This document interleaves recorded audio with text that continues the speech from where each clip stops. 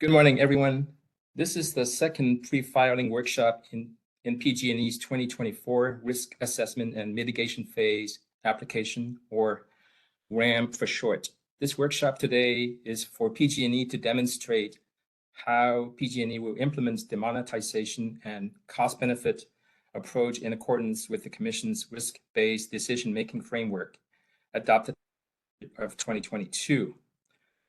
My name is Steve Hain. I'm from the Safety Policy Division. I'm your co-host for today, and also co-hosting this workshop today will be Mr. Ken Arnold from PG&E, whom I will introduce shortly. This public workshop is being recorded. We have a fairly full agenda for today. This workshop is scheduled to run from 10 to 4 p.m., although there's a possibility we may end early depending on the level of participation. So without further ado, let me introduce you to Mr. Ken Arnold from PG&E, who will be co-hosting this workshop. Ken. Thank you. Appreciate it. I'm going to start with safety, which is the next slide. The safety message for today is supposed to be, I think, about 80 degrees here in Concord. And I want to remind people that a vehicle left in the sun could be a safety and health hazard. It was very surprising to me that a car on an 80-degree day, 20 minutes in the sun can reach nearly 110 degrees, and after an hour, it can get well over 120 degrees. So please consider the health and safety of yourself, your passengers, pets included, as we start to enter the warmer months of the year. Steve also would like to thank the Safety Policy Division for helping us host this meeting. So appreciate it. I think we can move to the next slide. Okay, this is just an overview of the agenda of what the workshop is going to look like today. I think at the beginning, you'll see we have a cost-benefit approach overview. We will then take a break and move into a presentation on risk scaling and the limitations of modeling. After that, we will take an hour lunch from about 12:15 to 1:15 and reconvene, where we will dive into the risk value calculation examples, kind of moving through how the cost-benefit approach works. And then we'll do a review of this session, answer Q&A, and we'll close out for the day. So we expect this to end somewhere around 3:30, but open to 4 if the conversation is there. I think we can move along. Okay, excellent. With me from PG&E's Enterprise and Operational Risk Management team today is Paul McGregor, who's our Senior Director of that team, Yumi Director of the Risk Analytics team, Vincent Lowe, Senior Manager of the Policy and Regulatory Strategy team, and Kim Mullins, who's a Principal Risk Analyst with PG&E and ERM. Each of those individuals will be presenting throughout the day. Next slide, please. Excellent. All right, from a regulatory standpoint, the risk-based decision-making framework phase 2 decision requires that PG&E hold 2 pre-filing workshops. On February 7th, PG&E issued its preliminary risk list and presented at that workshop. Today is the second workshop, where we are required to speak to the Commission's cost-benefit approach and how we're meeting those requirements provided. PG&E is the first utility that will be moving through the updated requirements from the RDF, and so the conversation today will be a review of how we've met those items. We are moving very quickly towards our filing date of May 15th of this year to provide our RAMP filing. And lastly, along to the process here is a post-filing workshop. We will work with the Safety Policy Division to find a time. Just very preliminary, can change. I think we're targeting early June as where we'd like to hold that post-filing workshop. Next slide, please. So the workshop today is going to focus on a number of steps. So within the risk-based decision-making framework, the document itself, it's broken up into steps and then multiple sub-steps. Step 1B and 2B, which is where we identified our risks and how we selected those risks for RAMP, were covered at the February 7th workshop. Today is a focus on step 1A, 2A, and step 3. And so as we really dive into this workshop, this presentation will talk about how we approach the cost, how we approach the CBA, And then as we kind of move through the technical analysis involved with that effort as we approach our filing. I'll pause there, just an introduction.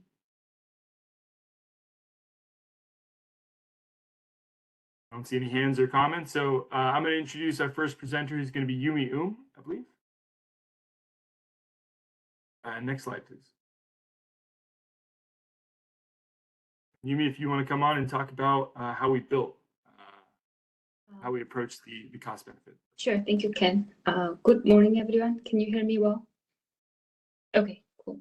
I'm Yumi Director of Enterprise Risk Analytics team in Enterprise Risk Management at PG&E.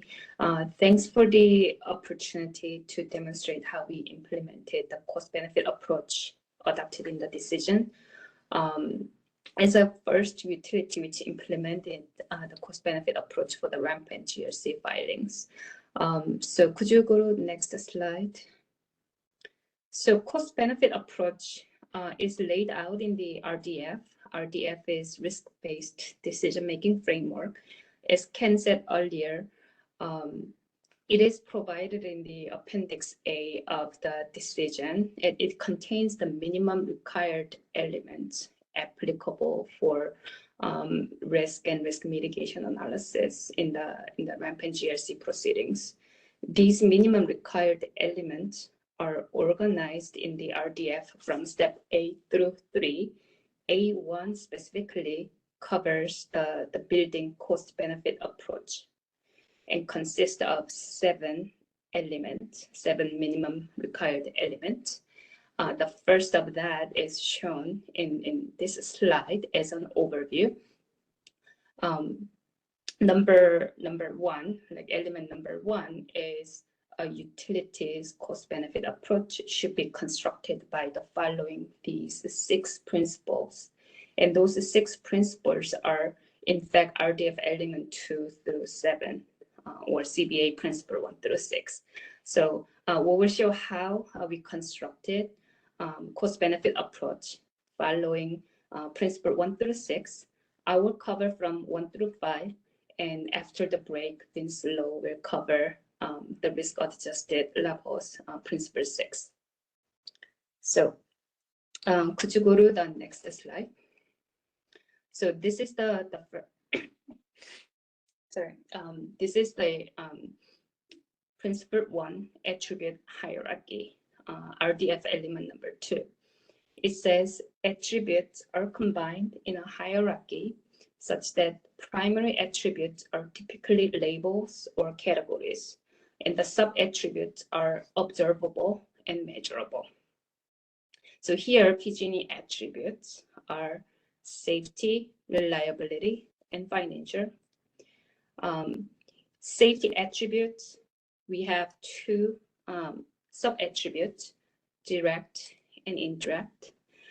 Indirect safety is induced by reliability, which I will cover in the next slide in more detail. Reliability attribute have 2 sub-attributes, gas reliability and electric reliability. And financial attribute is on its own, currently does not have any sub-attribute.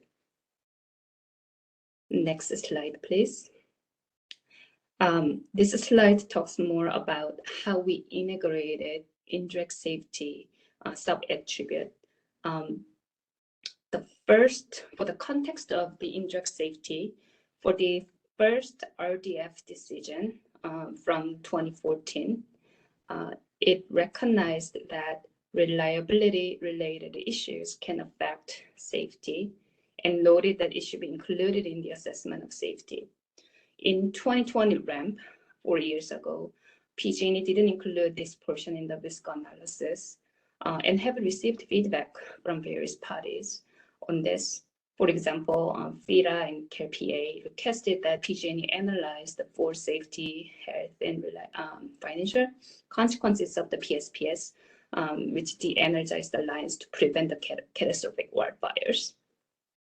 So, and that the following email ruling by the ALJ found or directed PG&E to include the updated risk analysis in the estimating the consequences of calling PSPS in the GRC filing. So in response, PG&E included potential safety impacts that could result from PSPS event in the risk analysis presented in the GRC filing in 2021. In this ramp, PG&E is expanding the inclusion of indirect safety to all reliability risks using the similar methodology that we used for assessing potential indirect safety impacts from PSPS-driven outages. So the approach that we took is on the bottom part of this slide. The approach that we took for the PSPS was we looked at widespread blackout events in the industry to estimate the relationship between safety, consequence, and the extent of the outage. The data sources represent a wide variety or wide array of events with many factors that impact the injury or fatalities other than just power outages. Of course, indicating like high uncertainty in these estimates, meaning high uncertainty in relating mortality impact to outages, because there are other factors that impact the result. So PG&E modeled this uncertainty using a probability distribution with a mean of 6 fatality per billion CMI, which is based on the power outage related fatality estimates of these 6 events listed from 2003 Northeast blackout in the East Coast, and then through the 2021 Texas event. We looked at the number of customer minutes interrupted for each of these events, and also looked at reported number of mortality from each of the events, and then associated those two and computed the mean of 6 fatalities per billion CMI on average. So of course, the relationship may not apply to short duration outages. And these all 6 events listed with known fatalities are all long duration outages, longer than 12 hours. So therefore, PG&E only assigned potential indirect safety impacts for outages that are longer than 8 hours in duration, not to overestimate the indirect safety risk for short duration outages.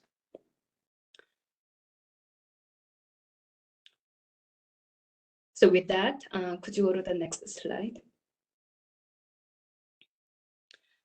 Now moving on to the principle 2, CBA principle 2, or RDF element number 3.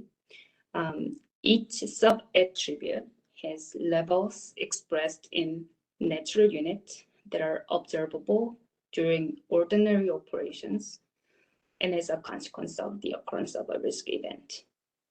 So PG&E has chosen equivalent fatalities for safety, both indirect and direct. A serious injury, safety includes not just fatality, but includes injuries as well. So for serious injury, the equivalent fatality for serious injury was set to 0.25, and minor injury was set to 0.003. And the next slide will go over more detail on it. The natural unit for reliability for gas was chosen as number of customers impacted, and the natural unit for electric reliability is customer minutes interrupted. Both the customer minutes interrupted is multiplication of number of customers and outage duration in minutes. These two natural units, the number of customers for gas, number of customer minutes interrupted for electric reliability, those are chosen because those are observable during ordinary operations as a consequence of risk event at PG&E. Lastly, for the financial attribute, natural unit for financial attribute is naturally in dollars. We specifically show the dollars in 2023 dollars for all attribute levels, which I will explain in more detail in the later slides before I conclude. So with that, moving on to the principle 3 on the bottom. Principle 3, yes, thank you. Excuse me, Yes. Yumi, do you mind if I ask a question about this slide? Sure. Just a quick one on the reliability for gas. Is the number of customers impacted, is that the same measure, the same unit you've used in your prior ramps? Yes. And if so, could you just briefly review how you chose that as opposed to minutes? Yes, we still we tried hard to figure out whether there are duration that is recorded well and for gas outages, but we concluded that it's not usable at this point, and so we still use the number of customers impacted for now. So it's a data limitation? Yes, available. So it's not observable at this point or available. Okay, thank you.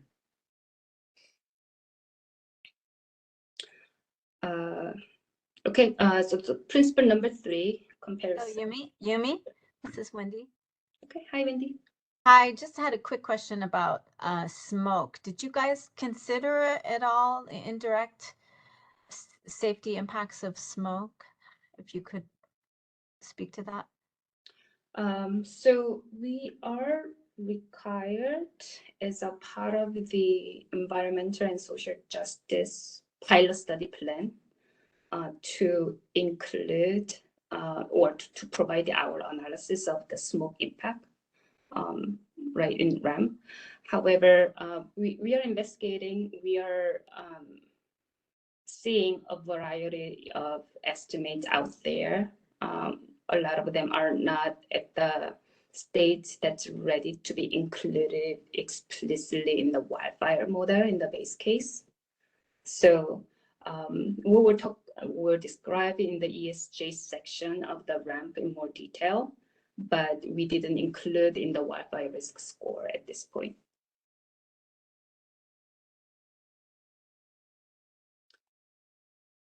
Okay, thank you for the questions.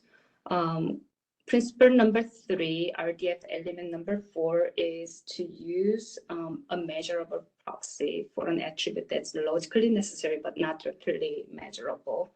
And this principle applies only when a necessary attribute is not directly measurable, right? Because all of our natural units of attributes were chosen that we chose are measurable, this principle is not applicable for us at this point. So could you go to the next slide? Thank you.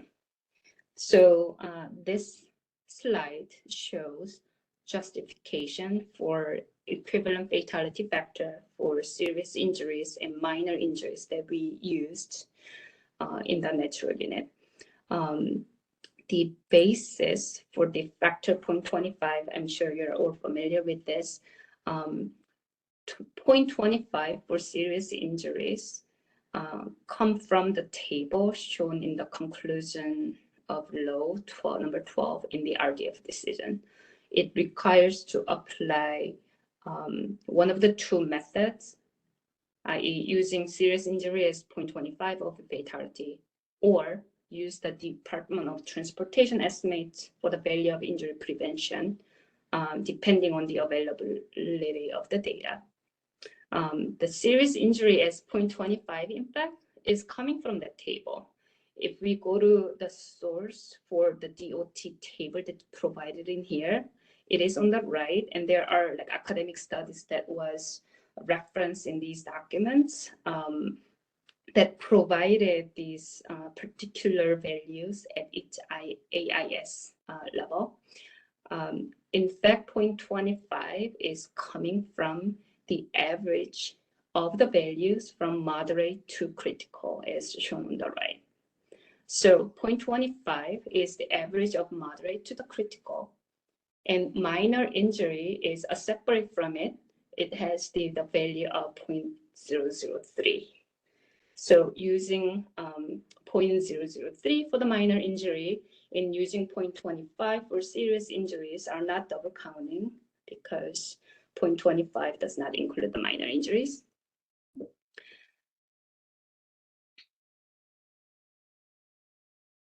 Right. Also, we didn't separate serious injuries.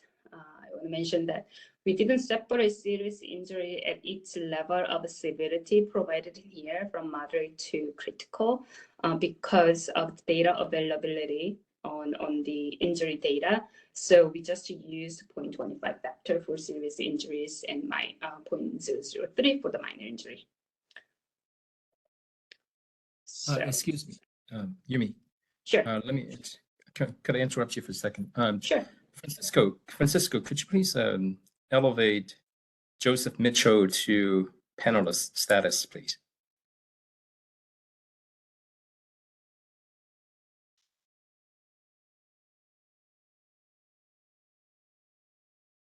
Sorry, Yumi, please continue. No worries. So could you put on next slide?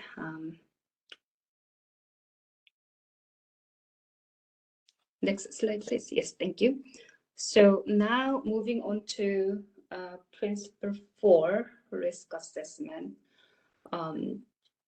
Principle 4, or RDF element number 5, is to when attribute levels are that result from the occurrence of a risk event are uncertain. Assess the uncertainty in the attribute levels by using expected value or percentiles, or by specifying well-defined probability distributions from which expected values or tail values can be obtained. PG&E used a variety of probability distributions to represent the uncertainty in the attribute levels resulting from occurrence of a risk event. These probability distributions were specified for each trench, outcome, attribute, and risk based on the properties of the consequence that we are trying to model and data available to calibrate those distributions. This table listed in this slide shows a list of the probability distributions that we are using for 12 2024 ramp risks.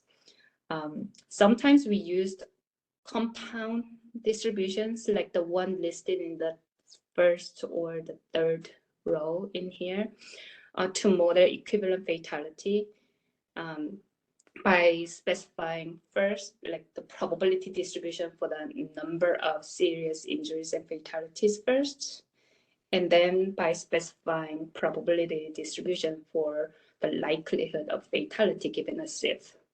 So it's a compound distribution between either Poisson or log normal with Bernoulli distribution to model what's the equivalent fatality for safety. So with that, I'd like to move over to the next slide. So one slide back, please. Thank you. The next slide is principle number 5. So this is the last principle that I will cover, but it has many slides. Principle number 5, or RDF element number 6, is to apply a monetized value to the levels of each attribute using a standard set of parameters or formulas from government agencies or industry sources as determined by the decision, RDF decision. So PG&E adopted and followed those requirements and adopted the values that we have shown in this slide for each of the attribute or sub-attribute. Specifically for safety, I will go more into detail for that now. DOT VSL value, RDF orders to apply the most current published U.S. Department of Transportation VSL value of statistical life and adjust it for the base year of the ramp filing. So DOT VSL value was 9.1 million, but it was in 2012 dollars. The base year of adjustment is needed to bring that 2012 dollars into 2023. The VSL formula provided in the VSL guidance document in the DOT document, it escalates VSL using two factors. One is inflation rate, which PG&E used the CPI value, consumer price index values from the government report, PLS report, that's standard, which is about 33% over that 11 years since 2012. So that 33% was applied to escalate 2012 number into 2023. The second factor for escalation in the DOT VSL guidance document for VSL is real income growth factor. Real income was escalated by a little less than 1% over 11 years. And probably that's because we had inflation and then recession. And so overall, it only increased 1% over that 11 years. We applied that about 1%. So the combination of the two factors, like inflation and real income growth, resulted in $1323, not $1523, $1323 in 2023 dollars. Now, recognizing that DOT VSL values were based on the average United States value, not specific to California, and California had 9% higher CPI and 6% higher real income compared to the United States on average. That combines to around 15% for 2023. So with that adjustment, the resulting VSL was further escalated from 13 to 15. And that's what we have used for the monetization of the safety attribute. So I went over in more detail, but essentially DOT value was provided as 9.1, and then we escalated using the DOT formula for inflation and real income growth from the US in 2012 to California in 2023. So that is the safety. For reliability, moving on to yes. Sorry, I had a quick question on the VSL values, and I think I asked it earlier too, so I apologize if you had already answered it. What was the rationale for looking at DOT VSL values as opposed to other federal VSL estimates like HHS or EPA's VSL estimates? And secondly, is there an updated value by the DOT itself for a year closer than 2012? Thank you for the question.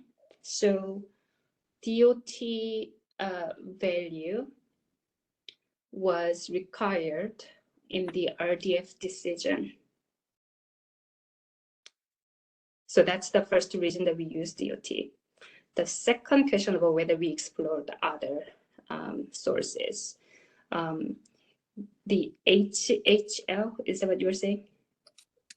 Health and Human Services, HHS. Yes, they use the same basis as the DOT. What they do is they start with from 2012 DOT value, and then they publish the escalated values each year using the same formula in the DOT guidance.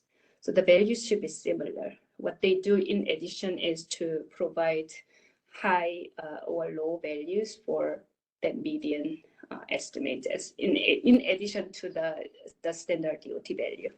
So it's pretty much consistent in a way, right? Because it's following the same guidance of escalating the value. Was there another question? Yeah, my second part was if there was a value that was more recent as opposed to the 2012 number. Um, And I I think there's a didn't comment in the find- chat too, on a 2022 figure.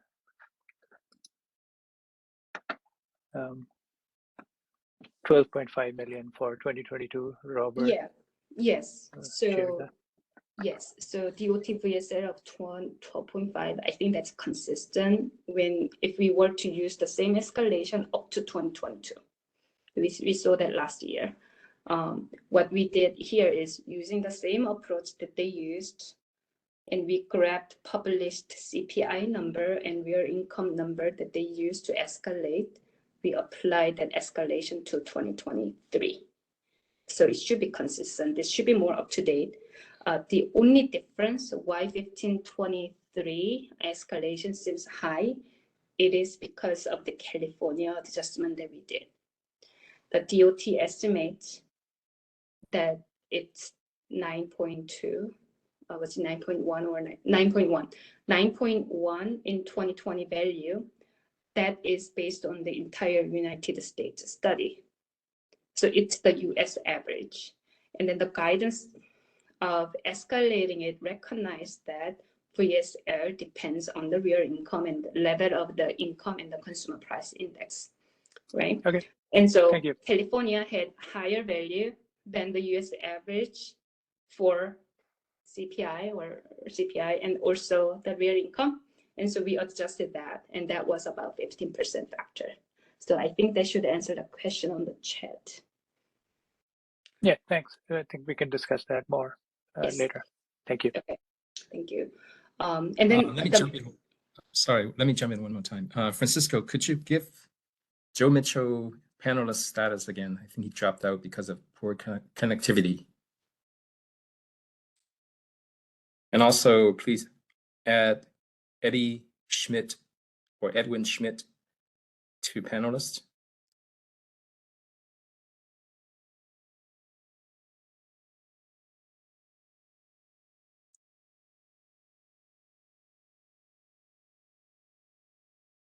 Okay, please continue. Sorry for the interruption. Okay. So in the middle column, electric reliability, the requirement from the RDF is to adopt the use of Lawrence Livermore Berkeley National Law, and not the Livermore, the Berkeley, Lawrence Berkeley National Law interruption cost calculator, we call ICE calculator, to determine a standard dollar valuation of electric reliability risk for reliability attributes, unless an IOU, investment on the utility, propose or justify an alternative method. So PG&E used ICE calculator, that's the most recent version, version 1.0, to compute the PG&E specific reliability value per CMI.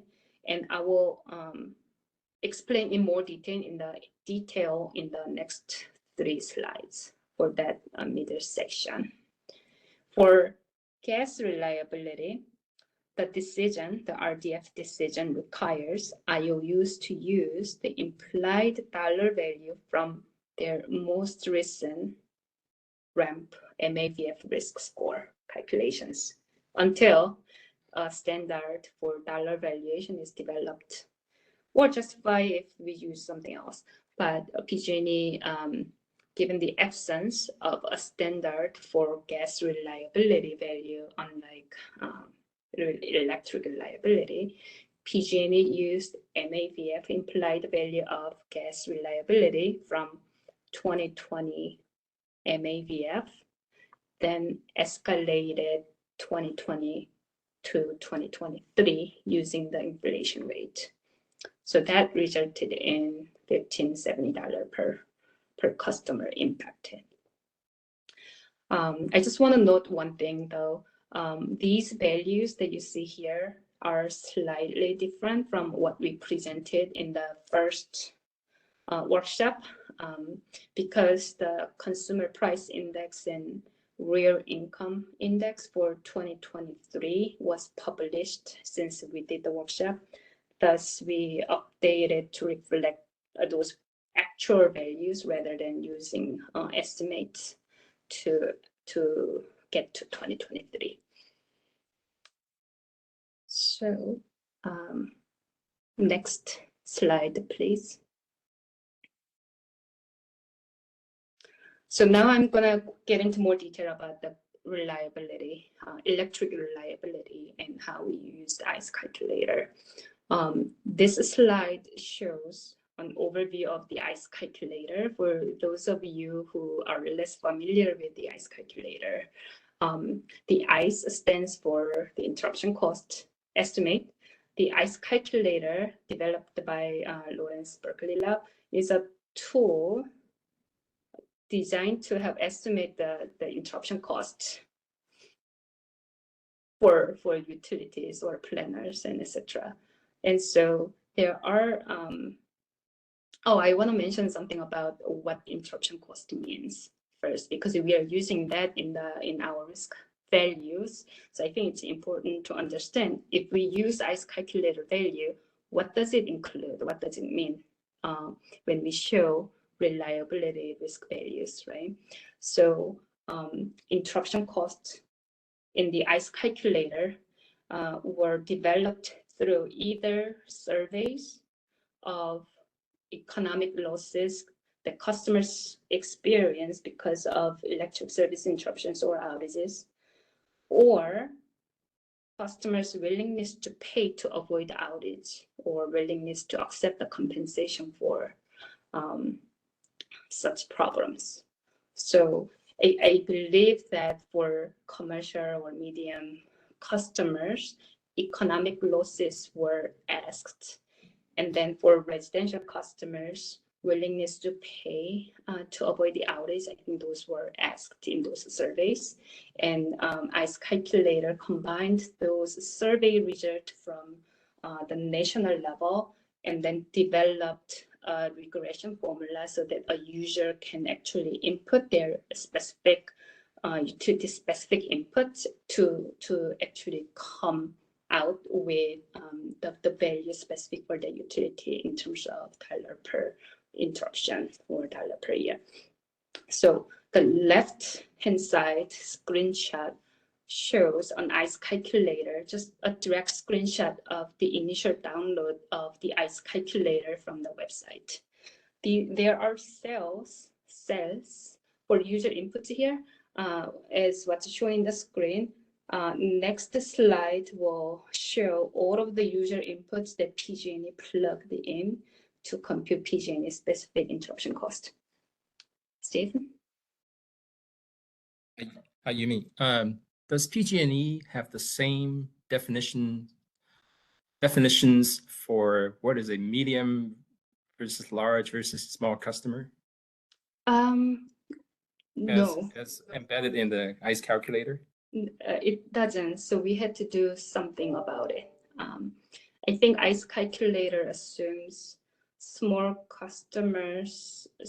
C&I customers based on the energy usage less than 50,000 kilowatt hour per year, and higher for the medium and large. I believe we looked at the average. I think the only thing that was tricky to put was agriculture customers. The other were pretty much aligned with that definition, but for agriculture customers, we put them in the, I think, small C&I bucket because of when we looked at the energy use, it was below 50,000 K per customer on average. So it may not perfectly align, but we tried to match up as much as possible. Okay, all right. And will the difference be explained in the RAMP application? I think we have a work paper that details how we assigned it. So inputs how we got from the rates department, and then where we put those numbers into the ICE calculator. So we'll have that. Okay, thank you. Thank you. Next slide, please. So these are the inputs that PG&E used in the ICE calculator to arrive at 3.17. I won't go into the details of it, but these are the variables that impact the interruption cost in the regression formula. So one of the things that I want to point out for reliability inputs in that Sci-Fi, SAIDI, and KIDI, Sci-Fi input doesn't need to be the same as what PG&E's Sci-Fi. We input it 1 hour there. Sci-Fi is 1 hour, not 1 hour. Sci-Fi is the frequency metric. We input it at 1 to compute the interruption cost per event. SAIDI there is the duration index in a way if we input the Sci-Fi as 1 per year. So SAIDI or KIDI is the same when Sci-Fi is set to 1. So SAIDI or KIDI, we assumed 2 hours. And when we play with this tool, depending on which duration that we input, the values are slightly different between like 2 hours to 18 hours. And then it drops significantly beyond 18-hour point. And so we thought that 2 hours is a representative of the range from 1 hour to 18-hour duration when we did the sensitivity analysis of this input. So 120 was used for that reason. Could you go to the next slide, which will show some of the one prior? Before we go on, could I ask a couple? Yes, Eddie. Hi. See you. Can we go back? Well, now at least 2 slides. Hey, Eddie, your volume is very low. Yeah, I'm sorry. My microphone is on this computer is not great. I'm sorry. And 1 more slide, please. Thank you. At the bottom in the small text, it says that you use the ICE calculator spreadsheet tool. Yeah. On the ICE calculator documentation page. Could you let us know, there's actually 2 tools that are on the ICE calculator page. Did you use both of those? And I'm assuming you're referring to the Excel sheets that are on the documentation page. Yeah. Yes. Can you let us know which of the 2 spreadsheets you used? Oh, I didn't know there was 2. I used the one on the top. Okay, so there's an estimate interruption cost tool and a value of reliability improvement tool. So which did you use to calculate reliability? Let's see. I think it is value estimating interruption cost tool. Okay, and then my question is, will you be submitting that spreadsheet with your RAMP application?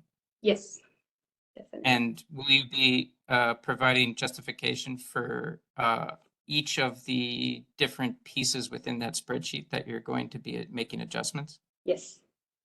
Okay, thank you very much. Okay, thank you. This is Joseph Mitchell, MGRA. Hi, good morning. Quick question. The safety aspects of power shutoff, such as potential exposure to smoke, potential exposure to heat, problems with communication and so forth, these are not taken care of by the ICE calculator. These still have to be handled independently in the safety attribute. Is that correct?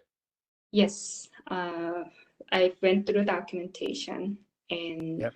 ICE calculator or the surveys that's behind the ICE calculator didn't ask anything about the safety impact. Okay, thanks. Okay, 2 more slides forward, please.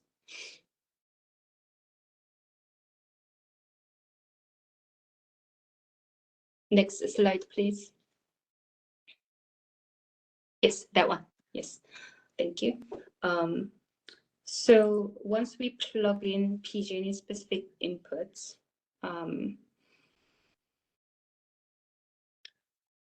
we summarize interruption costs in dollar per CMI, because the CMI is our natural unit for electric reliability, and that initially, like ICE calculator output $2016 $2.5 as listed in the fourth column of the table, and then as we escalated that using inflation rate to get to 3.17. But the output, the standard output, also contains medium and large CNI value, small CNI, and residential. And one observation of this result is that there are large disparities in values between medium and large CNI and residential customers. Of course, small CNI as well, but if we look at the first row and the third row, the medium and large customers represent only 3% of PG&E customers, but the value per customer based on this calculation is 1,300 times more compared to the residential customers. If we translate that into the percent of the risk, it is 70% in total from 3% of the customers. I think Eddie, you asked, Stephen, you asked a question about whether the customer grouping of this medium and large CNI that was used in the studies perfectly aligned with our data. It doesn't. We put based on the buckets of the customers, based on the best judgment. That's one. But then the other thing is that given these large contribution from medium and large CNI customers on the risk score from smaller proportion of the customers, we think that it could lead to significant unintended consequences when we actually use these values and operationalize it to prioritize the reliability mitigations.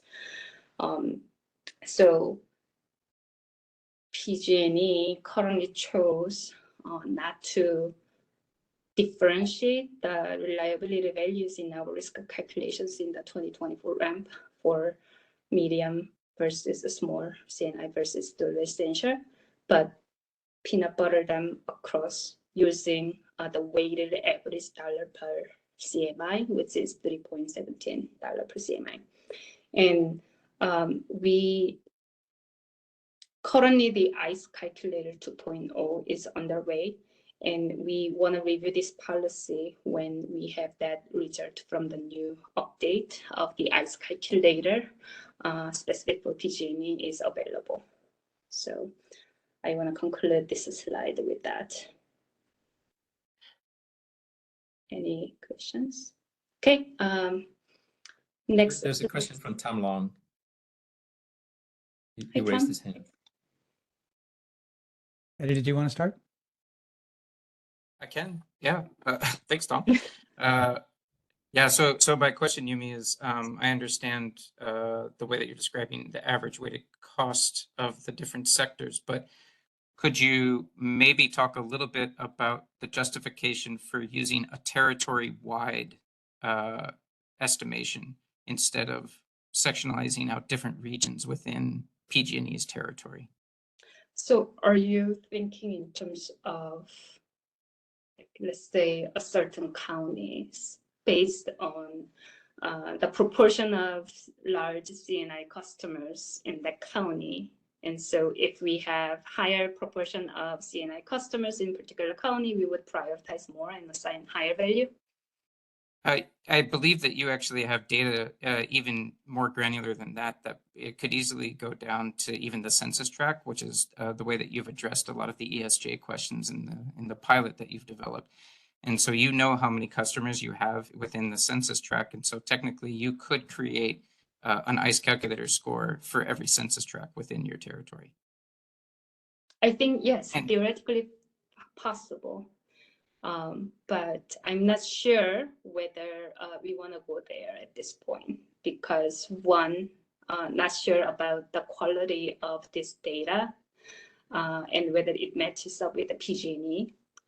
That's one. The other thing is we want to wait for the new calculator if you want to use at the granular level. This was old survey, as you know well. And then it was probably not specific for PG&E.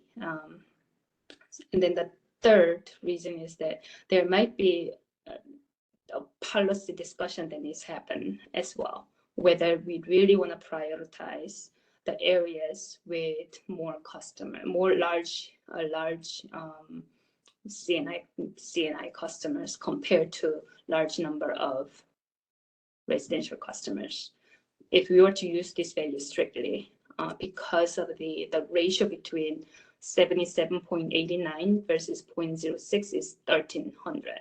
We get to prioritize the locations with the largest customers. And I'm not sure whether it's the right policy at this point. But also the likelihood that there's going to be an actual event, a reliability event for certain risks, such as wildfire, is very low in places that have a large number of medium and large CNI.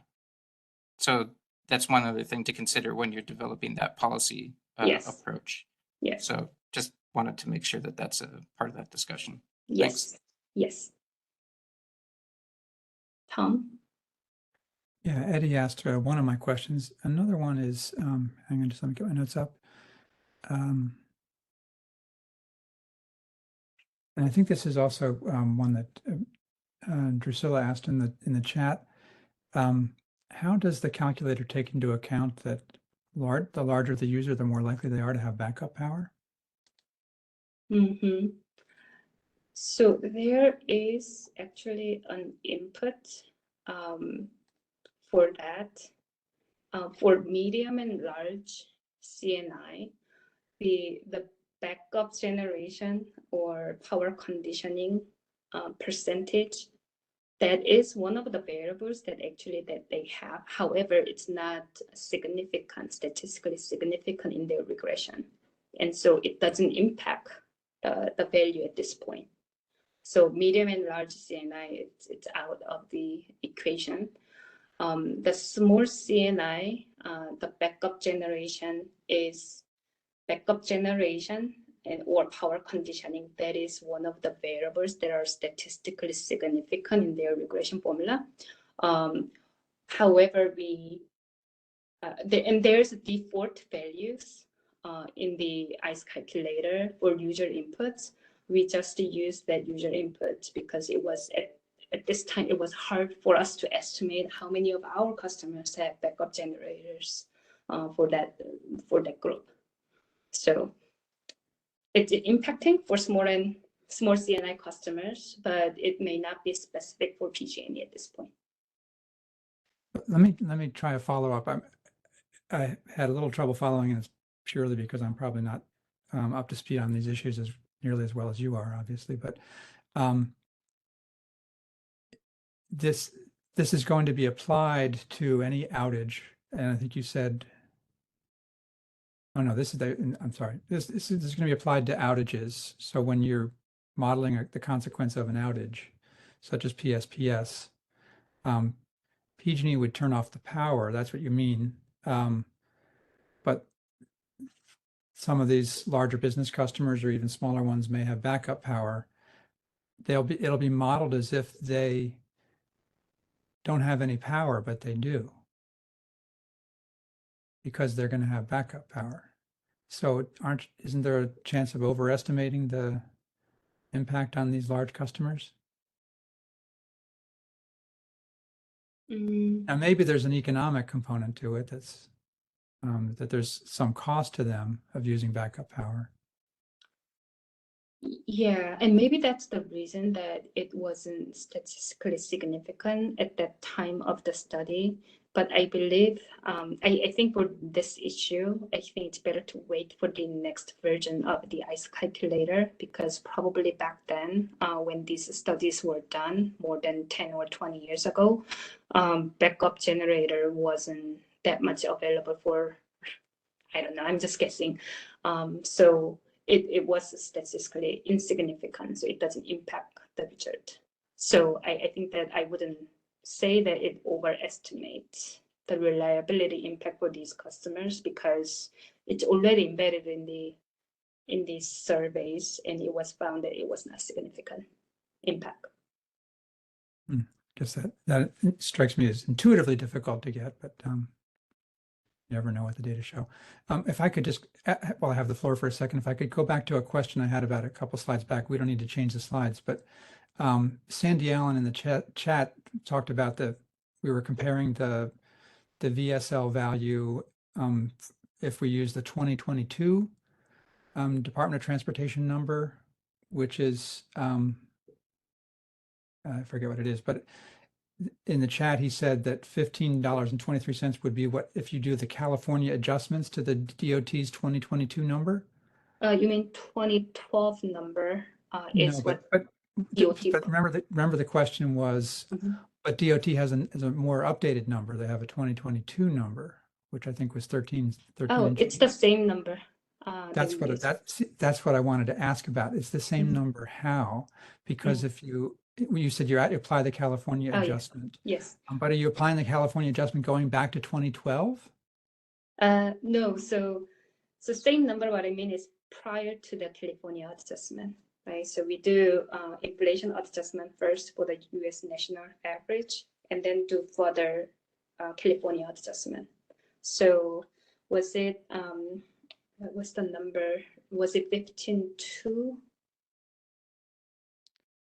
$15.2 in 2022?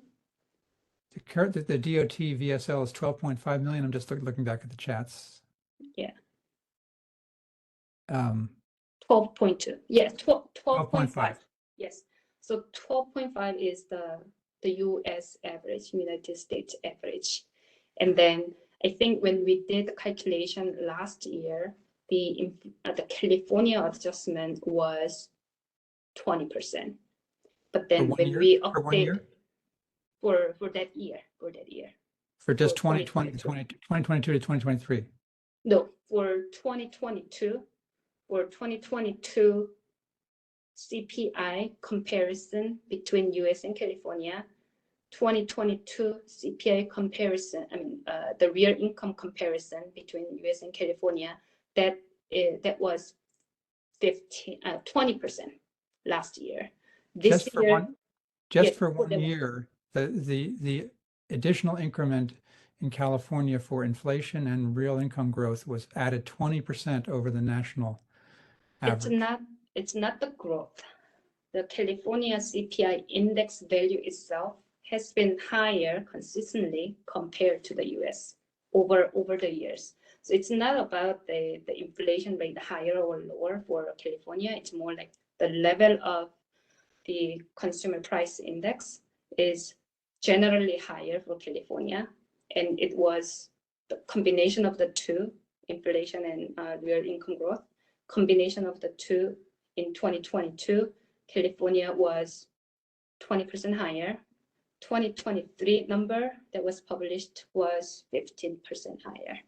So we used the 15% on top of US 2023 DOT value. Okay. Yeah, I'll look forward to seeing that in the, hope that'll be in work papers or something that we can. Yes, we will have the detailed calculation in the work paper. Okay, thank you. With all of the values for the CPI and real income index for California and US. Thanks. I know there are lots of other questions. Thank you. Welcome. Yumi, when we look at what PG&E is doing now with the ICE model and what had been done previously with its own in-house calculation of reliability impacts. If you look at the comparison of risks of safety versus reliability versus financial, what kind of difference qualitatively has going to ICE made? Has it increased the reliability impacts, decreased? And if so, by how much? It increased about 3 times for 3 times. reliability, relatively. And safety, of course, as you know, it's probably 15 out of 100, so significantly lower for safety. Mm-hmm.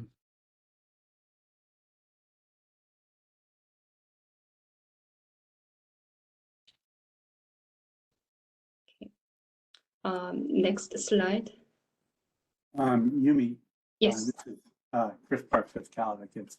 Thank you. On this slide, I think earlier you mentioned, you know, how, and you have it highlighted in red, you know, $3.17 for the cost per CMI compared to the medium and large customers. And you were discussing how, you know, there could be unintended consequences.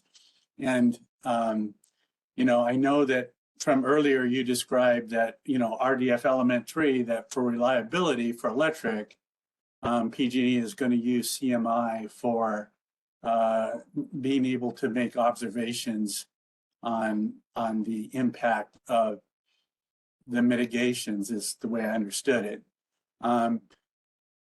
Back to Eddie's point about, you know, how the number of the frequency of outages, I believe, and the duration of outages can vary widely from location. How will PG&E address that? I guess because what the concern could be is, you know, if PG&E is looking at it at a system level of reduction of CMIs, because that's what PG&E is using to measure its reliability impact. You know, if you average the whole system, you know, that might lead to doing mitigations in areas that's going to change by a small increment the entire system, rather than targeting and prioritizing those customers, those locations that either have the greatest frequency of reliability impacts or the longest duration of reliability impacts. So how will PG&E prioritize and focus its mitigations? How will it use this process to pick those rather than looking at it from just a system level? You understand what I'm trying to get at? Yes, I very understand your question, and very good question. So I want to talk about what this value means. It is dollar per customer minute interrupted that we will assign to any outages, right? But when we do the risk analysis, we can do that risk analysis at the small segment based on the frequency of outages in the segment, which doesn't need to take into account of that weighted average value here yet. The frequency is frequency. It doesn't get impacted by this weighted average. And then for the consequence calculation, we will look at the customer minutes interrupted. So how many customers are usually impacted when there is an outage at the location? So that's number of customers. And then how often, or what's the duration of the outage when it happens in there? That's the duration impact. When we combine the number of customers and the duration, it provides us CMI. And then we multiply that $3 per 17 to the CMI. So all of the things that you talked about, the concerns on the frequency and how to incorporate the different duration impacts, that will be incorporated in the risk calculation.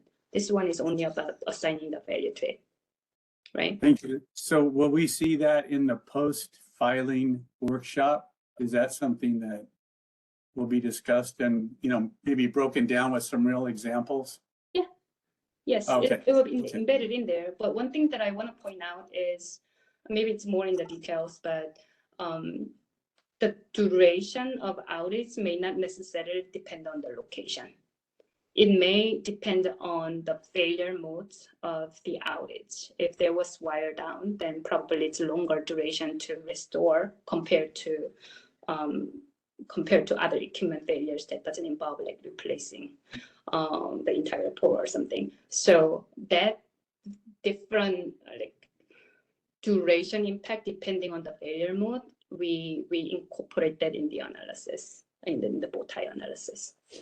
So I understand it depends upon the failure mode, but it could also be related to the location, right? Like what Eddie was saying, like I think some counties may experience longer durations than others. And if you have, you know, a more finer detail on, you know, looking at customer pockets, you might be able to find where those durations are longer, whether it's caused by a failure mode or whether it's caused by fast trip or TSPS.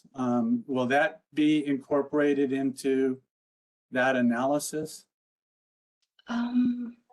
That's true. What you're saying is, I think it's true. We'll have to go back and check. We may assume something in the bow tie model, and then we may actually do more granular analysis in the more detailed prioritization model. Yeah, Okay. but on the foundation of it, I think allows to incorporate what you're saying. Thank you for the question. Where were we? Could you go to the next slide? Thank you. So, okay, I want to reset where I was. Okay, so the next 3 slides, we talked about the value of attribute that we use to monetize, and those were all in 2023 dollars. And I also talked about in slide in the principle 1 or 2 for financial attributes, the natural units are in 2023 real dollars. So we need monetized risk values for each year into the future that the mitigation benefits last. So we need to talk about what we assume for monetized values for future years and how we actually discount them when we combine the benefit, when we have to combine the benefits over multiple years into 2023 dollars, so that we can use it for the cost benefit ratio. So one way to do it is to apply inflation to the monetization values to represent the risk values in nominal dollars in the benefit year. So what that means is that for 2027, apply the inflation of 2023 value, escalated at inflation, and grab that nominal value, and then discount it when we do the cost benefit ratio calculation, the NPV calculation, discount it using nominal discount rate to come back to 2023. So the WACC, the weighted average cost of capital, that is a nominal discount rate. So one way to do it is represent the monetized values in nominal dollars and then discount it using nominal discount rate. Another way to, or alternative way to do it, which is equivalent, is not apply inflation to the monetization values and represent the risk values in real dollars, 2023 dollars, and then discount it using real discount rate that strip out the inflation component. And both methods, those two methods are equivalent as shown in the chart here. And the second method is simpler to implement because we don't need to escalate the monetization values by inflation. We can keep it at the real value and then discount it using inflation adjusted real discount rate. So PG&E chose to use the second method because it's simpler to implement and easier to comprehend the annual risk values and compare each year's values over different years. It's easier to actually look at and understand the risk result when inflation is stripped out. So we will use that method and use the real discount rate in the numerator of the cost benefit ratio calculation. And then next slide. Yumi, I had a question about this slide. Sure. I know my question isn't going to go to the main point of your slide. We'll think about the methodology you're talking about here. Think about it a little bit, but I'm just curious about why the slide is showing discounting back to 2023. The baseline, the test year is going to be 2027. So shouldn't we be using 2027 as the baseline year? Mm,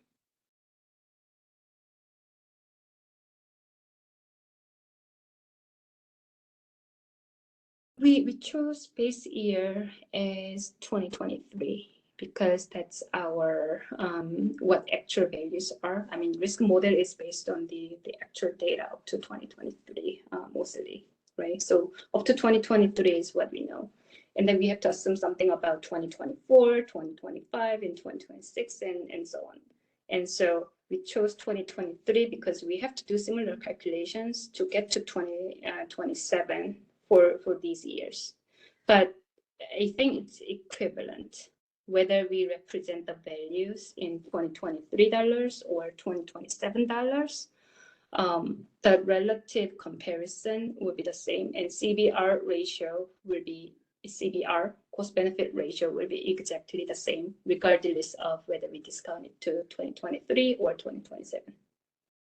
And that may be true. It does seem maybe more complex than necessary. If you're talking about an expenditure program that starts in 2027, you're going to be forecasting your expenditures for 2027 and beyond for mitigations. And then you're going to discount them back to 2023 and then need to escalate them forward to 2027. It doesn't. Well, why discount them back? I mean, you already have the numbers that you're going to be forecasting for 2027. It just seems more complex than needed. Maybe let me go to the next slide, which talks about the cost, and then we can maybe come back to this if you still have questions. Okay, sure. So this slide talks about how we treat the cost.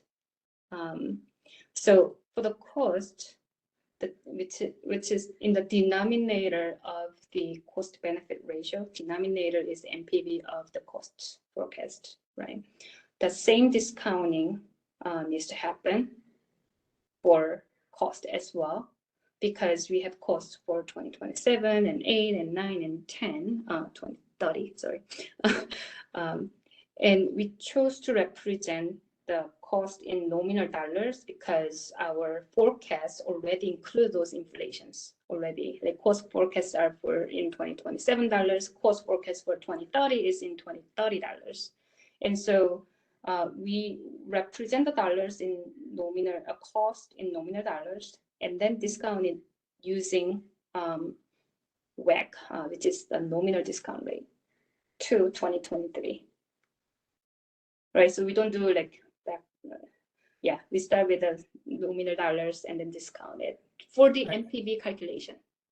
I guess what I'm just suggesting is that if you have the 2027 nominal dollars for that year, since that's that to me that should be the baseline year, that would be, you're done. You don't make any changes. But for 2030, you discount back to 2027 using the WACC. That's alternative choice, which will result in the same CBR, because the discounting from 2023 to 2027 is the same in the numerator and denominator, and it cancels out. Okay. Yeah, I just see I just don't want, I'm afraid there's an opportunity for confusion if we're using 2023 values when we should be talking about a uniform 2027 baseline for these numbers. I fear the confusion factor, I think. Yeah. Yeah, and internally we use not just for the test year baseline, but we also compute the CBRs for the earlier years, so it's just easier to implement internally for other purposes as well. So we didn't try to use a different base year for RAMP, but I see your point.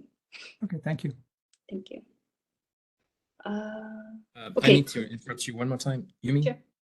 Francisco, could you please give Amin Amrani, EMRANI, panelist status?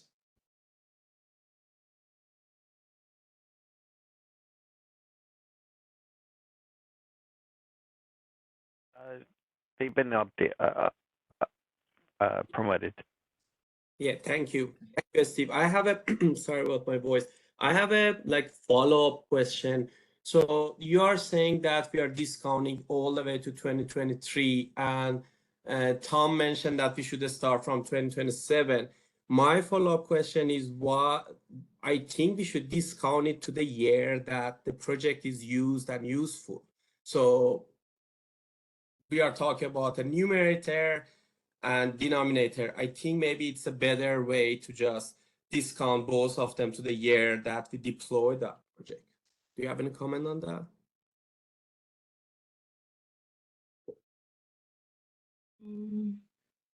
Because when we are talking about CBR, we are comparing the CBRs. We want to see which one has a higher value. And if we can deploy them faster, it basically those projects should be better. So we want to just differentiate that at which year they are basically used and useful. So maybe it's a better way to just discount them to not only 2023, of course not 2027, but at a year that basically they are used and useful. Okay, I think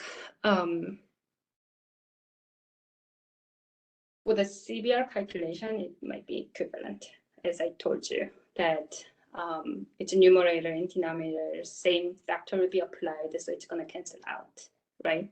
So it will be the same. However, the reason that we chose 2020, another reason that we chose 2023 is the risk values. Risk values are represented in 2023 dollars. And when we compute the risk values, we not only compute 2027 and later, we also have to compute 2023 to 6. And if we were to represent risk values, just because we are doing the ramp filing with the test year baseline and test year of 2027, if we were to represent our risk values in 2027 dollars for all years, it's somewhat weird for the earlier years. And do we always keep 2027 every year until the next year comes? Because internally we refresh these risk values every year.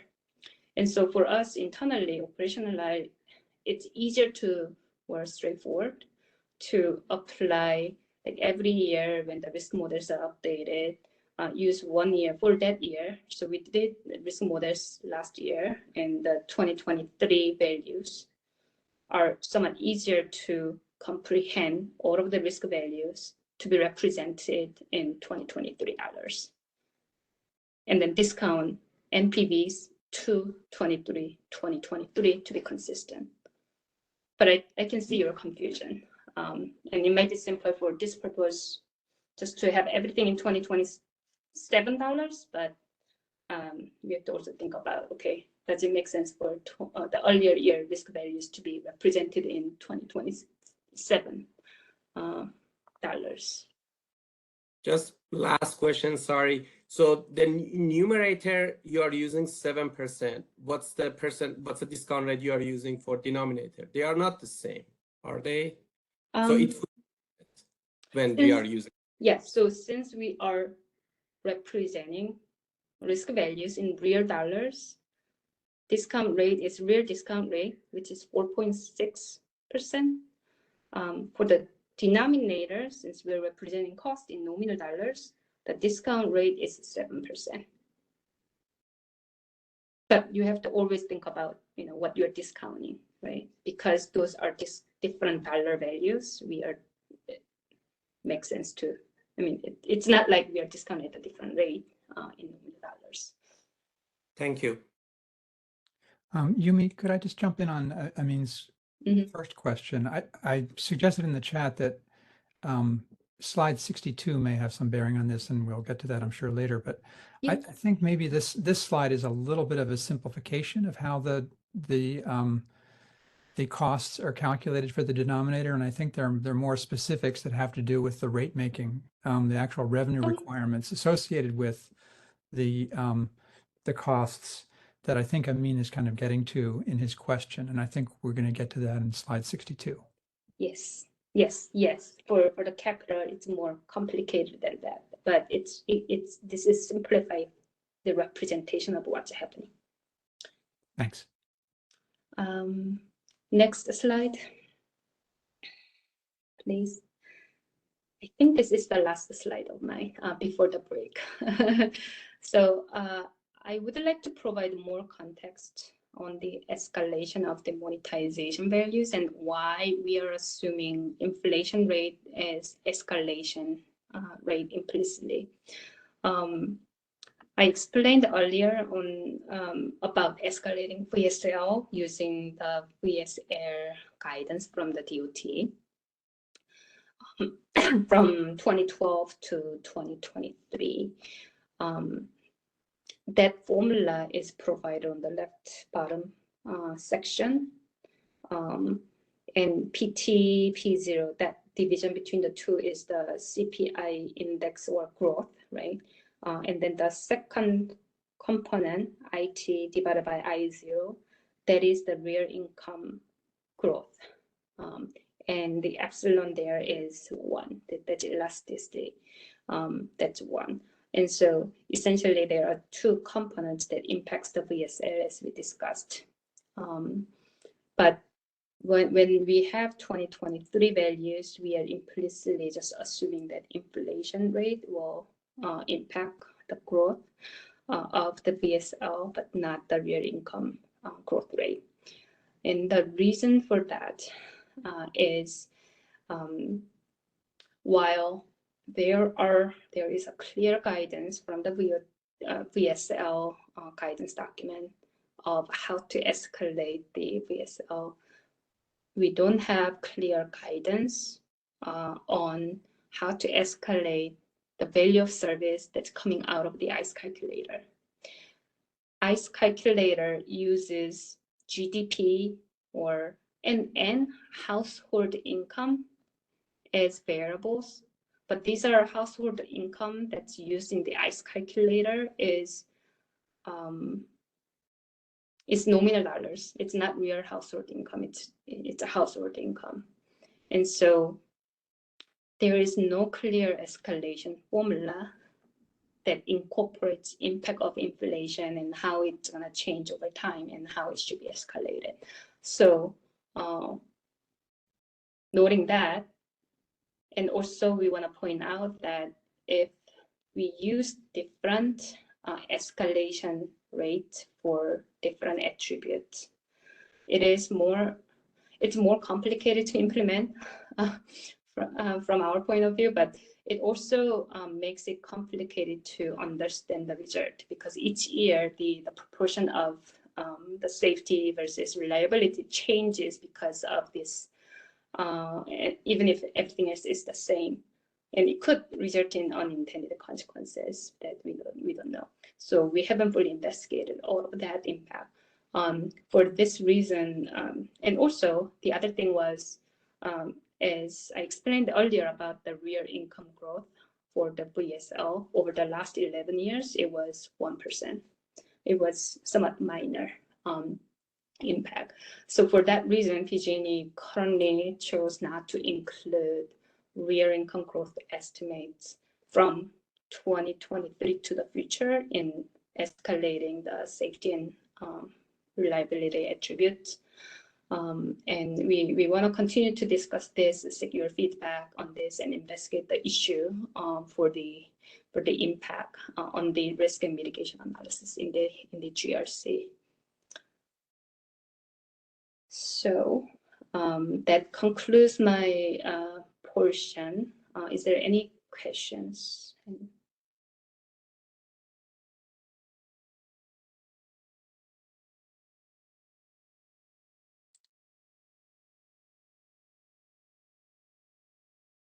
you, Yumi.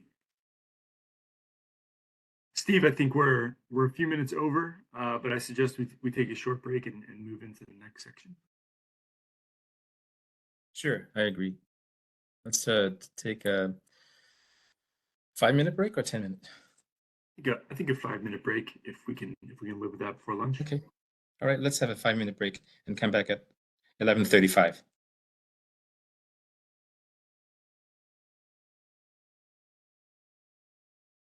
Still pretty much on track.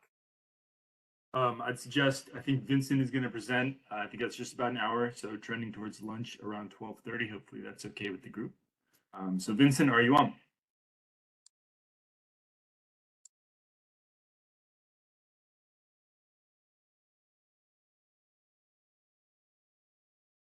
Vincent?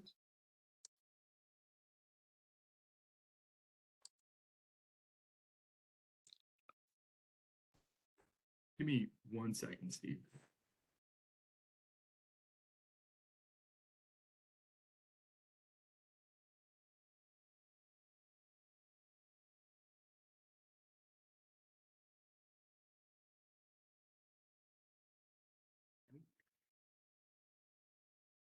You're a little light, Vincent. I can barely hear you there. Is this better? That is much better. Okay, I'll have to speak closer to my laptop. But is it time to get started? It is, yes, sir. Okay. So to start, I'd like to introduce myself. My name is Vincent Low. I'm the senior manager at PG&E's Enterprise and Operational Risk Management Group in the Risk Policy and Regulatory Strategy department. And to start, on behalf of PG&E, once again, I'd like to thank the Safety Policy Division for giving us the opportunity to explain our implementation of the cost-benefit approach. Next slide, please. So, as Yumi talked about earlier today, when we talk about the cost-benefit approach, there are 6 steps involved, and that's what was laid out in the RDF Appendix A of the D22-10-27 decision. Yumi spoke about steps 1 through 5, principles 1 through 5, and I'm here to talk about principle 6, risk-adjusted levels. Just to start, I'm going to read a little bit about what this principle is about. So it says that RDF element number 7, apply a risk attitude function to the monetized levels of an attribute or attributes from row 6, which was what Yumi covered, to obtain risk-adjusted levels. The risk attitude function specifies attitude towards different kinds of outcomes, including capturing aversion to extreme outcomes or indifference over a range of outcomes. So it also goes on to say that the risk attitude function can be linear or nonlinear. But one thing to mention is that for PG&E in our RAMP, we will be adopting a risk-averse attitude function, also known as a risk scaling function. The reasons for doing this, we've gone into detail on why we want to do this in our comments and the risk OIR phase 3 workshop 4 comments. But to summarize, the reasons here are basically, number one, it accounts for, we want to be able to account properly for tail risk, right? And typically what we've experienced many instances of this happening. It's usually that the tail risks are underestimated if you just use a straight risk neutral function.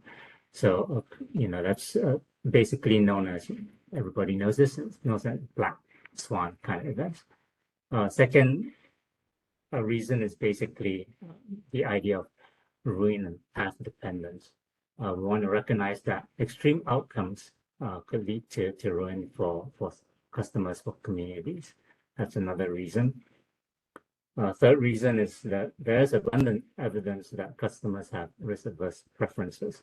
And I was the other day I was looking online, and I think a classic example that people give is, the existence of insurance markets alone kind of basically implies that customers have risk-averse preferences.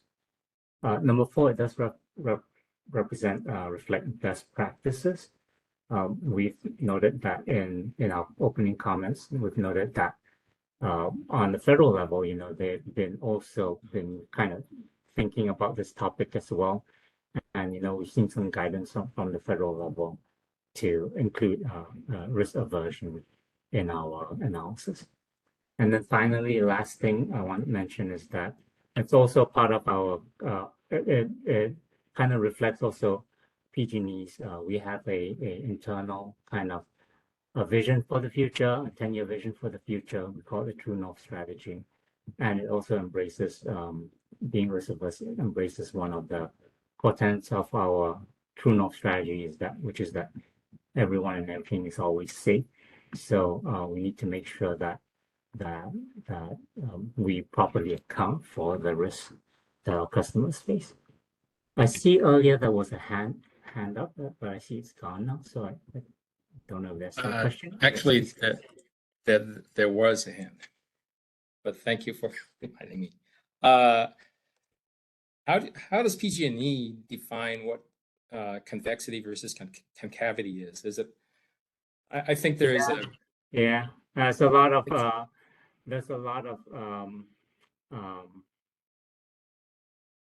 it depends, right? Because it's different. Here we're talking about losses as opposed to you look at the different literature out there. They normally talk about gains, right? It's like how much money can you make if you do this activity? These, what are your probabilities?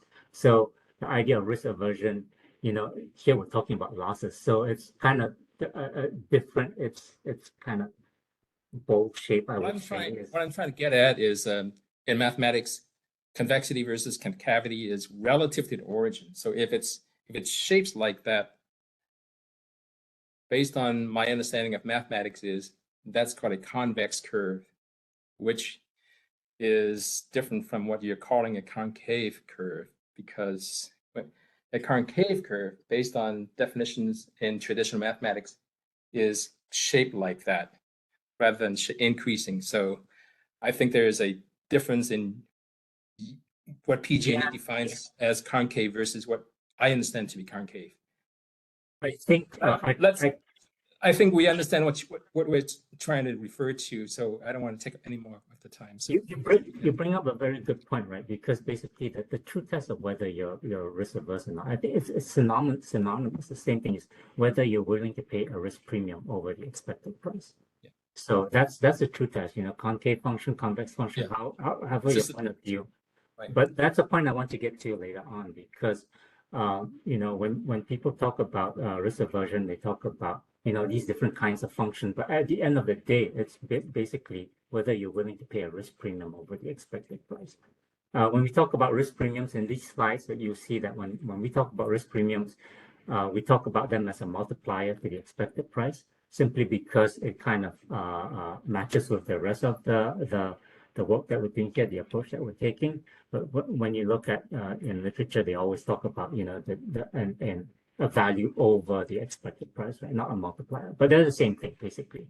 So if you have a value that's 1.5x the expected price, that means that there's a risk premium to that value. But yeah, you bring up good point. Let's move to the next slide. So given all those reasons why we want to be risk averse, there's a second kind of level to it, right? Which is like how would we be defining our curve, given that we want it to be risk averse? So we came up with these guiding principles for our curves, right? For our risk attitude function or risk scaling function, however you want to call it. Number one is that we want them to be objective and transparent based on available data and our independent assessments. And we also want them to be consistent and aligned and aligned with other industries, right? At the end of the day, when we went to the cost benefit approach, we're reporting risk in dollars. And we're not the only industry that reports risk in dollars. So how can we make these risk scores consistent? How can we make sure that the dollars that we're reporting here have some semblance of consistency with what we see elsewhere? And then third guiding principles, we want to have that risk scaling function to reflect societal values. And what I mean by that is we talked about risk premiums earlier on. We want to make sure that those risk premiums represent the societal take on that risk premium. So that's what we need. Going to the next slide. Okay, so this slide talks about PG&E's approach to the risk scaling function. And this is kind of one way to think about it. But before I talk about this, just a little kind of background kind of context.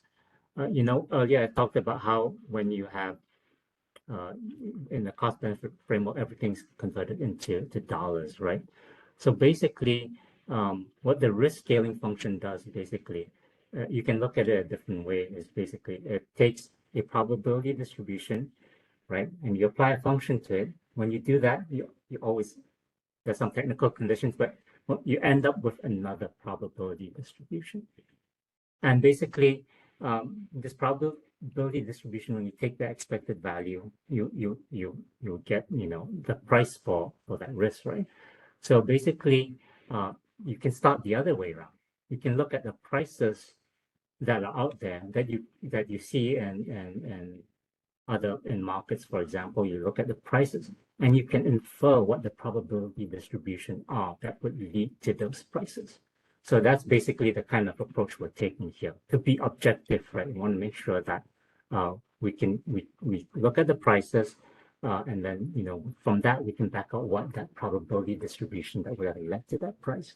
So the question is like, okay, which prices do you want to look at? So there's going to be different sets of prices out there, but an example that we have here is basically, if you look at a basic insurance example, and this could be insurance for home, for auto, but people think about risk, especially when it comes to thinking about risk in dollars, kind of three different regions when they think about risk, right? There's what we call a deductible level. So for example, in your auto insurance policies, you have a deductible level, $1,000 or whatever it might be. Any losses, you get a scratch to your car, whatever, it's not $1,000.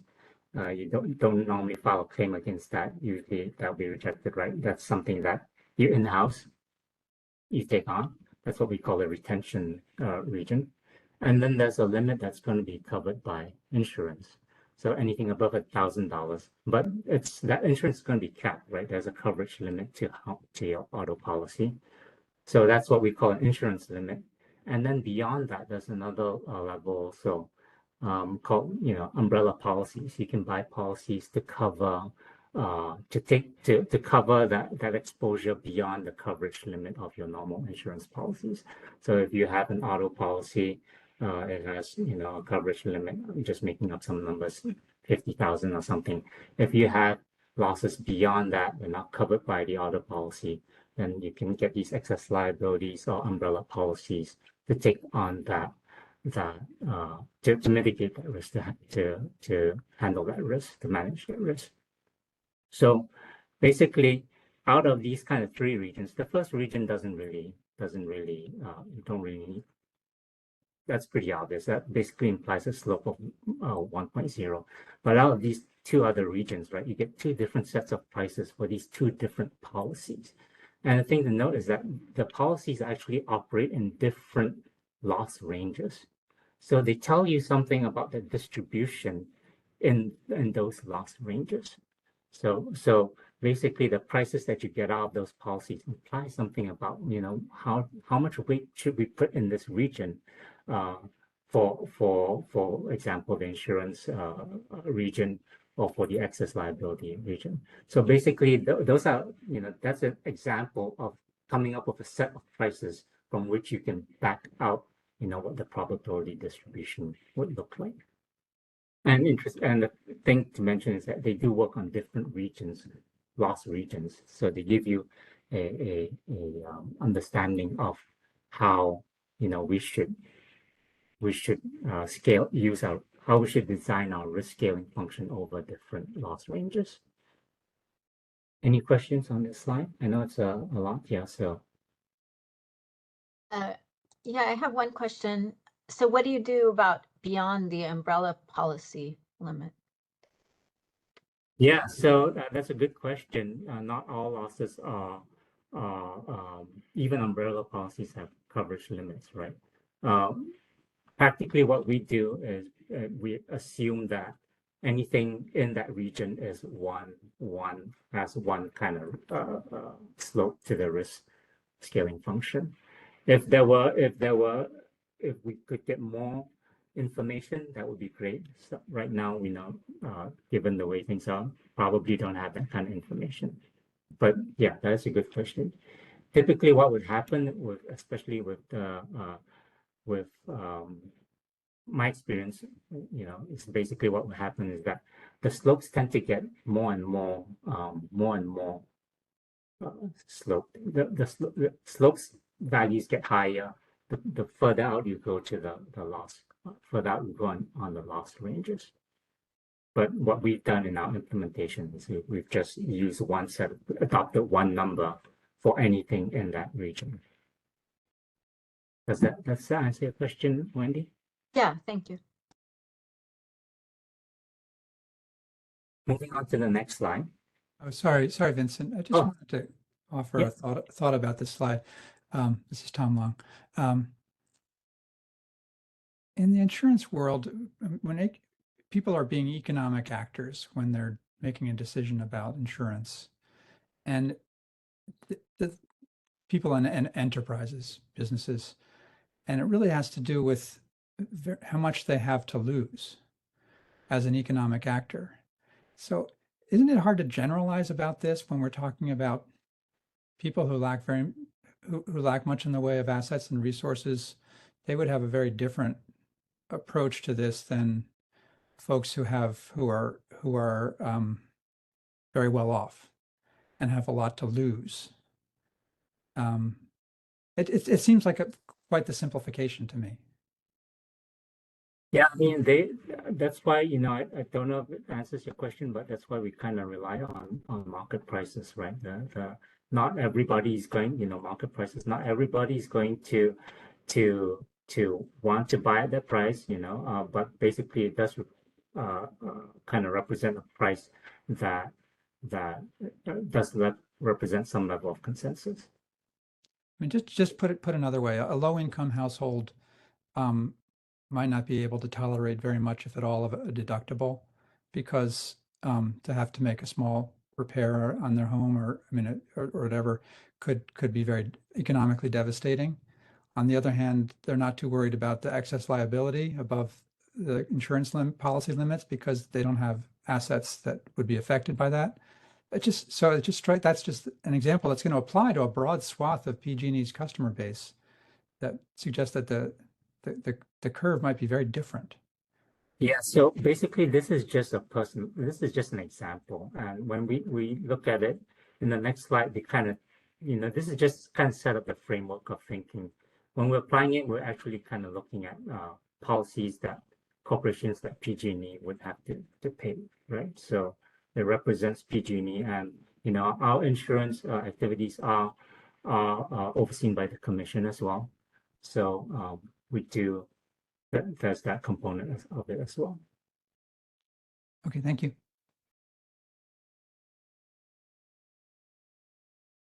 So that's perfect segue. So let's move to the next slide. So here, same idea, but basically, using more corporate terms, I suppose, you would have a risk financing. Our risk scaling function is based on a common risk financing strategy, whereby basically, especially when we talk to our insurance department, they kind of look at it as three different levels. It's the retention-based level that we talked about earlier, and the insurance-based region where we go out to the insurance markets to find coverage for that for that range of losses. And then beyond that, there's a capital-based region, right? Basically, typically what happens is that when you look at insurance policies, they'll have coverage and they'll build this quote unquote insurance tower. Basically, they start with how much coverage from loss from this one range to another range, 10 million to 150 million. And then above that, they'll get another policy above that, so on and so forth. But when you get to the extreme losses, those are the kind of things where usually the capital markets kind of step in, right? Yeah, that's where even the insurance markets, you can't find prices for them. And basically that's when you look to areas like in the capital markets, there's these structures called catastrophic bonds. And we talked about this once again in our workshop number 4 in the risk OIR. So, but basically there are these cat bond markets where you can, once again, the idea here is basically to look at the premiums in these different markets and to try to infer what the probability distributions are that would lead to those premiums. And then from that, you can look at your underlying distribution and the inferred distribution, and then you can create the risk scaling function that transforms you from your underlying distribution to your inferred distribution, and that's the risk scaling function. So along those lines, right, we have 3 different regions corresponding to the first region. Once again, is the retention region. Not too much to say about that except the slopes 1.0, and then there's these 2 other markets where we can use those prices to kind of calibrate the slopes of our risk scaling function too. So one thing I want to mention, our risk scaling function, also because of these 3 different regions, those 2 different markets, our risk scaling function also has 3 different regions based on these 2 different markets. They have the retention region, the insurance-based region, and then the capital-based region. And like I mentioned, in the retention region, basically the slope's 1.0, meaning that it will risk neutral in that region. And then the next part of the risk scaling function, that slope's going to be calibrated to the insurance market premiums that we see. And then finally, the third part of that region, that third region, it's going to be calibrated to the prices that we see in the cat bond markets.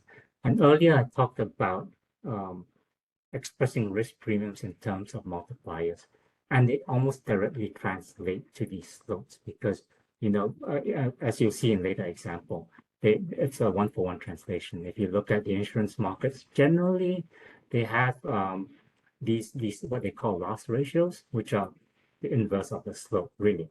And basically, just by looking at the loss ratios or the range of loss ratios, it translates to the slope. And same for the cat bond regions. They have deals, and they will price those deals at, and they will tell you. And you look in some of the sources that we put out there, they will tell you these deals price at 7.5x of the expected value, and that's the slope, and that directly translates to the slopes that we're talking about. So one thing I want to mention that the slopes that we're using are the same across all risks and all attributes, but basically when we're in our implementation, the regions are going to be different based on the different kinds of attributes.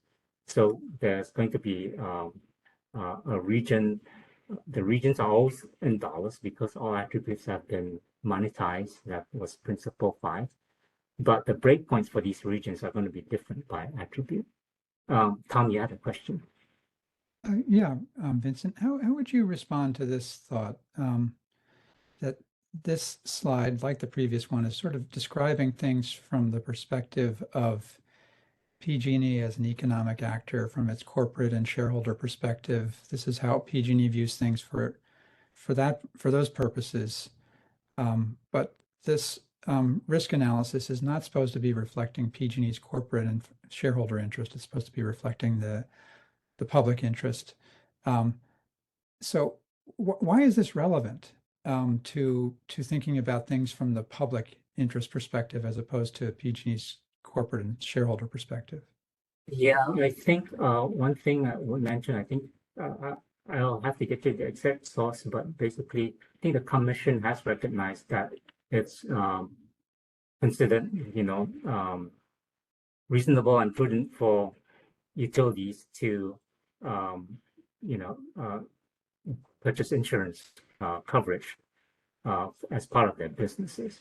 So it's not just about our shareholders. Like I mentioned earlier, these insurance activities are overseen by the commission. Vincent, could I try to reframe? I want to build on what Tom's asking, because I think the line of questioning is a little bit important. The idea that insurance markets, are an ideal kind of metaphor for what you're trying to accomplish with the risk scale. It's an interesting one, but the problem is that when people purchase insurance, they do it in a competitive market, and the option for some consumers who don't have enough money is just to forego insurance altogether. And people don't have that option with the way that you're applying these scaling functions. They just have to pay their rates. And so I guess my question is, do you have any sort of affordability constraints when determining the 2.0 and the 7.5, numbers that you've created? That's the basic question. What are your affordability constraints when developing these numbers? Yeah, so basically, right now, these are kind of represent market-based numbers, right? These are the policies. These are the prices that we've seen out for these kinds of policies, and basically, they do represent. When we do our insurance purchases, we do work with the commission to determine whether these prices are reasonable or not. That's what I'm saying here. So and to the extent that go ahead. In that sense, then, shouldn't these numbers then be up for adjustment, essentially? Yeah, so basically, yeah, I think we do create a tie. Basically, what we do in our insurance activities on behalf of our customers is going to be tied to these risk premiums, these slopes. But that would only happen in an open market. Well, basically PG&E is a market participant, so I'm not sure what. No, it's a monopoly market, right? No, the insurance market is competitive, right? But the way that you're applying it affects people in a monopoly market. The insurance market is open. But if you're taking those numbers and applying them in this way, there's no competition. There's no additional electric company that could offer an alternative slope, and then the customer could choose to go with that market or go with that producer instead. So, for example, if we determine our insurance policies if we determine the insurance market is too expensive, right? Commission determines that it's costs too much to pay for insurance policies. We walk away. And in a competitive market, the insurance providers would, if they want, if it's profit, if it's economical for them, they would lower their prices until we come to a commonly acceptable situation.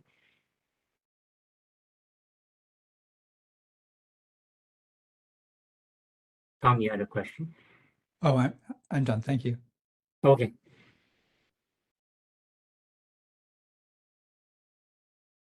Next slide, please. So a little bit more talk about the breakpoints that we chose. Earlier, you saw a slide that had different breakpoints for the different attributes, right? The slope's the same, but where the slopes get applied differs by the attribute. For the financial attribute, the slopes are kind of tight, and they're consistent with some of the policies that we've seen out there. Mainly, they're consistent with AB 1054 wildfire fund.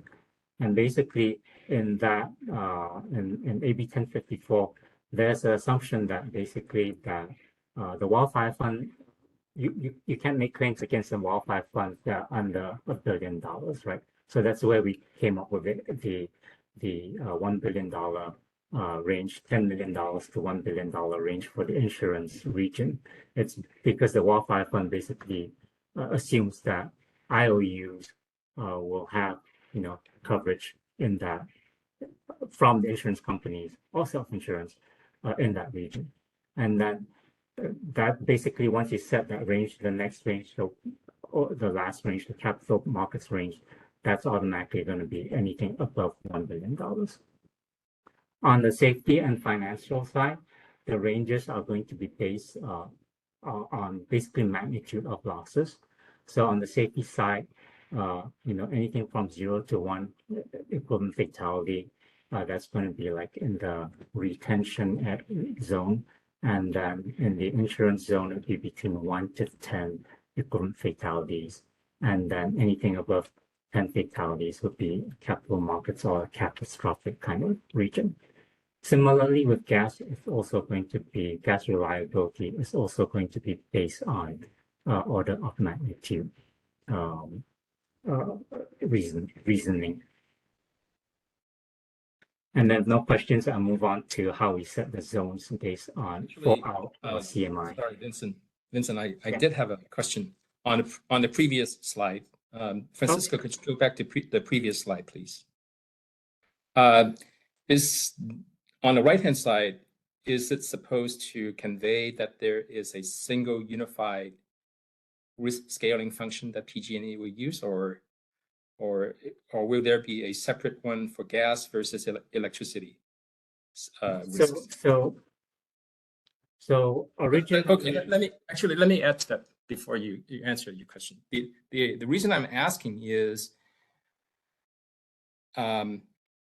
electric reliability and gas reliability have different values and they have different ranges, and you're matching them to the cat bond market. So how do you, if there's a single unified risk scaling function, how do you reconcile the fact that those are different concepts, have different values and different ranges? Yeah, so when we think about the regions, it's we call them retention, insurance base, and capital base. But the analogy here, retention is retention, but the capital base, the cat bond base region is basically, we think about it, it's called cat bonds for financial purposes, but we're really talking about catastrophic catastrophe, right? So you can think about that as a catastrophic range. And then the middle range, for lack of a better word, it's the large scale losses. It's not things that we can't ignore any of these things, but the different orders of magnitude. The first one is kind of more common occurrences that we see, and then the last one is the more catastrophic kind of occurrences that we see, with the middle region being the larger scale kind of losses that we see. So that's how, and you'll see that when we move to the slide on electric reliability. I think it explains that. So the determining attribute is a financial attribute and not the reliability attribute in determining the ranges. Is it correct? The financial, so basically, once again, the financial kind of thinking about it, the risk financial strategy is basically a way to think about these losses in different ranges, right? It kind of gave us the idea for looking at different ways to different adjustments for the different kinds of loss scales that we'll see. And then to your other question, Steve. Yeah. What you mentioned, yeah, it is possible that you could apply different risk scaling functions to different kinds of risks. That's possible, but from what we've noted and from the prices that we have, we see that right now, and I'll get to that slide as well. For PG&E, there's really no difference in terms of, for example, wildfire versus other kind of risks. So basically, we're going to use the same slopes for all of the different risks. Okay. All right. Thank you. Hi, Vincent. Joe Mitchell, Mussey Grade Road Alliance. Just a note that what this is assuming as far as risk analysis is that the private markets will have superior information and superior risk analysis to those available to the subject matter experts the regulators, the wildfire community. And because we're dealing with events that are novel every time we see them, they seem to be happening in a new and diabolical way, because we're operating at the edge of some very unstable systems. It seems to me that I don't have confidence, and maybe you could explain why you have confidence, that these catastrophe bonds are appropriately priced, that they actually do map the risk. It may be how somebody who's trying to buy into the market would assess risk, but as far as somebody who's trying to mitigate risk, why would we accept these black boxes where we have absolutely no understanding of where these numbers are coming from, or whether they are based on science, or whether they're based on some sort of statistic? We really don't know what the origin of these is. So why do you have confidence in them? We do have confidence because we have worked with some of these insurance companies, and one thing we know for sure is that there are cases where the information is just beyond what we can collect. Right, the amount of detail that they have is just mind-boggling. They can tell you how long it takes emergency services to respond to your specific house. They can tell you the kind of roof that you have on your house, right? They have really good information as far as consequence modeling is concerned. They have really good geographic information. So I wouldn't characterize them as not having, the same level of expertise. That might be true in certain areas, but in certain areas, I think, could be the other way around. So I don't see that as a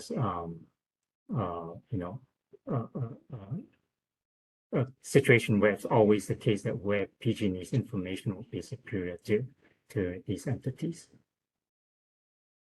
And kind of speaking a little bit from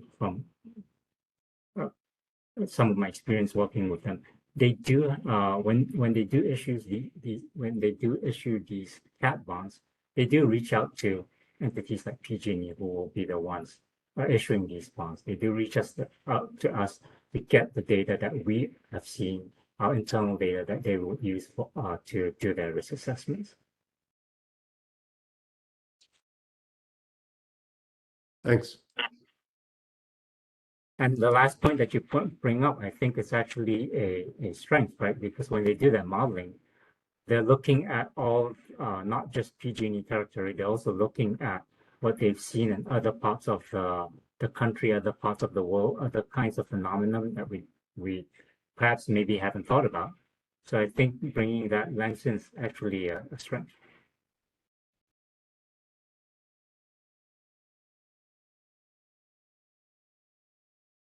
Okay, let's move to the next slide, please. Next slide, please.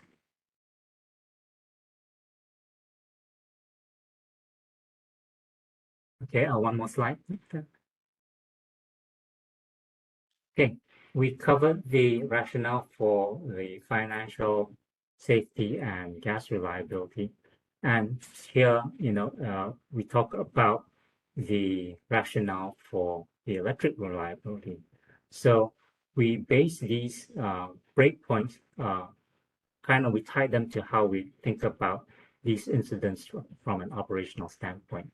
So we have something called a company emergency response plan, and basically it identifies 5 different orders of magnitudes of potential incidents that we can deal with, right?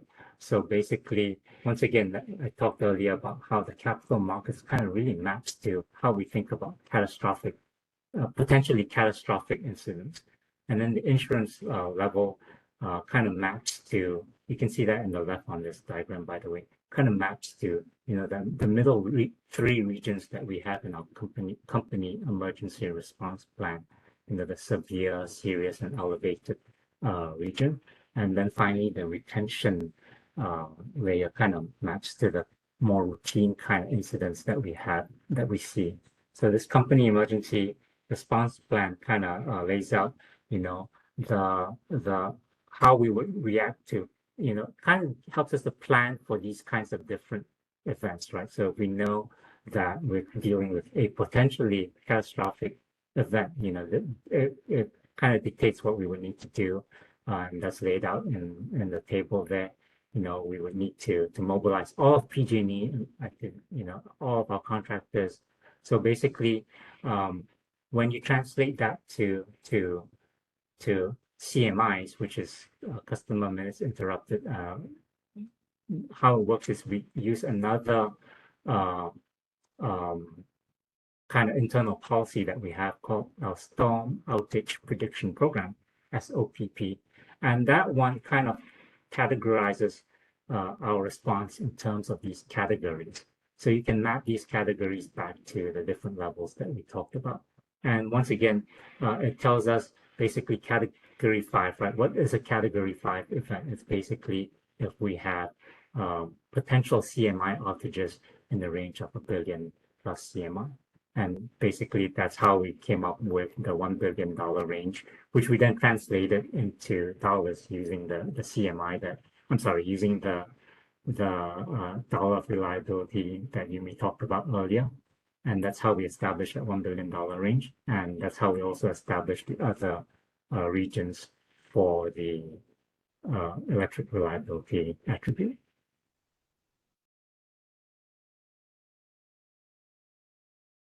Okay, moving on to the next. Can I ask a question on this? Yeah. Chris Parks, I'm having trouble wrapping my arms around this kind of like insurance kind of a modeling. So for example, in this slide, it's showing, you have the retention insurance and then the capital markets. And then I thought before capital markets were kind of like mapping towards sort of like an umbrella insurance. And so what I'm not quite getting is how these parallels work, because I mean, if I'm thinking about like a homeowner's insurance policy, I mean, they offer umbrellas policies for homeowners, right? And you can double your liability, I think, but insurance, but I think the cost goes up maybe 10%. But if I look at this, it's coming across to me like saying that like this worst case scenario shows a $1 billion figure, and then is that like saying that that it's worth spending $1 billion to mitigate that $1 billion? Because it seems like a lot of times mitigation costs can be a lot lower to mitigate these kind of like catastrophic tail end, I don't know if you want to call it excess insurance or umbrella stuff. I don't know. Maybe it's just because I don't understand this parallelism. So once again, the $1 billion, I'm sorry, it's not $1 billion. And that's the whole point. The billion that you see is not dollars. It's customer minutes interrupted, right? So what we're trying to do here is basically identify the ranges where we would apply the different slopes. You saw in our risk scaling function that has 3 ranges corresponding to 3 different slopes. So now you got to ask the question, okay, when do these slopes apply? So they apply over certain ranges, right? So we're basically saying the first range here, the category 1 here, that's also called the retention range. That's basically has a slope of 1. And what we're saying that it applies for the loss, any loss from 0 to 50 million CMI. Then we convert that CMI into dollars. So using the 317 Yumi was talking about, I think that comes up to 152 because I remember typing that number in. But basically, so we're saying for reliability, when we apply the risk scaling function, and actually Kim's going to go through an example further on. It'll give you a concrete, example of what we're doing. So we're saying whenever we simulate, because we are using Monte Carlo, we do have a probability distribution. Whenever we simulate a loss, if we get a loss number that's say 75 million. Okay, now we look at that. Okay, $75 million. It's within that first range of 0 to $152 million. So we'll use a slope of 1.0. So does that help clarify it for you? I hear what you're saying. I mean, but it does show, I mean, even this graph shows that slope, even though I understand you're saying this is CMI minutes, and it shows the slope getting worse. But it's just like when I look at an umbrella policy, it's more like, oh, well, for doubling the liability, it's costing like a 10% increase. So I hear what you're saying. I don't think I'm going to quite grasp it, but I appreciate you kind of helping me. I'm going to have to kind of mull this over. Thank you. The reason it's only a 10% increase for the umbrella policy, let's say it's 10%, it's because it's not just the liability, it's the likelihood of those kind of occurrences happening, right? So it's like what they're saying. So that's a great point, because from that price, that 10% price, you can infer what that liability would be. That's a great point, Chris. You can back out what the insurance market is telling you about the probability of those kinds of events happening now. And basically, that's what we're trying to do here. We're trying to find that inferred probability distribution. Thank you.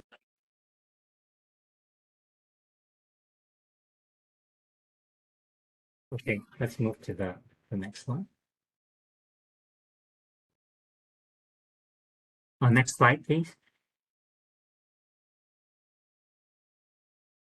Okay, so I didn't plan this, but Chris, once again, this is a great segue to your question was a great segue to this slide, which is basically, we talked about the risk scaling function, but you know, ultimately when we determine the risk scores, we determine the risk value. It's not only the risk scaling, it's also the kind of risk that matter. It's also the kinds of probability distributions that we're using that matter. And to give you an idea about what I'm talking about, I pulled out this table from Taleb's book, Statistical Consequences of Fat Tails.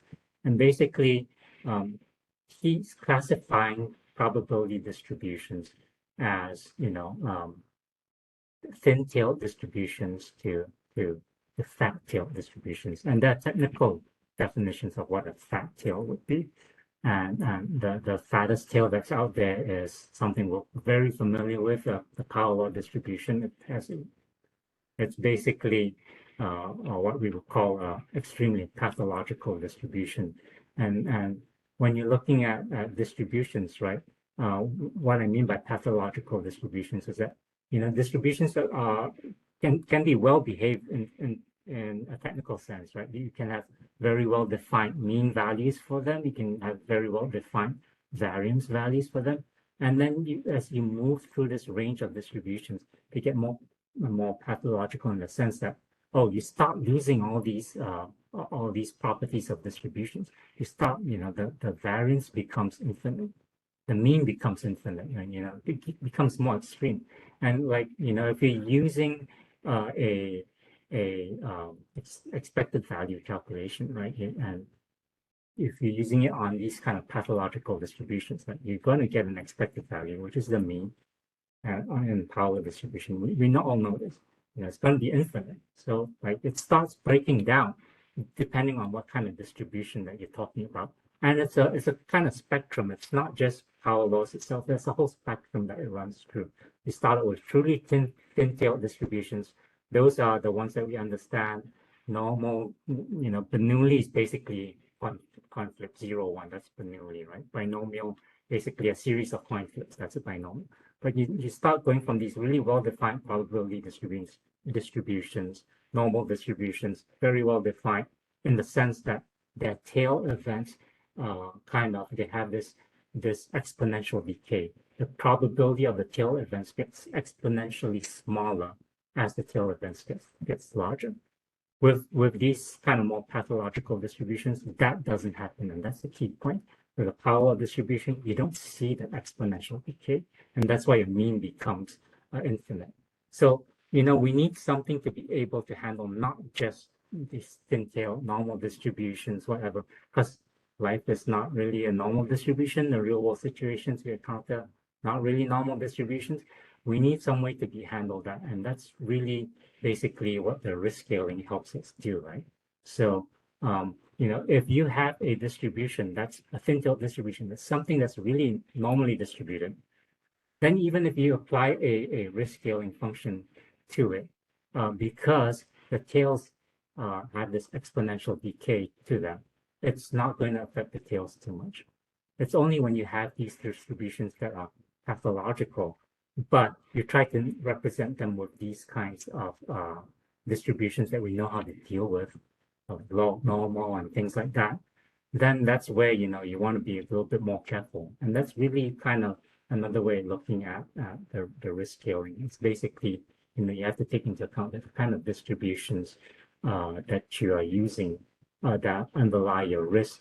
They also matter as well in terms of determining, the risk scores, determining the cost benefit ratios. So one thing I want to point out is that basically PG&E's scaling function, that's our attempt to account for this wide variety of distributions that we see out there. Are there any questions?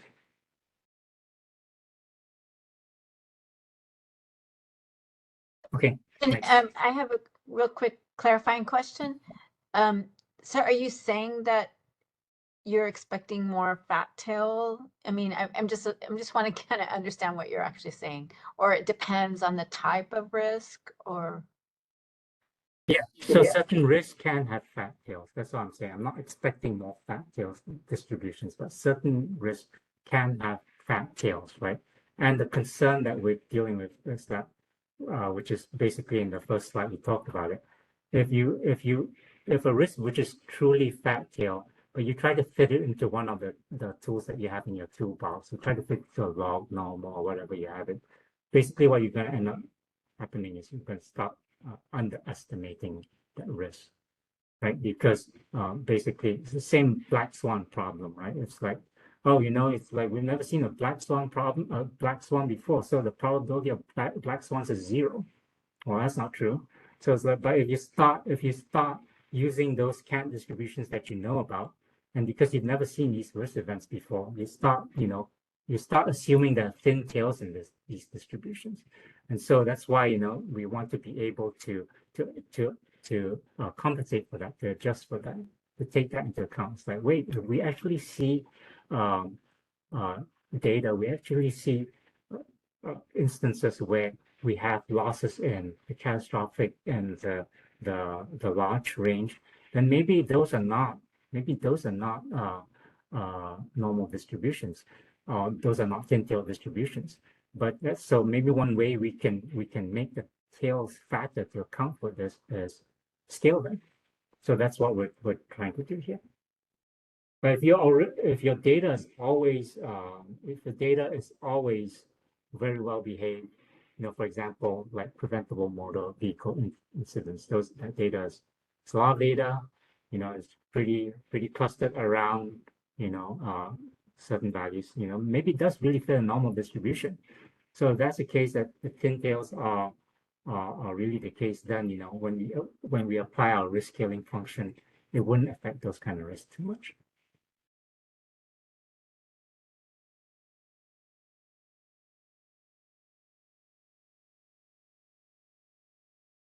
Any other questions? Okay, let's move on to the next one. A little graphical description of what I talked about in the slide earlier.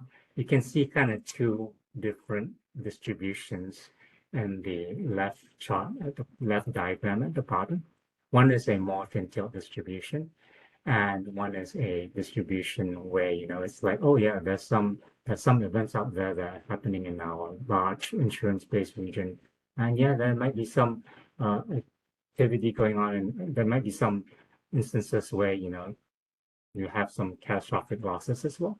So the first distribution, when you apply our risk scaling function, it's not going to change the distribution that much, right? Because most of the frequency, most of the probabilities in that first region. It's only when you see these probabilities where, you know, we've seen a couple of these larger events happening, and it's like, well, we need to be careful because like they could actually exhibit one of these you know, non-exponential decay things, right? It's the risk of the risk of the tail events might actually be bigger than what we think. So that's a distribution on your left, and that's a distribution that has a lower to it. And so that distribution, when you apply our risk scaling function, actually ends up stretching the distribution a little bit. So what happens when you stretch the distribution and you take the expected value, it's going to result in a higher expected value.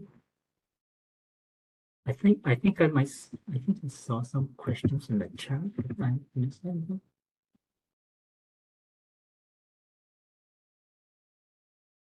So let's see.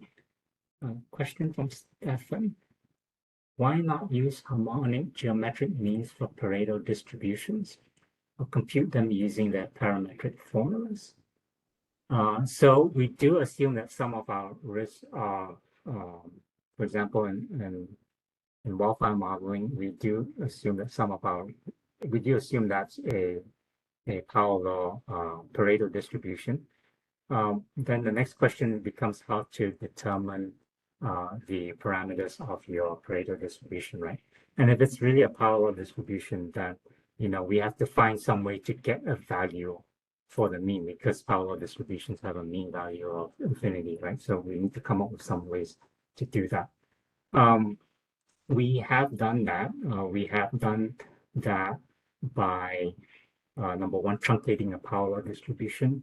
And then number two, we also, once you truncate the power law distribution, we also calibrate, we further calibrate to find out what the Pareto parameter would be. We also calibrate that using something called method of moments to do that. So we do that, but at the same time, that's something that we did. Are we certain that's the best way to do that? I think it's a work in progress.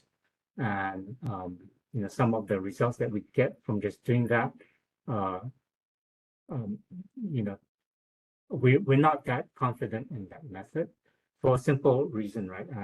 You know, one is that I think when we started doing that calibration, that truncation, that approach, we ended up, if you look at the mean of our wildfire losses in terms of fatalities, it was basically like 11 fatalities. And after we did the calibration and we did the truncation and did the calibration, the mean went from 11 to 13. And you know, the first question you know you want to ask is that, well, you know, it's like for something to have an infinite mean, you know, meaning very large mean, going from 11 to 13, does that really account for it? Number one. And then number two, you know, further reflection, we kind of back to the same book that Talat, I mentioned that Talat published. He actually talks about the calibration approach that we use, the method of moments. And his conclusion on the method of moments was basically, well, basically method of moments is you want to try to match the quote unquote moments of a distribution. And the moments of a distribution, first moment is the mean, second moment is the variance, third moment is the skew, fourth moment is the kurtosis, whatever, right? All distributions, you can calculate what the moments are. They might be infinite, but yeah, you should be able to calculate what the moments are. But Talat's point was basically, well, the mean's infinite, the variance is infinite, you know, if skew is infinite, why would you want to match these things? If you have infinite variance, your sample mean is basically means that the sample mean, your estimate of the mean is going to jump around hugely as infinite variance. So it's like, why would you want to match to that mean? So that's why, you know, it's like, I think just doing the calibration bit for the power law that we've done, I think we still think that it needs risk adjustment. Hey, Vincent, I'm gonna jump in really quickly. Yeah. At this point, it's 12:30. You have a number of slides you still need to work through, and then we transition to Kim work through the example. So Steve, I'd suggest that we do break for lunch before Vincent finishes. Vincent, you can finish kind of after lunch. And maybe just a 45-minute lunch to help us kind of get back on track. I strongly support taking 45-minute lunch. Does anyone object to a 45-minute lunch break? No, hearing none. So let's, you want to take a lunch break now, Ken? Yeah, I think that's right. Okay, so let's take a 45-minute break lunch and come back at 1:50. Is that right? Does that sound right? 1:50. That would be an hour from now. Is Oh, no, sorry. What was I So we thinking? say- 1:30, roughly. 1:15. 1:20. Sorry, 1:20. That sounds right to me, Steve. Yeah. Perfect. Okay. Okay. Thank you. All right, let's continue with the workshop, please. Okay. Thanks, Steve. So continuing on, next couple of slides going to describe how we arrived at the slope values for what we call insurance-based region and the capital markets region, right? So we start off with talking about the insurance-based region calibration. A couple of data points that we use for this one. One is basically, like I mentioned earlier, we look at the insurance loss ratios. So loss ratios are defined as the losses over the premiums paid. So basically, they're kind of like the inverse of the slopes here. So we checked this source. It was the National Association of Insurance Commissioners, and we looked at U.S. property and casualty and title insurance industries, and for kind of policies that we're talking about, we looked at the history from 2014 to 2023. It's, the loss ratios run between 53-58%. That, take the inverse of that, that's basically the slope that we're talking about, 1.72 to 1.81. At the same time, I want to mention that these are average for like industry averages, right? So when another source that we used was basically some indicative pricing we got from one of our insurance brokers in 2021. And back at that time, they were mentioning that risk premiums of like 2.3x is likely for both wildfire and non-wildfires. So with that information, we settle on a slope of 2.0. So let's move on to the next slide. The next slide is catastrophic region not covered by insurance.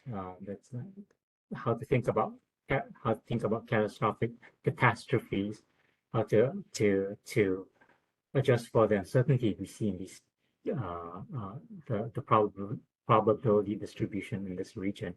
We looked at the wildfire kind of catastrophic bond markets, right? As the name implies, they usually deal with the really far right and or left, depending on how you look at losses. But they look at the extremes of the distribution. They're concerned with losses at the extremes of the loss scale. And you can actually look at we mentioned some sources here. The sources that we use basically, Artemis is, we provided the website there. You can go there and look at the bonds that were traded and what multipliers that they came up with for those bonds. So what we found that when we look at the historical bonds that were traded, we see premium multipliers between 5x and 23x. And our own wildfire cat bond that we issued back in 2018, that was part of our insurance program, that is overseen by the commission. That one had a pricing of 7.5x on the expected loss. Remember, this is the scale. We're talking about the extreme scenarios. That doesn't mean that we're paying 7.5x automatically because you have to take into account the entire probability distribution. We take into account how much of the underlying distribution probability is to start with. See, there's a question. Two questions actually. In Okay. the previous slide, you showed that the slope, which by which you obtain a multiplier, is the inverse of the loss ratio. Right. Is that is the loss the retained loss for the insurance policy minus the deductible? Yeah. Or So yeah, that doesn't include the deductible. That's just what the losses that the insurance company. Okay. Second question is, it appears to me, based on the presentation so far, the scaling function is driven entirely by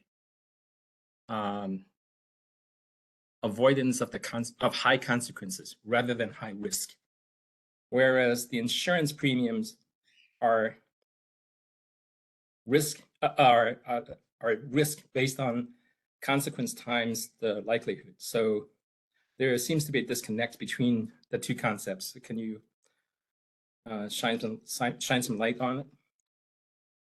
Yeah. So basically, let me see if I understand your question.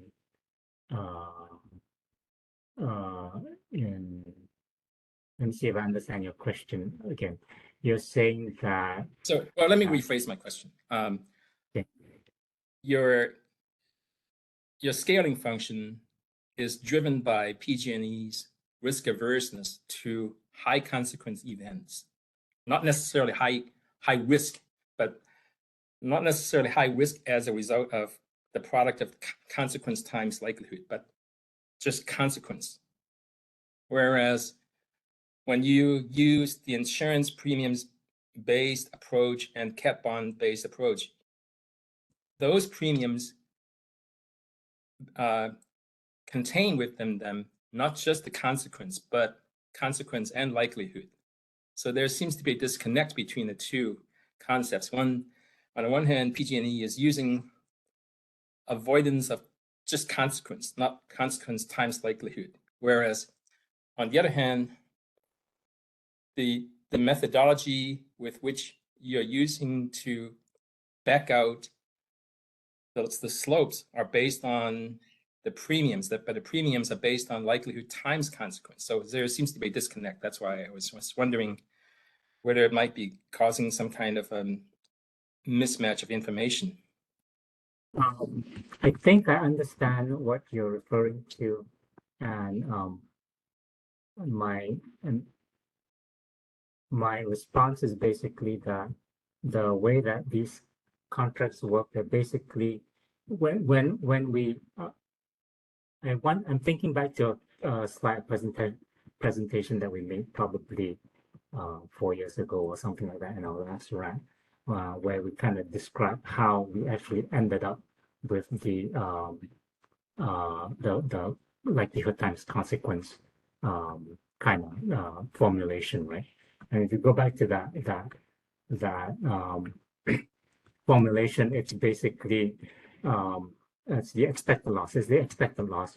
Basically you take the expected loss equal to the expected frequency times the expected consequence given the risk event that happens.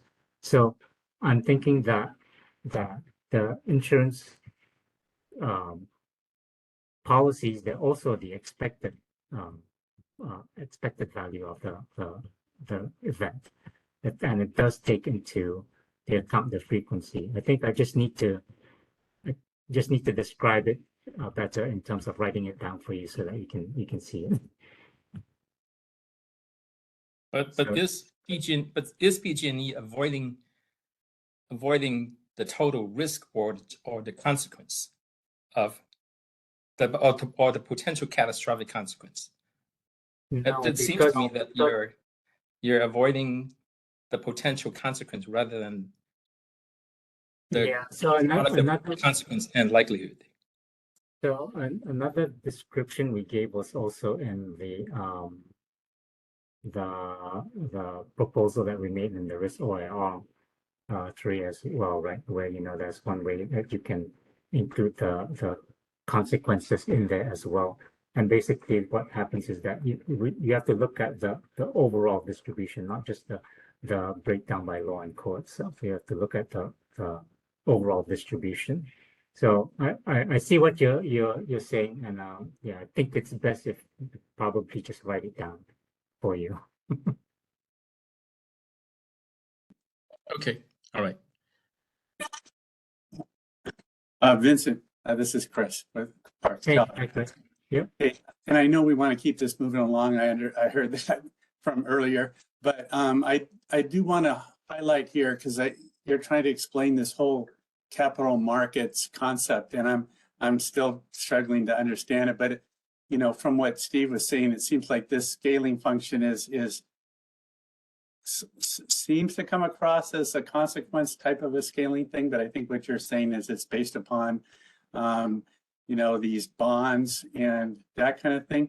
But one thing that I'm also wondering about is, does it capture, for example, in my past experience, looking at power plants, power plants would have insurance companies, and the insurance companies would offer insurance, for, all kinds of catastrophic failures.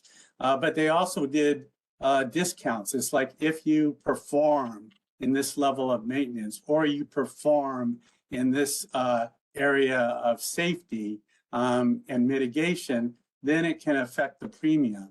And so I wonder if that's being captured in this kind of concept of looking at bonds, because does it look at, other means of trying to factor in these other kinds of mitigations that then affect the consequence of a risk event? And I don't know if there's a way of doing that, but it's raising that question in my mind. So the cat bonds usually they issue like a year or a couple of years, and basically the risk premiums, the contracts are out there. You can look at the contracts, but basically they don't work in the same way in terms of like they have performance incentives and stuff like that as regular insurance companies, at least to my knowledge. I haven't seen that before. Okay. Yeah.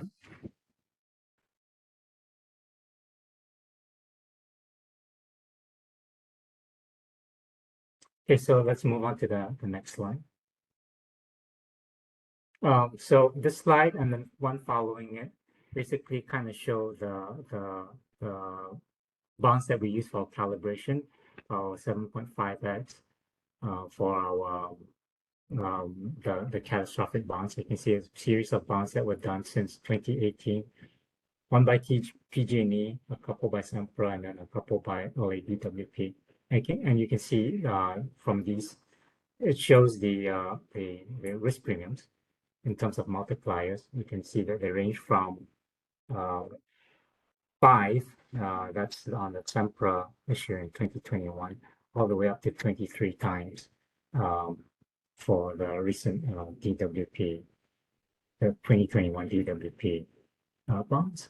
And the next slide kind of shows similar picture. So if we can move to the next slide.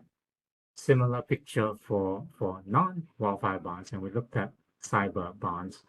And here you can see that the loss ratios are also kind of in that same range, right? You see it's a low of 5 to 10.3.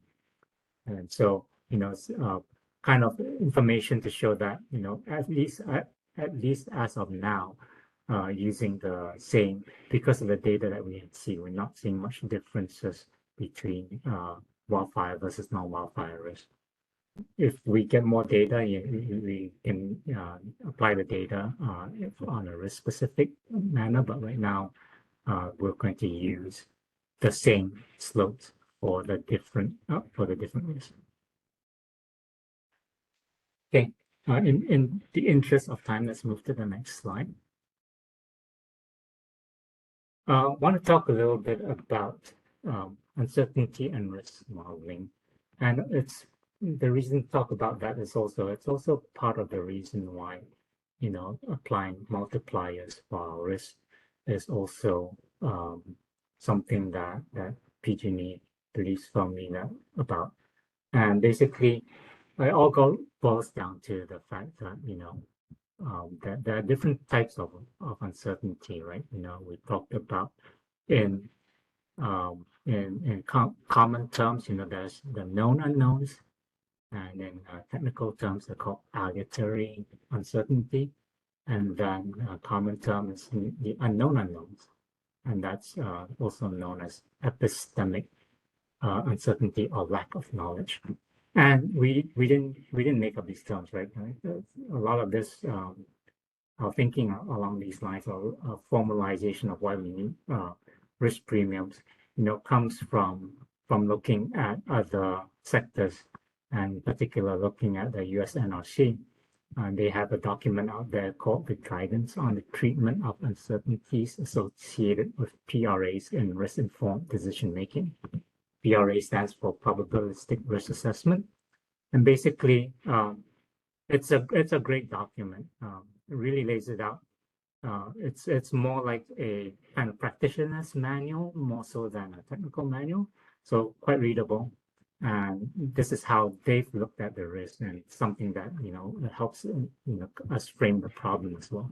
Different kinds of uncertainty, aleatory and epistemic, known unknowns versus unknown unknowns. So next slide, please. So here we're basically kind of comparing and contrasting how the two different frameworks deal with these two different kinds of uncertainty. The aleatory uncertainty, right? So that's basically, once again, it's the known unknowns. It's like, for sure you're going to be rolling a 6-sided dice. That's not loaded, right? So for sure you only have 6 outcomes, equal probability for each outcome, but you still got to roll the dice or whatever, to simulate. So that's the aleatory uncertainty. And in terms of the US NRC, their approach is that for that kind of uncertainty, build a probabilistic model. And on the RDF side, kind of similar things, it's like that kind of uncertainty, use probability distributions. On the epistemic uncertainty, it's a little different. It's like, basically, it's like, well, how do you know you have a 6-sided dice? And even if you do have a 6-sided dice, how do you know it's not loaded, right? So basically, the US NRC has different, they also classify epistemic uncertainties into different kinds of categories, and they give some guidance on how to treat that. But on the RDF side, there's no really mention about this kind of uncertainty. But the RDF as it stands does, and the cost-benefit approach as it stands, does give us the flexibility to account for these uncertainties, right? So to kind of summarize, you can see the 3 points below. We can use probability models. That's what we do, and that's what we in fact use to simulate these unknowns. But it's the unknown unknowns. It's like, are you sure it's log normal distribution? Even if it is, are you sure the mean's 100? It's like that kind of uncertainty. You can't really simulate that. Yeah, there are some ways. We can talk about that later on. But that kind of uncertainty is what we're dealing with. And that's also another reason why you want to be risk averse as well, right? So because it's like, it's basically how confident are we in our model? And so that's basically what it boils down to. So let's move to the next slide. Vincent, I'm sorry, could I ask you a quick question about that slide? Yeah, but you're coming across really softly. Oh, could I be really fast with my question, Vincent? I'll Yeah. try my best. So, Vincent, on slide 22, when you first started talking about the risk scale, you mentioned that the reason that you're chosen this approach is because it can address tail risk. That's one of the reasons that you use this approach. I believe that when Yumi introduced principle 4, the RDF element number 5, she provided a list of distributions that include distributions that can account for tail risk, but we're not really sure which risks are being accounted for, which risks are using which distributions. Can you give us just a quick explanation of, is there any instance where you are using a distribution that accounts for aleatory risk and also aleatory risk is accounted for in your risk scale that you're describing? Is there any instance where you're essentially accounting for tail risk twice? Is there any instance where we're accounting for tail risk twice? Are you accounting for it through principle 4 and principle 6, essentially? Yeah, so I think we talked about it a little bit earlier on. I think I got into talking about our Pareto distribution that we're using, the power distribution that we're using for wildfire, right? And basically, are we accounting for uncertainty that tail risk twice? Our opinion is no. We're not accounting for it twice because when we start and we calibrated the power distribution, we found that the calibration, we did not have enough confidence in that calibration to say that we've thoroughly accounted for that tail risk. So that's why. Will you be able to put that calibration and the validation of it in your workbooks that you'll be submitting with the RAMP? Yeah, we talked about the calibration of our wildfire. We submitted a white paper on that a few risk OIRs ago. So it's basically the same calibration routine. And so there's a lot of detail on that one. I think that we are still using the same parameters. So I believe you, at the very least, you can go back to that and look at our methodology. That's where I was talking about earlier. We're using the method of moments things to do the calibration. And that's the one that was, when you look at the mean before risk adjustment, it was 11. And then after the calibration, it went to 13. And I got to say, my first reaction was like, wow, we sure spent a lot of intellectual effort to talk about 20%. It's like, are we sure about this? And so that's the uncertainty we were talking about. So yeah, that's fine. I'll let Joseph Mitchell actually jump in here. I hope he has a follow-up. Yeah, just a couple of comments. And I think, you've got a very good explanation of the aleatory and epistemic risks. I think if you're talking about truncating the power law and where that truncation is, the very fact that you can talk about truncating power laws is because you expect that from the model. Trees don't grow to the sky. Fires can't cross the ocean. There are certain burnable packets of certain sizes in California. Certain communities can burn so far, and that gives you kind of a maximum of what your possible damage is. Now, on the uncertainty of, well, what about all the other stuff we don't know? That certainly belongs in there too. I'm not convinced that your model takes that into account.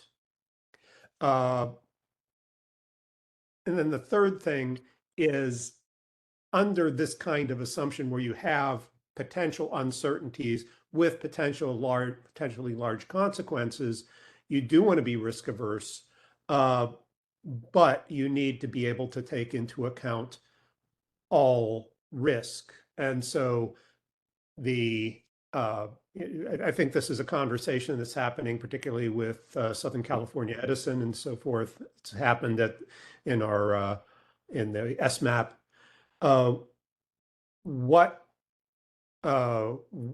Why don't we just accept the zero tolerance if we don't have a good idea of what the risk actually is? And it's because I think when you talk about risk, it's wildfire risk, but then when you start talking about the cost of it, you're talking about other risks being spread across the society, maybe not in catastrophic ways, but in personally catastrophic ways, where you're you have lots and lots of people who can no longer afford to pay their electric bills. And I would recommend, if anybody's involved in these GRCs, just go read the transcripts from the public participation hearings. And it is a lot of agony. So, and that's not just discomfort agony. You know, when people cannot pay their electric bills, other things start to go, and you begin to give up things like health and food and home security and so forth. So it's actually a big problem. And so if it was a matter of just being, if we could underground everything for free, it would be a no-brainer. We would just do that and we'd be done with it. But we have to figure out, how do you balance this across the society too? So when you're doing a cost benefit analysis, part of that cost, even though you don't think about it, is, you know, pain extracted from other people who may not even have any tangent with the wildfire problem being forced to pay to solve this problem. So those are my comments on that. Thanks.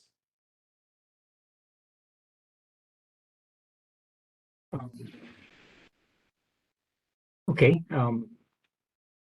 Let's move on to, you have the right slide. Yes. So I talked about epistemic uncertainty earlier on, and if you look at the previous slide, it basically said, like, yeah, you know, the RDF does have the flexibility to account for it.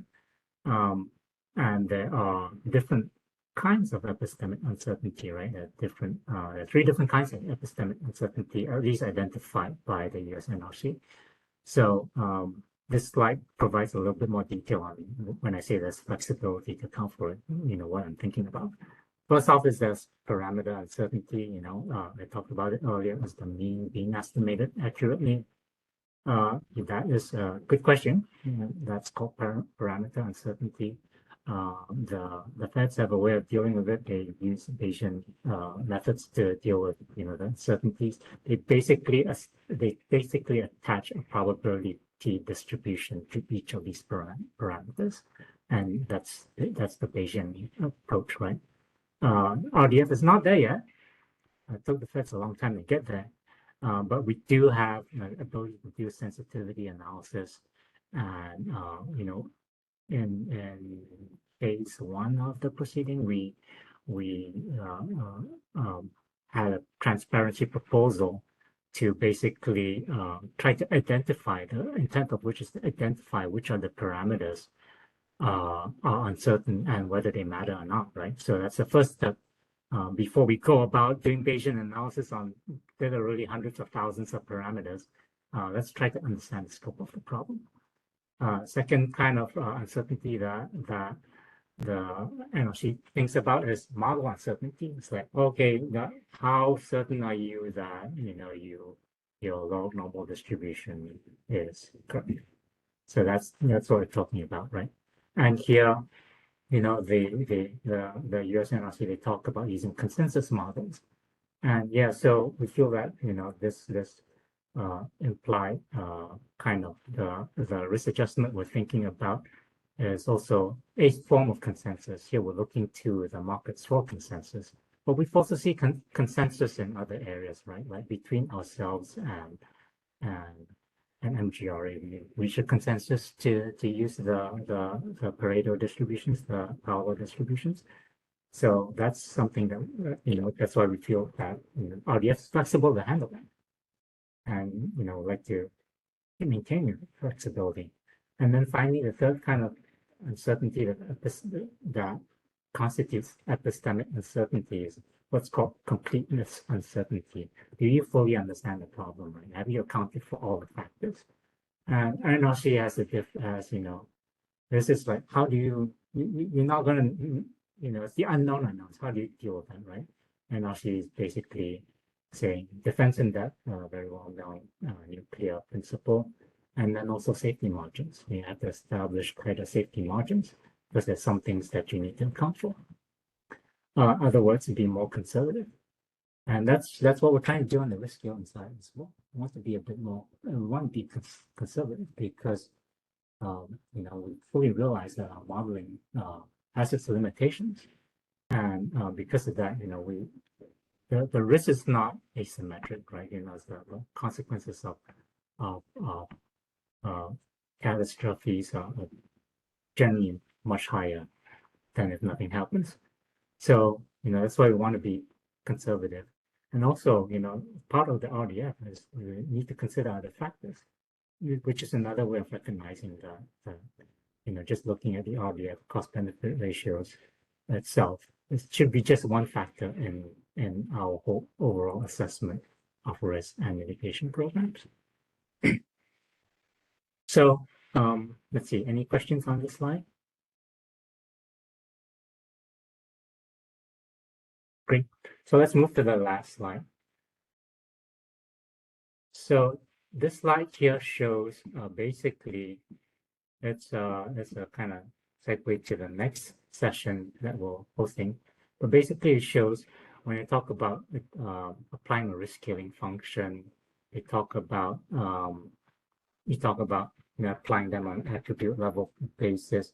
You know, those are the kind of details, but what's the overall effect, right? So here we kind of show what's the overall effect of applying the risk scaling functions to all the various different risks and the different attributes.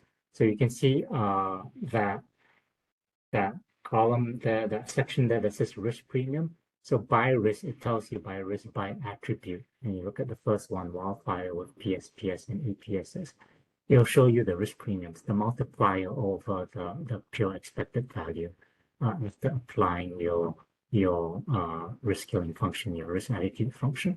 For wildfire, you can see that multiplier is 3.0x roughly for the safety, and for reliability is 1.3x, and for financial it's like a 5x multiplier, right? And you might have questions, so well, you know, how does this line up with the 1.0, the 2.0, the 7.0 that we showed earlier? And Kim's actually going to get into that, so stay tuned for that one. But this is basically to give you idea that it's not just about the risk scaling function. It also depends on the risk. It also depends on the probabilities that we pick to represent those risks, and they will all have different impact in terms of using with different multipliers, overall multipliers on the risk score.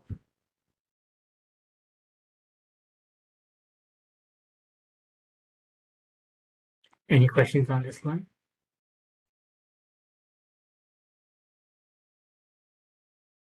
Okay, well, thank you very much. Ken, over to you. Yeah, Steve, I'm just we're gonna turn it over to Kim, but Kim, I'm gonna look to close kind of your presentation by 2:50, so it leaves us a little time for a break. Get to 3 o'clock, and then we can close out the meeting with review and then Q&A. So I'm going to try to keep my session snappy. First, I'll introduce myself, Kim Mullins, principal. I'm on Yumi's team in risk analytics. Head to the next slide, please. So wanted to quickly start with a little bit about the structure of this section. So when Yumi and Vincent were walking through our various RDF rows, we kind of went through methodically in order. The way we've structured this calculation walkthrough section is to, you know, first address this calculation of risk, element 13. And the walkthrough isn't quite the same, you know, stepping through a list of items. The way we've organized this presentation is to flag using little flags at the top right of the slides, which RDF row is going to be relevant to the content that we are presenting. So first, we're going to go through the risk calculation. Once we've arrived at sort of a risk, a quantified bow tie, then I'm going to walk through how we use that quantified bow tie to come up with risk reduction and then cost benefit ratios. So next slide, please. Thank you.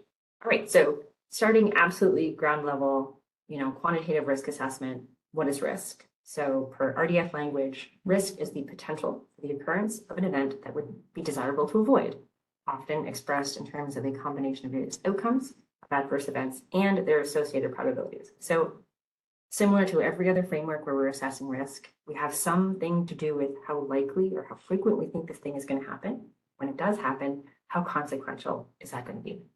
So kind of within this RDF framework, we have a more precise way of calculating this general concept of risk. Specifically, calculation of risk is computed as the product of the likelihood of a risk event and the consequence of a risk event. So for those of you who have participated in these proceedings, we talk about lower times core pretty frequently. So since I'm walking specifically through how PG&E implements these concepts of lore and core, I'm going to start breaking down the left-hand side of this risk equation to note when I'm talking about lore in the context of PG&E's modeling, we specifically describe lore as the likelihood of a risk event per unit of exposure per year. So that's kind of the unit of measure when I'm talking about lore in our specific modeling framework. And when we use that information together with exposure, which we communicate in terms of the number of units, generally a count of units, when we're thinking about the left-hand side of our bow tie, which I'll share with you in the next slide, we talk about event frequency, and we compute event frequency as the product of lore and core. So how many units of exposure times the likelihood per unit of exposure per year of a risk event allows us to communicate kind of that left-hand side, or what we generally call lore, specifically in units of frequency.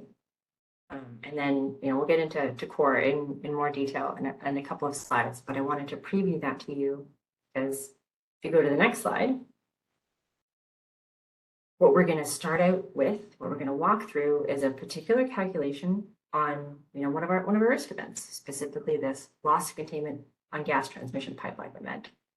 And what I'm sharing, what we're starting it with is what most of you will see when you're reading through the RAMP report, coming to a particular risk chapter. Each of those chapters is going to include this type of visualization. RDF row 15, we include a bow tie visualization. It's a nice summary. It tells you a lot of information about the risk event.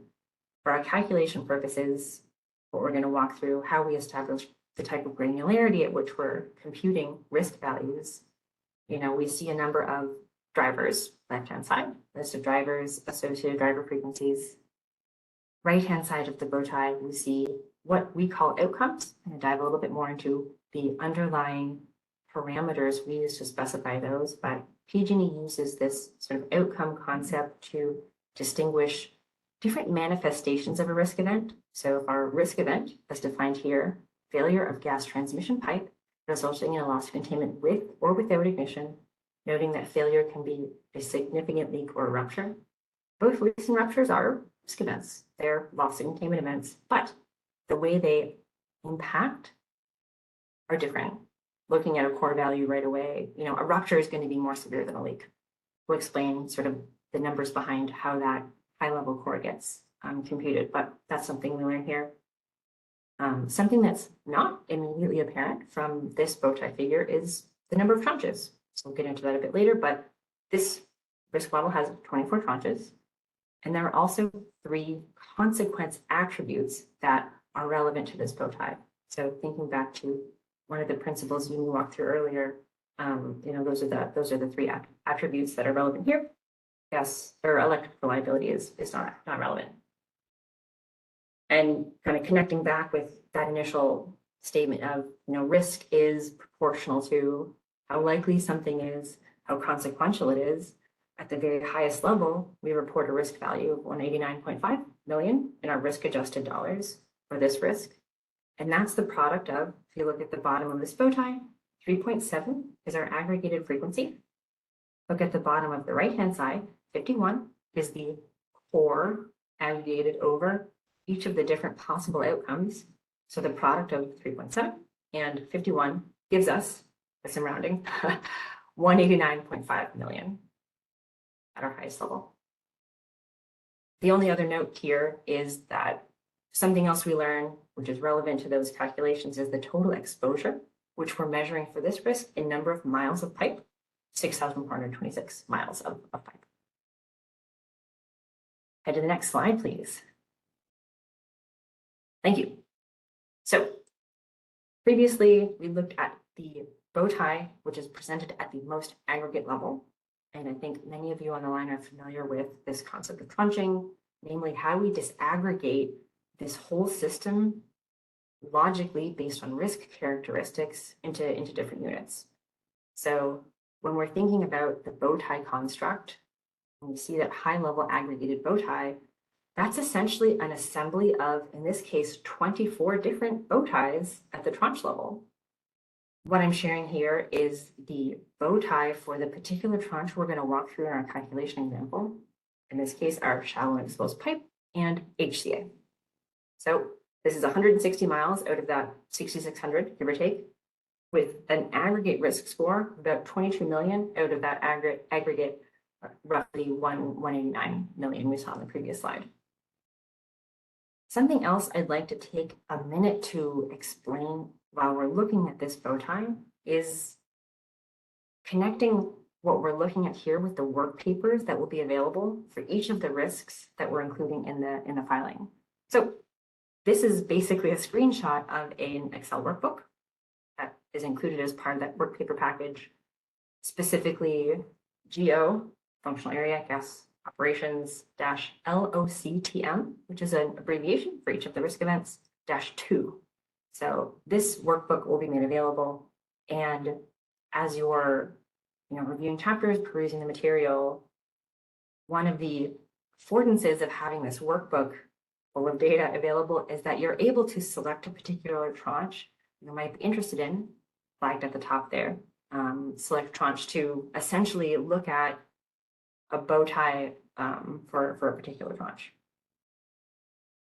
Additionally, as you'll see through the coming slides, we've used and built out this calculation example, taking screenshots from the other two work papers, -1, our risk model input file, which contains exposure, likelihood, consequence values, and other items, as well as the CDR input file, which we'll get to later, containing essential information to compute risk reduction and cost benefit ratios.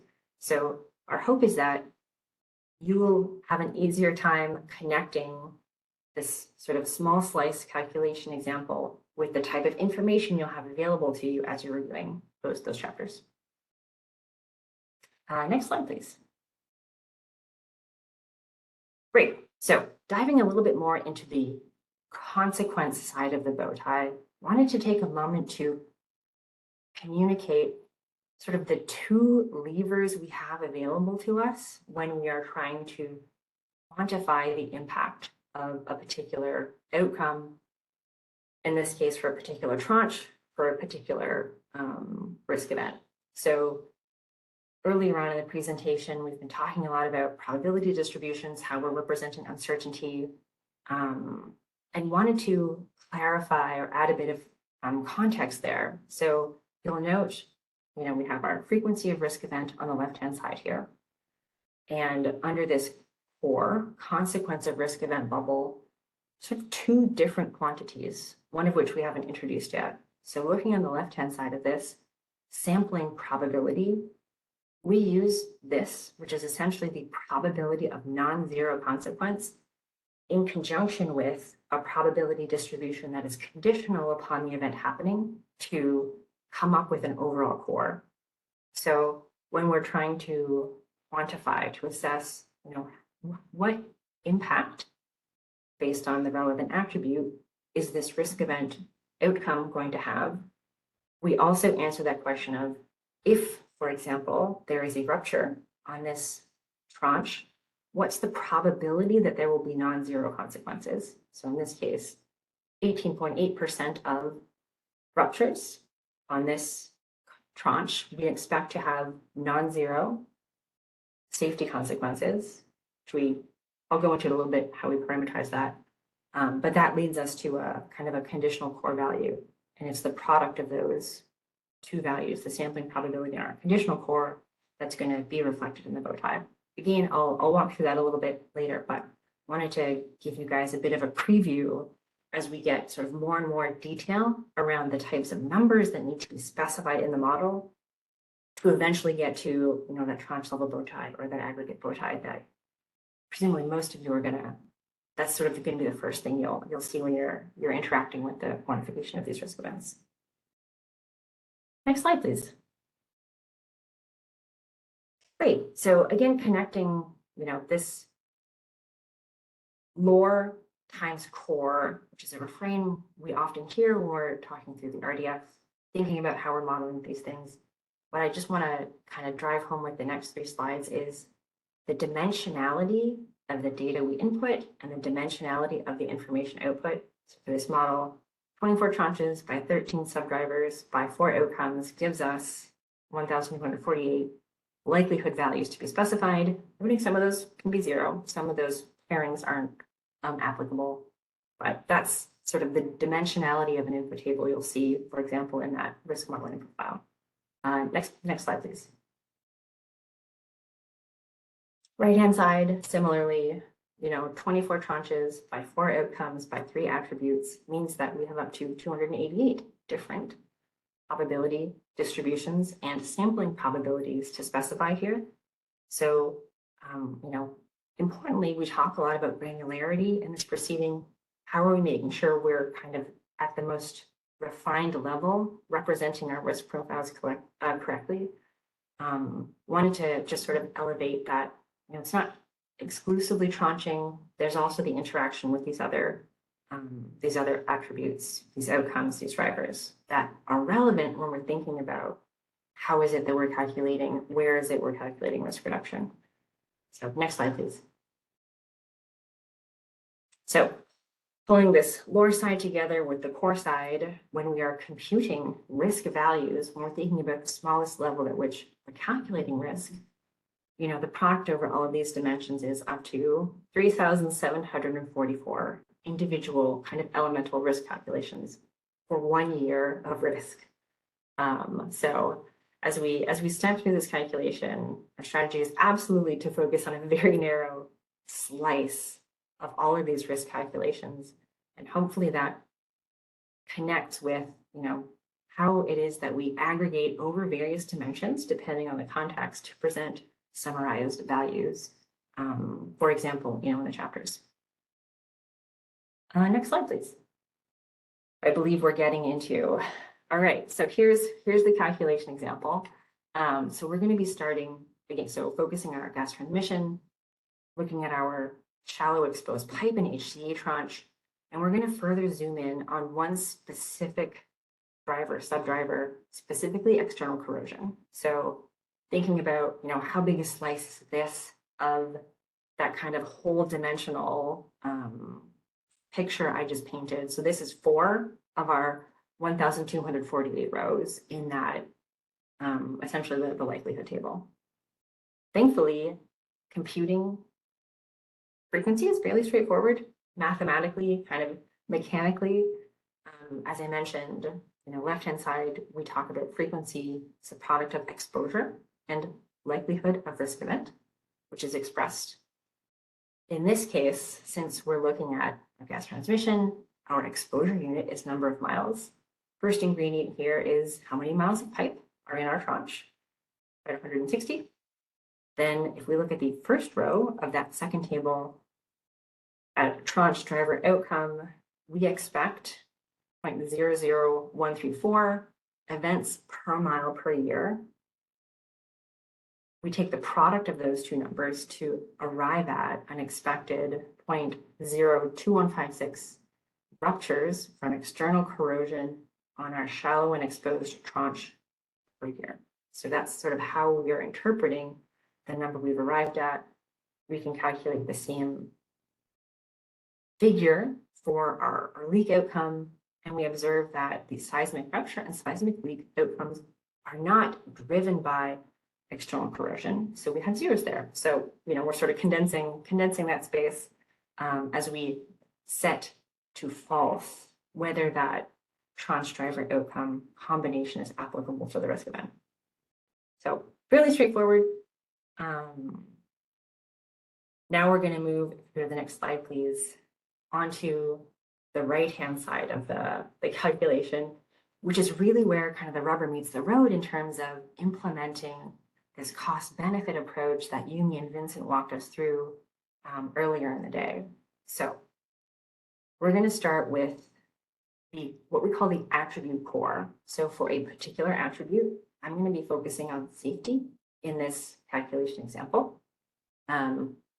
We compute the attribute core per guidance as the expected value of our risk-adjusted attribute level. In the next slide, I'm going to explain how it is that we use Monte Carlo simulation to arrive at that expected value. But wanted to start off here to connect what we were talking about this morning in terms of kind of picking, what probability distribution do we think is the best representation that we have in sort of our arsenal of well-defined probability distributions to represent this number? What parameters do we need to input? And then connecting with that concept I introduced recently, this sampling probability. So again, we're going to focus just on the top row, safety. This is one of the types of distributions we've mentioned to before. We have a right truncated block normal distribution, which represents the number of serious injuries or fatalities, SIFs, that we expect to happen if there is a rupture with safety impact. And because we're looking at the safety attribute, we also have this Bernoulli variable around if there is a SIF, will that be a fatality or a serious injury, which have different equivalent fatality conversion rates. So this is the type of information the model requires to be specified to allow us to arrive at our core value. And we'll also note, again, this is sort of a 12-row slice of our 288-row table where the rupture and leak outcomes are active. They're possible in our tranche, but the seismic leak and seismic rupture outcomes are not possible on this tranche. So those are set to false. So we don't do any calculations there. That sampling probability is 0. I think I'll suggest a move into the next slide to dive into the Monte Carlo simulation. Thank you. Okay, so we know the attribute we want to explore. We also know what parameters are input to the distribution that's been specified. So we are now fully armed to execute on Monte Carlo simulation, which is how we are exploring uncertainty in this modeling. So this table essentially walks through those steps of simulating natural units to come up with that conditional core value, and sort of interpreting what each row means is a different trial in our simulation. So harkening back to sort of Vincent's example of like, as we throw dice, what is face up? Each trial essentially represents a different throw of the dice. And we do that, 10,000 times, and then look over that set of trials to compute an average value. But moving sort of left to right through this table, following the 5 steps that I've noted above. So the first thing we need to do is simulate the number, simulate the equivalent fatalities, our natural units, since we're looking at safety. So that represents, draws from these sort of taking information from these 2 random variables. So that's what we accomplish here. Because we are using safety, we know our monetization factor. I think it's 15.23 million per equivalent fatality. So that's how we get to that monetized attribute level, taking that product. Something else we learn, noting the value we've simulated of equivalent fatalities, is what region we fall into, thinking about the 3 regions of the risk attitude function. And that is noteworthy data as we think about sort of an implementation. We don't take an overall value and compute a risk scaling factor. We're doing this at the trial level. So we've arrived at monetized attribute level, looking at that column. We then apply our risk attitude function, which takes as input a monetized attribute level, as well as the attribute we're looking at, and outputs what is the risk adjusted attribute level. So that's how we arrive at that sort of second from the right, that risk adjusted attribute level column. And something we're able to kind of back out is an implied risk attitude factor, taking the ratio of our risk adjusted attribute level with our monetized attribute level. So you can see that varies trial by trial. And that's something can sort of take an average over to explore, an aggregate, what is the sort of implied risk attitude factor given the application of our risk attitude factor at the trial level. And finally, looking at that last column, our conditional core value, that's simply dividing our risk adjusted attribute level by 10 to the 6. So we're expressing this in millions of risk adjusted dollars. So we have that at each trial. Take the average value to come up with what we've called our conditional core. So given that there is a safety outcome, this is the average value of that impact in our risk adjusted dollars. To come up with an attribute level core, we simply take the product of that conditional core with our sampling probability, the probability that there's a non-zero impact for that attribute. My next slide, please. So taking a little bit of a pause in our calculation walkthrough, we wanted to share sort of an alternative visualization of this trial level data to help connect what we're doing in practice with kind of that framework that Vincent presented. So if you recall, I believe it's slide 29, Vincent walked through sort of in practice what we are accomplishing by applying the risk attitude function we've designed is trying to fatten that tail where it falls into these kind of the middle and higher regions. So wanted to illustrate in practice the difference in the probability distribution if we create a histogram based on our monetized value. So that's what those blue bars represent, versus what that histogram looks like when we build it using our risk adjusted trial values. So you can see sort of the further we move right along this figure into higher loss values, we see that the height of those orange bars exceed the height of those blue bars. So we're adding a bit more, we're pulling mass in this direction in this probability distribution function representation. And that has as an impact an effect on the expected value, the average we're computing. So the core is higher than our monetized value, where that monetized value would be equivalent to us having a purely risk neutral attitude. So slope of 1 regardless of the loss value. So that was really sort of the objective of trying to share this, to connect what is somewhat conceptual, fairly high level concept with kind of in practice, how does that affect the way these numerical values come out. Next slide, please. Okay, so Can I ask a question, Kim? Sure, go ahead, yes. Can we go back one slide? One more.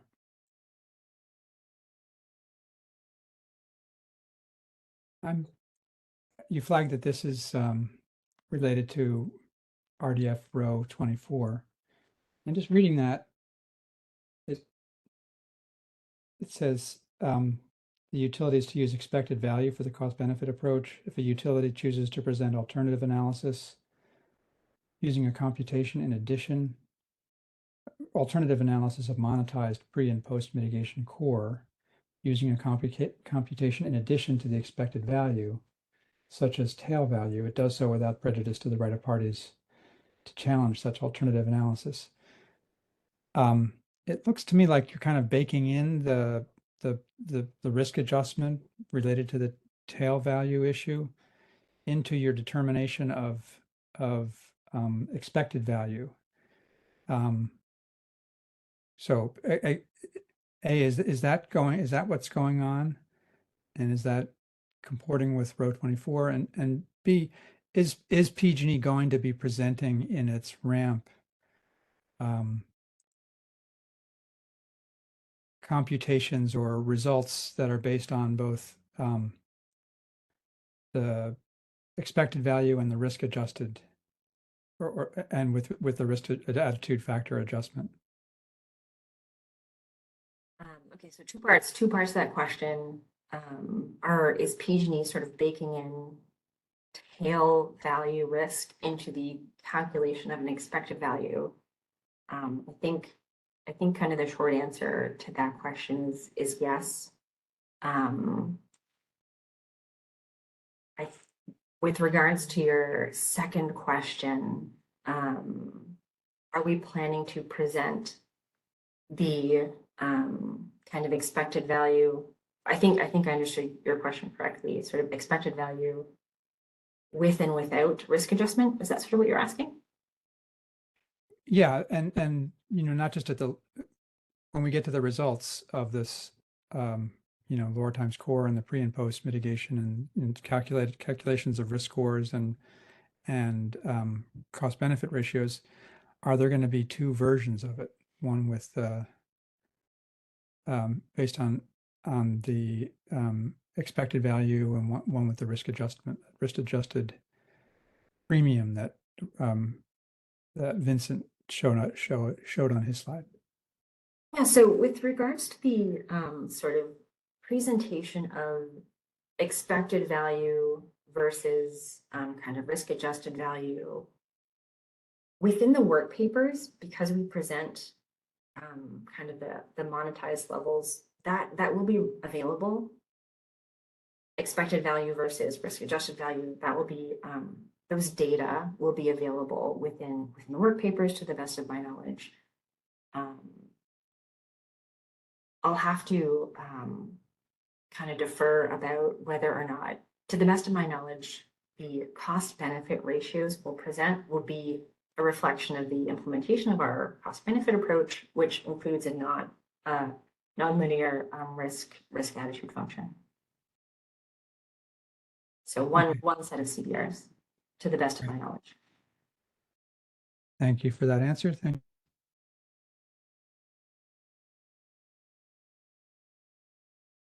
All right, if you could hop to, let's see, I think slide 51 is where we were at. Thank you. Okay, so this is what we were driving towards with our calculation example.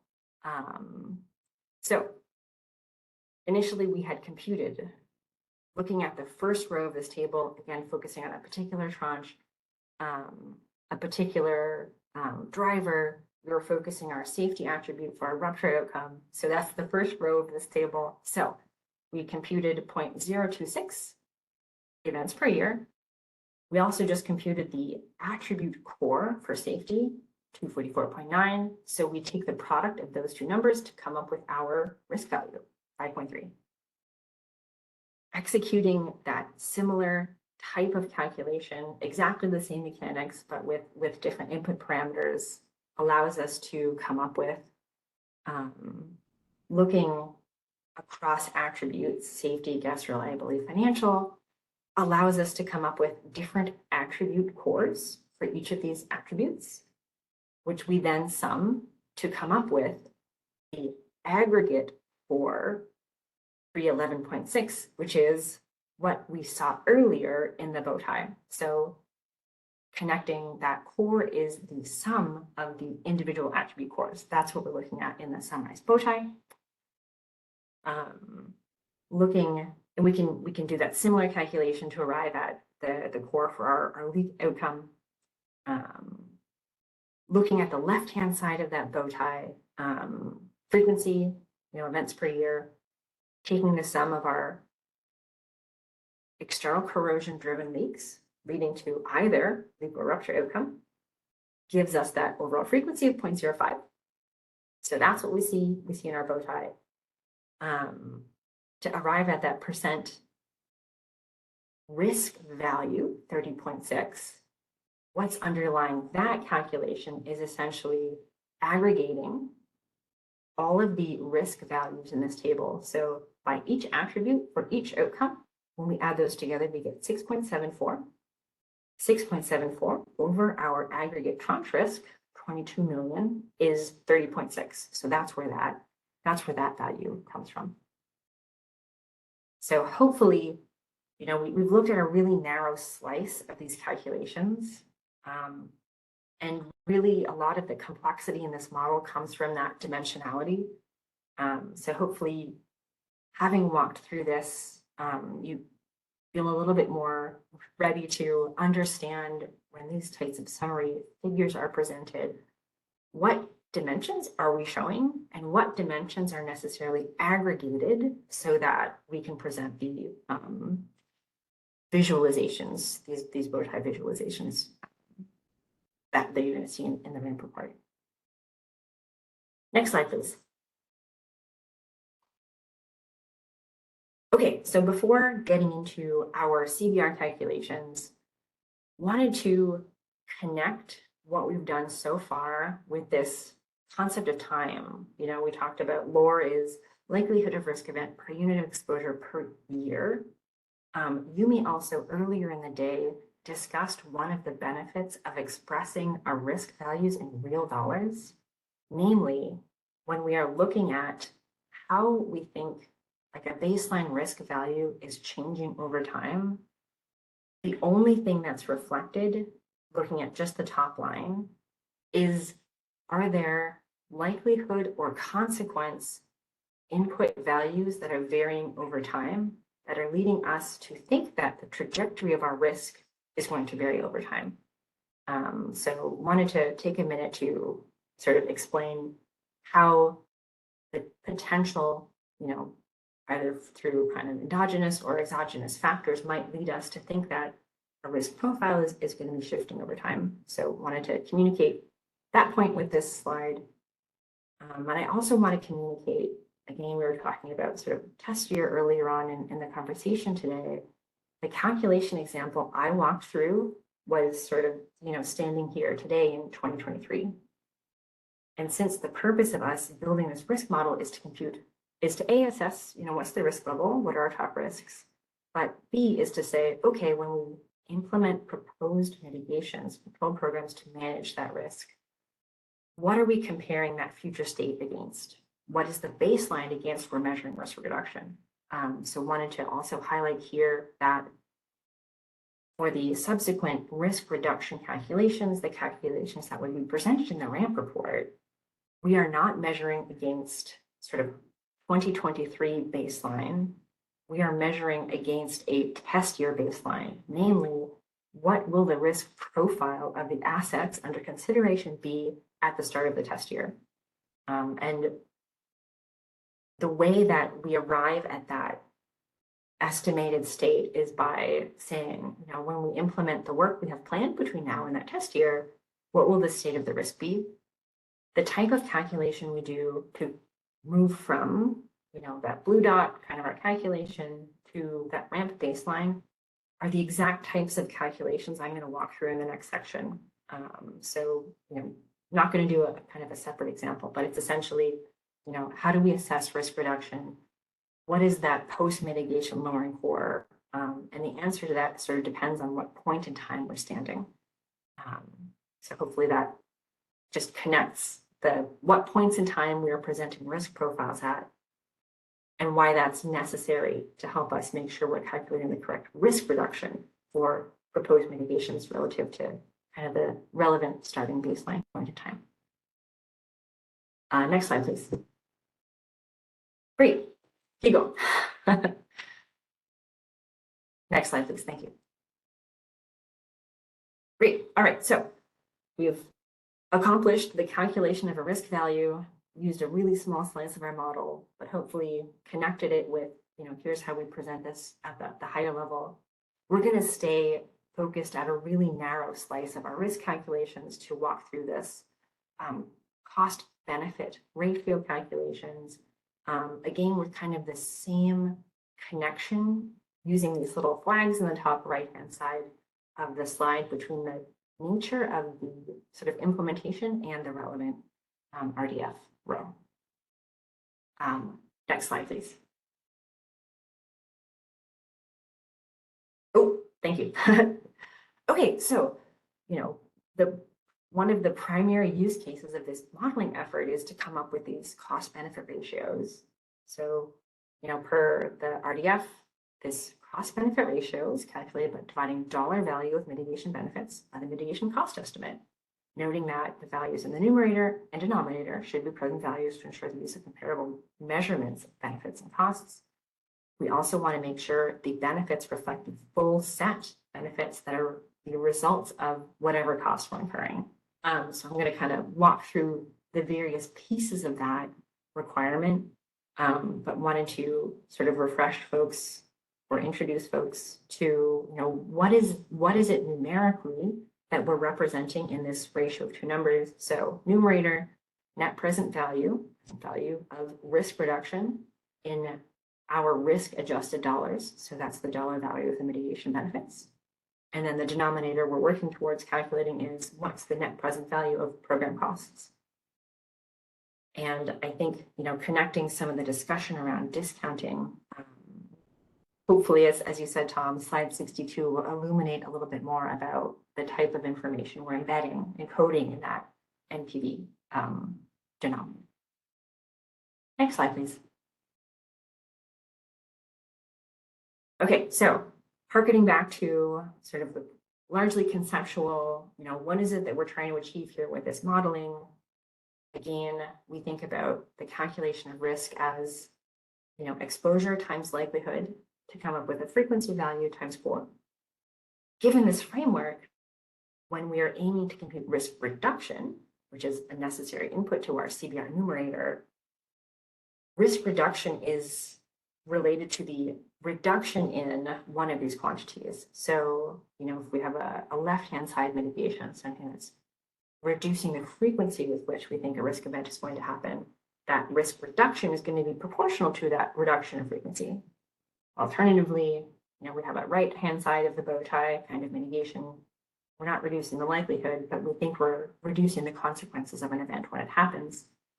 That risk reduction is going to be proportional to that reduction in core. And if we have both sides, we have just sort of a quantitative adjustment. But conceptually, that's the calculation we're working towards here to arrive at that risk reduction value. Next slide, please. Great. Okay, so thinking about what quantities do we need to have specified to allow us to arrive at that risk reduction value? We note that, for each mitigation presented in the RAMP, utility will identify which elements of its associated bow tie the mitigation addresses.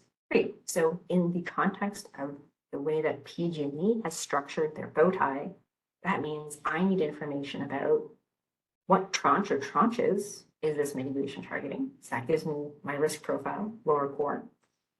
What years are we executing the work, regardless of whether it's likelihood or consequence side mitigation? I also need to know what drivers or subdrivers and outcomes, left-hand side of the bow tie, kind of a lower side of the bow tie, mitigation is targeting. And I also need to know, alternatively, or in addition, what outcomes or attributes is a consequence side mitigation targeting. That will give me the full suite of sort of individual risk elements and their necessary kind of pre-mitigation information so I can compute a risk reduction value, kind of figuring out how to arrive at that post-mitigation lower and core. So specifically in our modeling, that means I need to know how many exposure units within a particular tranche are being targeted. What's the effectiveness of my program? So what's the percent reduction in lore, where again, that's likelihood of risk event per unit of exposure, potentially at the tranche driver outcome level of specificity, what's my percent core reduction, what's that effectiveness? And then because we are also making sure that we establish that full set of benefits over time, if I'm computing risk reduction, I also need to know how long will those benefits persist? How long will that be effective? And is there any degradation of effectiveness over time? So I want to make sure I account for that when I'm looking out over time to see, particularly for some of our long-lasting capital programs, how long are we going to achieve risk reduction with the implementation of this work? Next slide, please. Sorry, Kim, could we go back to this? No, go ahead. slide? Go ahead, Eddie. You mentioned the degradation rate of effectiveness over the length of time. So you're essentially it's a form of depreciation of the benefit, correct? Yeah, I think that's And are you using like a similar discount rate in all instances to measure that degradation of effectiveness, or is there a unique one for each risk in each mitigation? Yeah, so that's the way the model is sort of designed, we have the opportunity to uniquely specify that degradation rate at the tranche driver outcome level or tranche outcome attribute. So it could be that, you know, for some time-dependent threats, you know, we think that we're slowly going to return to a pre-mitigation risk state, but maybe for some time-independent threats, like we've fully neutralized this by the nature of the mitigation. So we have the ability to handle those differently. And you mentioned the need to like think about benefits over time. Cost is also calculated in net present value as well. And we address depreciation in slightly different ways. I was curious if depreciation is addressed within the cost component of net present value, and in particular, the concept of, I'm going to hope I get it right, negative net salvage value. And if you could talk about that for just a minute. If you'll let me wait until a couple of slides from here, we talk specifically about the cost calculations. I think part of that question I will answer, and then I might need to phone a friend on some of the nuances of kind of accountancy rules. Okay, if and how that shows up. But great question. Thank you. All right. Kim, I'm sorry, could I just follow up on Eddie's first question? Degradation of effectiveness over time. This sounds like it's a new element in the modeling. To the best of my knowledge, that has been a feature. I believe it was a feature in the previous ramp. I know it was a feature in the kind of the general rate case modeling in those RSCs presented there. Okay. And if I understood your answer to Eddie, that it could be unique for each tranche, but it seems like it's something that should be unique based on the mitigation. That some mitigations may, the assets may be expected to deteriorate quickly, even if well maintained, whereas others. Yeah. So if I apologize for maybe misspeaking or presenting too narrow a view. So this is definitely specified at the for each mitigation. We could have different benefit lengths and different degradation pathways at the tranche, as specific as tranche driver outcome. Okay. So we have quite a bit of granularity in how that gets modeled or where it gets modeled. So it's not a property of the tranche necessarily, but you're absolutely correct that it should be a property of how the mitigation, the nature of the tranche and the drivers, work with one another. Okay, thank you. Right, next slide, please. Thank you. Okay, so again, I pulled a screenshot from, instead of, work paper 1, standard modeling work paper 1, now we're looking at standard modeling work paper number 3, namely our, what we call our CBR input file. So as I mentioned before, a necessary ingredient for me to compute risk reduction is knowing, what tranche we are targeting. Maybe stepping back 1 second, the program that we're working through is, again, gas transmission. We're going to look at our vintage pipeline replacement program to help us compute risk reduction. So again, I'm going to stay focused on my shallow and exposed pipe and HCA tranche. And I see that we're doing, some number of miles over a good number of tranches each year. Again, we're going to focus on just the one. And I'm primarily going to use 2027 to work through my calculation examples. Next slide, please. Great. Okay, so this is, again, a screenshot from our work paper. So I learned a number of things from this table. So I see, as expected, with my vintage pipeline replacement program, this is effective at a number of different risk drivers in the model. And I see that my effectiveness varies over these drivers. I'm going to again focus on external corrosion to come up with my risk reduction. I also want to call attention to areas where we do not see information, namely in the tranche subdriver outcome columns. So from there, I learned that the effectiveness for looking at our external corrosion row is not varying by tranche. So we think it's similarly effective over each tranche we're working in. Additionally, it doesn't vary by outcome. So it's no more or less effective for ruptures versus leaks.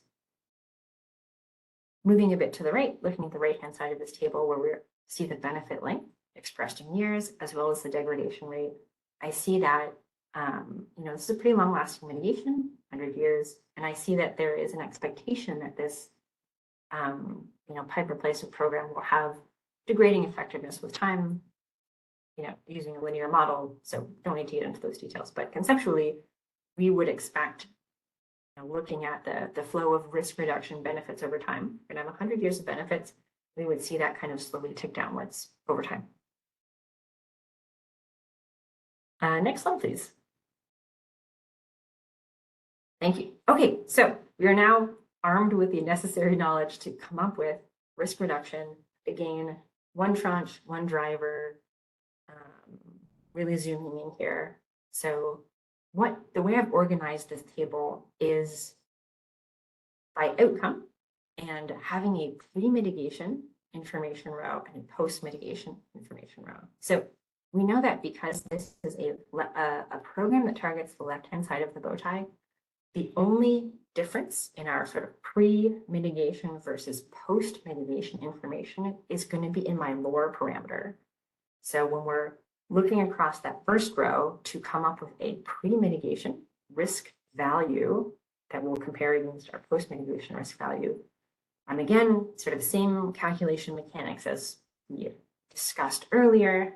Exposure times lower times core gives me my risk value. When I compute that using a post-mitigation lower and post-mitigation core, the only difference is my lower. So again, exposure times lower times core using my post-mitigation risk value. And because the way we've structured our model, we're really zooming in on, what's the risk profile pre and post-mitigation, specifically of the mileage of pipe in this targeted tranche. Again, so that's kind of the level of granularity we're operating at. So when we take the difference between our post-mitigation row, our pre-mitigation row, that's how we come up with our risk reduction value. And since we know that, both leak and rupture are relevant here, conduct that exact same operation, where the only differences we see kind of in the third and fourth rows are that lower delta. And that delta lore, or the post-mitigation lore, is simply 1 minus that effectiveness value times the pre-mitigation lore. That's how I arrived at that second value. And I'd like to take a moment to connect the way we've computed this with the way I kind of initially framed this calculation, where I used the delta, what's the difference? You'll observe that calculating this risk reduction by computing a pre-mitigation risk for this specific slice of our system, computing a post-mitigation risk for this specific slice of our system, taking that difference, we arrive at an identical value when we do a somewhat more direct calculation, which is what's the product of our exposure, 0.157 miles of pipe, times the delta lore, which is that 75% times our pre-lore value times our core value. So those are equivalent ways of arriving at that risk reduction number. One is a bit more expeditious than the other. And again, this is sort of a very detailed calculation at our most granular level. And then in the next slide, I'm going to kind of walk us upwards to a more and more aggregate picture to arrive at our cost-benefit ratio. So if you go to the next slide, please. Thank you. Okay, so I'd like you to focus, I know there's a lot going on here, on the top left figure. So what we accomplished on the previous slide was coming up with risk reduction essentially for that first year of program implementation. So in 2027, When we do that work, that's the risk reduction benefit we get in that one tranche related to one specific risk driver. So layering on, we talked about the sort of risk reduction afforded by that work done in 2027 over time. So that's which, as we noted, has a degradation effect. So that's what that top left graph communicates. It's essentially just layering in, okay, but looking at over time, how much risk reduction maintains over the 100-year lifetime of this project. I truncated my figure at 2050 for space saving purposes. So now looking at the top right-hand side, what I've done here is layered in the fact that we are doing work in 2028, 2029, and 2030 as part of this program. And when we're thinking about the cost benefit ratios we're looking at in the rate case, we want to be inclusive of how much work are we doing over this 4-year period. So that's what we've accomplished with this second figure, again, for a particular tranche and from a particular driver. So if you imagine, doing this over all of our risk drivers and, applying our real discount rate to those undiscounted risk reduction values over time, again, focusing on a single tranche, we get to that kind of middle table. So we compute what is the net present value of the risk reduction. These are benefits accruing from the work we execute, in 2027, 2028, 2029, 2030, taking the sum of those 4 net present values that flow from the risk reduction related to work we do in each of those years, we come up with a 4-year risk reduction benefit. So this is essentially we've arrived at the numerator for our tranche level cost benefit ratio. And as I'm sure you will foresee, all right, if we do this over I can't remember how many tranches, 12 or so tranches that are, in play for this particular program we're going through, that's how we arrive at our program level numerator for CBR 6.11. So there's a lot of, the kind of elemental calculations here are not especially difficult. What provides challenge with a lot of these calculations is the dimensionality. We're looking at a lot of numbers that we're trying to aggregate and present. Next slide, please. Kim, can I ask a question? Absolutely. Sorry, go ahead. This slide. Are you able to quickly explain the derivation of the 0.95 value for the 2027 risk reduction for this tranche and how it relates to what's above? Or is it Sure. too complicated? So if we think exclusively about the blue bars in the slides above, so sorry, not slides, the figures above, actually just looking at the left hand, the left-hand figure. So the way we get to 0.95, sort of two steps I condensed into there. So the first of which would be applying our real discount rate to each of those bars. So we'd have, a series of 100 values, but instead of being expressed, in 2023 dollars, we want to compute what the net present value of those future instances of risk reduction are. So first step is applying that discount rate to those future values. So we would see, a similar bar chart, but with a more pronounced sort of decay in risk reduction value when we apply that kind of discounting rate. And then the next step would be to total those 100 discounted values to arrive at 0.95, as well as one piece I forgot is doing that same exercise for risk reduction that would flow from the mitigation of internal corrosion, third-party damage, weather-related and outside forces, the other drivers that are also mitigated by this program. Okay, Thanks. So thank you. Okay, so we've made it to my last slide. So what we've accomplished in a, kind of the steps we walked through, what is the numerator for our cost benefit ratio? We show that both at the tranche level and at the aggregate program level. And so what we need to do now is to say, all right, we incurred costs to achieve this risk reduction. What are those costs? What does our denominator in that cost benefit ratio need to look like? So the way that we present costs in our work papers, in the year of work being executed, what do we estimate that cost is going to be? So for this program, ballpark $2 million capital expenditure per year.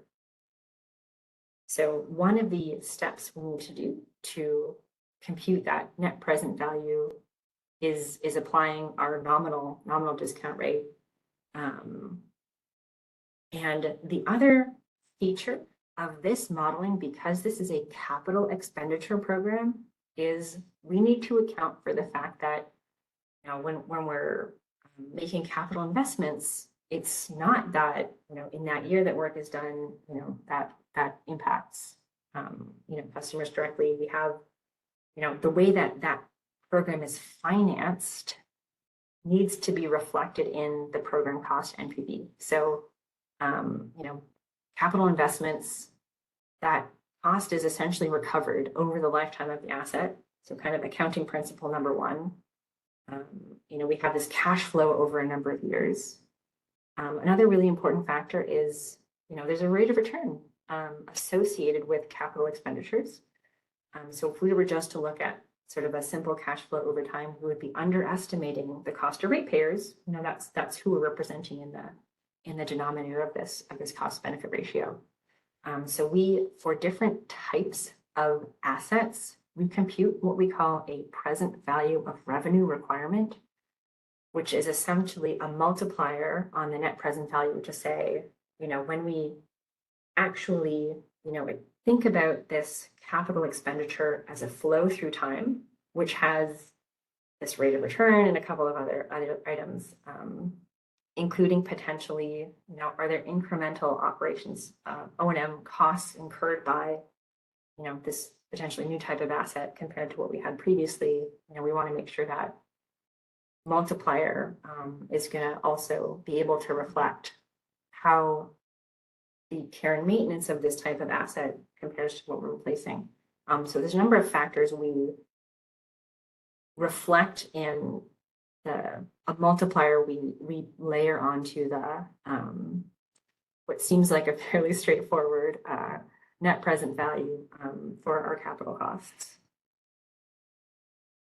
Eddie, did that get halfway to answering your previous question? Oh, sorry, Tom, you move your hand up.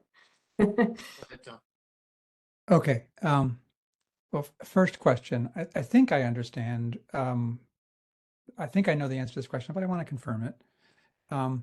When you are calculating the present value of the revenue requirement, and for these capital assets, I assume that means that the company is estimating the revenue requirement for each year of the life of the asset. Not just because your little figure here with the red bars, that only shows 4 years, but there are going to be costs to ratepayers in terms of revenue requirement for years well beyond these 4 years, depending upon the life of the asset. Yeah, so what's kind of what's not communicated with these 4 red bars is, if you imagine, just thinking about that 2027 bar, there's I apologize, I don't remember offhand kind of the book life of this type of asset, but for argument's sake, let's say whatever type of asset it is, we have 30 years worth of kind of cash flow analysis, each of which has some rate of return in each of those years, as well as depreciation taxes, these sorts of things. So if we have kind of 30 years of cash flow related to 2027 work, that's what we're kind of pulling that into 2027 terms. So Okay, that's a dimension that's not expressed directly in this figure, but it's sort of underlying that bar. Okay, that's fine. So that requires the company to be estimating the annual revenue requirement over the life of the asset, like in your example, 30 years. So there should be some sort of calculation of the revenue requirement, estimated revenue requirement for each of those 30 years. Let me answer the question for Kim. Great. Can we go to appendix slide? I think it's the last slide of this deck. Yeah, the first slide of the appendix, or if you go to slide 67. That's what I was going Yeah, oh, that one. Perfect. Yep. Yeah. So we are not calculating for each investment what's the revenue requirement for a particular investment explicitly using the RO model. But instead, we want to do a quick calculation to incorporate that rate impact. And so revenue requirement calculation is coming through this PVRR multiplier. So in a way, we are doing very rough calculation of each type of asset. So I think this particular table is an example of electric distribution assets. It shows that like if we were to invest $1 million capital in electric distribution, what will be rough value for customers that have to bear over the lifetime? And when we do the NPV, what is that? And it comes out to be 1.39. So instead of using $1 million, we are using $39 million in the numerator, denominator of the CBR calculation. Okay, I guess I'm hoping we can get a little more information about how the values in this table were calculated and how they're roughed up compared to more precise estimates. I'm not saying you need to do exact precise estimates, but I just want to understand so we can see how how accurate or how rough they are. Sure. So that's one thing.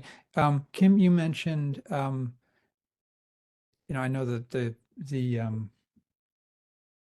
RDF framework mentions incremental expenses or O&M costs, but they're not to be capitalized. You're supposed to count them, but they're not to be capitalized. So that right? So that I'm kind of not sure what you were intending with that. Yeah. So when we add new capital assets, it's gonna involve incremental O&M for the customers.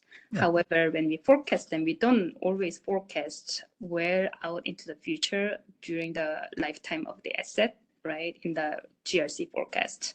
And so how we go about it is through this O&M column that's shown in this slide. The column M&O column is actually O&M column, but it's not going to add any more additional cost on top of it. It's just passed through.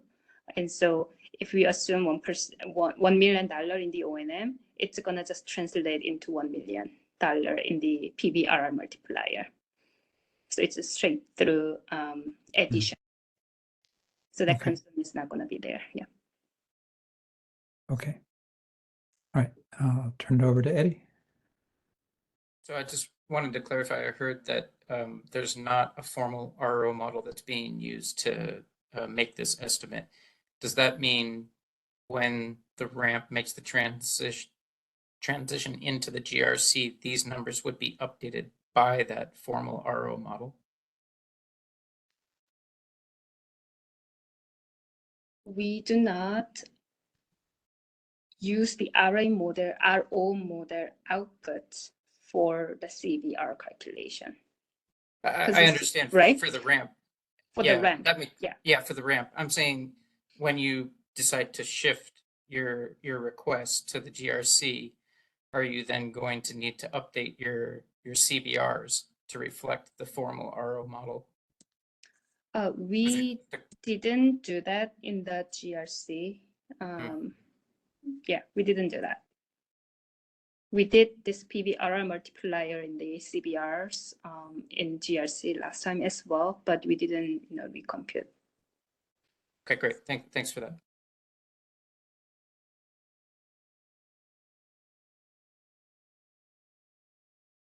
We can hop back to slide 62 and I can give my last 2 sentence connection. So, what we accomplished on this slide was coming up with that denominator for our CBR program level, joining that with our program level risk reduction 6.11 from the previous slide.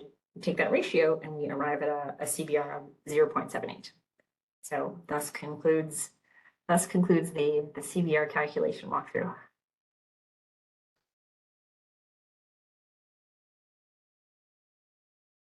Please go ahead, Tom. Could I ask one more quick question, Kim? Sorry. So on this slide, there's a PVR multiplier of basically of 1.37, 37% higher than the PVRR would otherwise be. So that's a premium that customers are paying when you include return and depreciation taxes, et cetera, over just the straight cost of the assets. If you just took the straight cost of the assets and converted it to present value. Yes. So if it was an expense, there would be no multiplier. There would just be Right. But because these are capitalized assets, then there's a 37% premium paid by ratepayers. Correct. Okay, thank you. This is Steve Hayner. We will be getting the spreadsheets so that we can follow all the calculations cell by cell, basically to understand exactly how the calculations are done. There's a lot of information to absorb here. So we will be getting all the necessary spreadsheets, Excel spreadsheets and Excel spreadsheets and not printed out format, not just printed out format. So my understanding is sort of similar to what we provided kind of in previous filings. We'll include as a technical work paper an implementation of this calculation from start to finish. So you have the opportunity in an Excel workbook to really walk through these calculations and understand from that perspective how all of these things take and tie together for both the kind of risk value calculation as well as I think for sort of an example program, an example CBR, as well as the full suite of sort of modeling and technical work papers specific to each of the risk models to allow you to understand how it is we arrived at a particular lower value or a parameter, a mean parameter in a log normal distribution, that kind of thing. Okay, thank you. Steve, we want to take just a short, maybe 10-minute break. Sounds good. Let's come back at what time is it? 3:15. Does that sound good? Paul is going to be speaking for this next.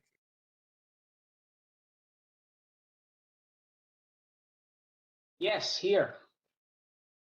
Excellent. Okay. With your permission, Steve, we'll get going again. Yes, please. You got it. Okay, if you can jump to the next slide, please. So just to bring us home here, we actually had a requirement today, and that requirement was for PG&E to demonstrate its implementation of the cost-benefit approach as directed by the RDF decision 22-12-027. So in hosting this workshop, we have delivered that, and I want to go through what our objectives were, but I want to thank you for allowing us the opportunity to present this. Our objectives for the day were basically to show how we implemented the principles of the cost-benefit approach using RDF stage 1 alpha, which is building a cost-benefit approach. So that was something Yumi covered this morning. And then secondly, we demonstrated how the dollar value monetization approach impacts the risk assessment and the risk scores on a high value risk. The risk we chose today was loss of containment on a gas transmission pipeline, which is our number 2 safety risk. And that was what Kim presented in the first half of our presentation today.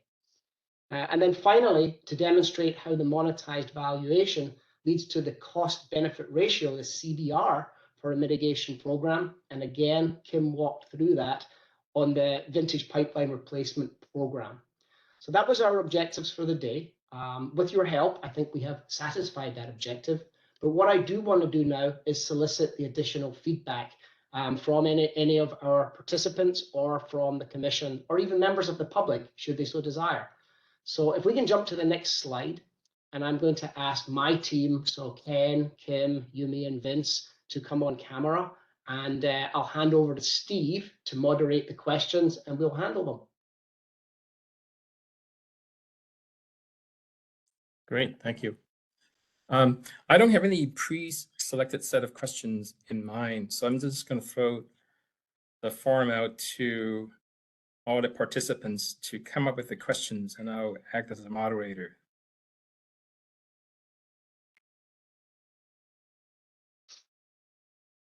Tom, please go ahead. I have a nuts and bolts question that follows up from the last session, which is just about slides 62 and 67 that showed the PVRR multiplier for capital assets.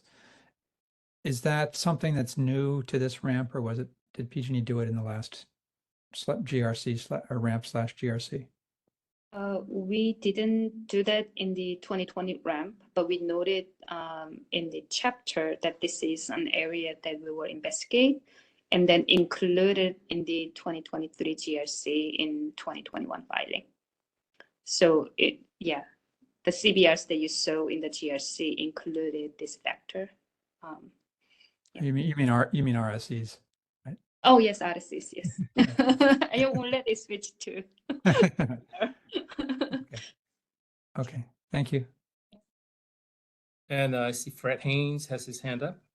Yeah, hey, thank you, Steve. I was interested in the slide near the end of Kim's presentation where present value of the risk reduction benefit was being shown. Maybe you could return back to that slide. Just before that one. Yeah, okay, here. I think I followed most of this, but I want to be sure if I got it right. So if we look in the left-hand graph, the benefit or the risk reduction of 0.0158, that was the risk reduction calculated in that example for the benefit that could be realized in 2027. And then you're showing that assuming that that benefit would degrade over time, that same benefit would have a lower value in subsequent years. I think I understood that. And then if you were to apply that, you were expecting you would receive those benefits over, say, 100 years to 2126, you would sum up all of the, you would discount the future value of the present value of those future benefits and add them all together, and you would get a sum in the middle of your slide here. Sarah, the sum benefit would be 0.95 as a present value in the year 2027. Have I got that correct so far? No, she's shaking her head. Go ahead, Yumi. Oh yeah, I can go ahead. So that left-hand top chart is only showing for one driver, external corrosion. Okay, for one driver, okay. Right. And then you will have another chart, a couple more chart for each of the driver that this program impacts. And then once you do that MPV calculation for each one of them and then add them together. Oh, layering all drivers, excuse me, right. Yes. Okay, so for the top left-hand example, the present value of just that one driver would be the sum of 100 years of those benefits, and then adding all drivers together, you would come up with that value for 2027. Yes, 0.95. Then the value in the middle here, where we're going on to 2028, 2029.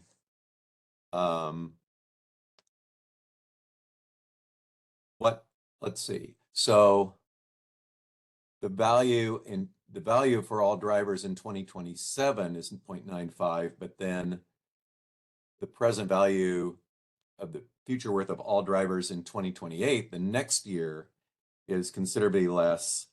And then each year following, there's a little bit of a degradation because of the modeling you're doing of degradation of the value of that mitigation in the future. So those are the sum values of the benefits in each of those years, which you would then do a present value calculation to come up with the 2.02. Oh, for the 4 years, just 2027 to 2030, but you would actually be doing that for all the years that had values in them from your, okay. Also just kind of curious, each mitigation could of course have its own sort of expected lifetime, and the example you gave was for pipeline that you kind of could expect to last for 100 years, which, I mean, that sounds pretty reasonable for modern kinds of plastic pipe that you would put in the ground. Or maybe that applies to steel as well. Steel could last for a very long time too. But in any case, you could adjust how many years you expected the life of a particular mitigation to last. And that time period might be different from the time that you expect to have a revenue requirement to fund. You might have actually a shorter time period based on what would that be, like the depreciation value of the asset could be different. The time that it's paid off basically by ratepayers could be shorter than the actual time that it's in the ground providing benefits. And I see you're shaking your head there too. So those are all possibilities. Correct. And it's cost versus benefits are separated in the calculation in doing the NPV. And so when those are different, it's differently treated. Yeah, but then but you come back to the numerator was calculated on all the assumptions you make about how long the benefits will last for, but the denominator is calculated on how long ratepayers should expect to have a revenue requirement to pay for that benefit. And that all makes very good sense, that's the appropriate way to calculate the cost benefit ratio. Thank you.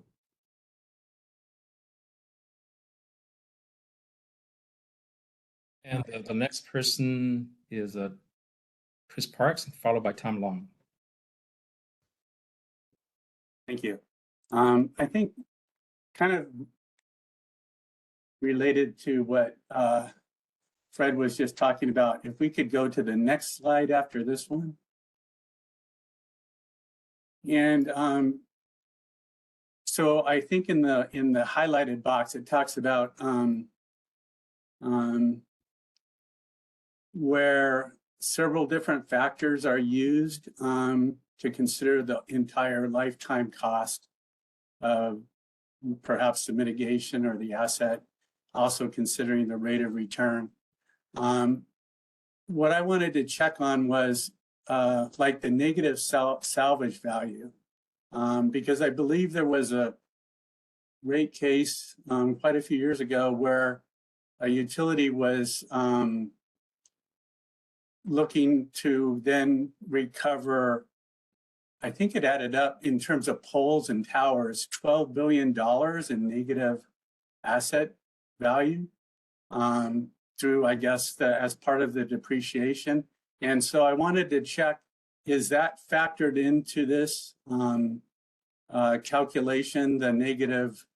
And so that would be, I guess, where an asset is going to cost more to replace it, right? At the end of its life, you're depreciating over the life, but now you're going to have to spend a lot of money to go out and pull it out of the ground, a pole or a tower. And I'm wondering, does this also factor that substantial cost in there?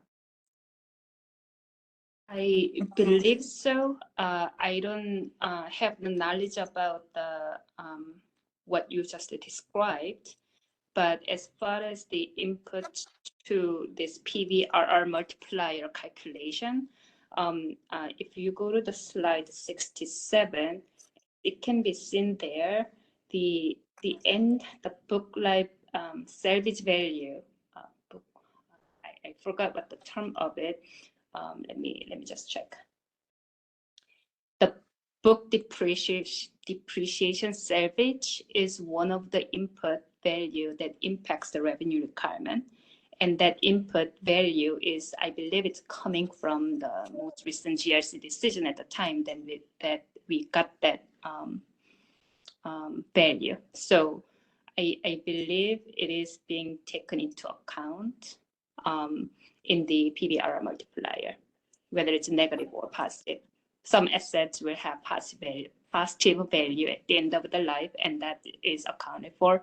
If some assets have negative value, so it takes money to actually take them out, it's also accounted for. But based on the genetic assumptions for that type of asset, not for the particular asset that's on the ground. Okay, yeah, I think that might have been what Eddie was talking about too earlier, but I think that would be important to include because I think it's substantial and significant. Yeah. And then I had another slide specific question, and then I had some other overall questions, but I just asked the next slide specific question for now because I can see, there's other folks that are asking questions. If I could go to, let me just check what slide this was. Hang on just a moment, please.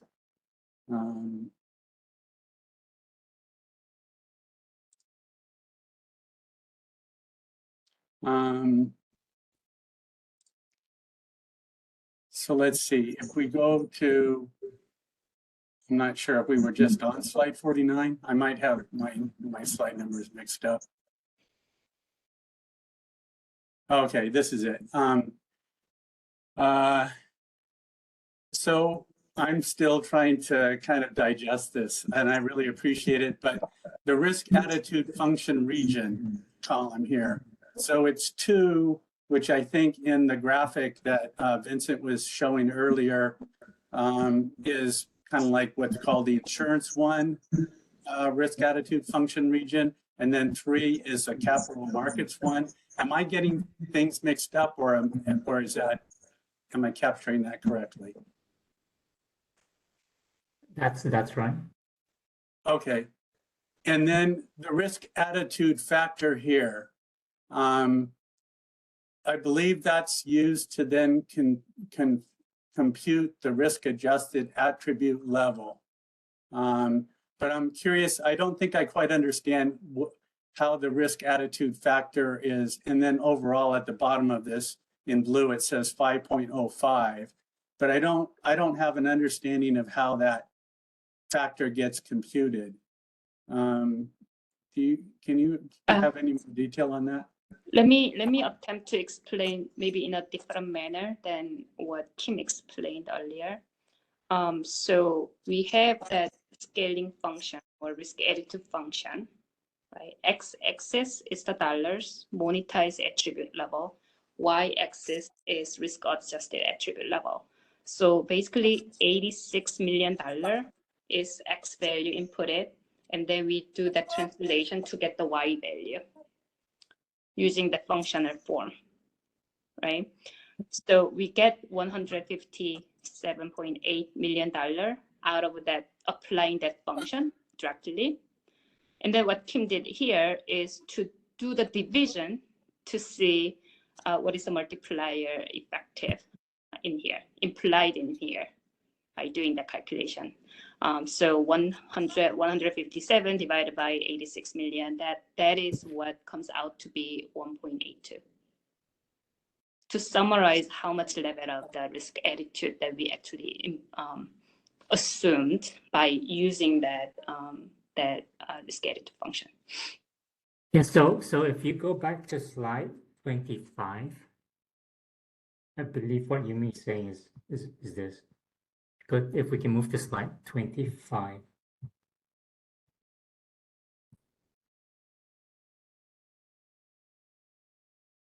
Can we move to slide 25, please?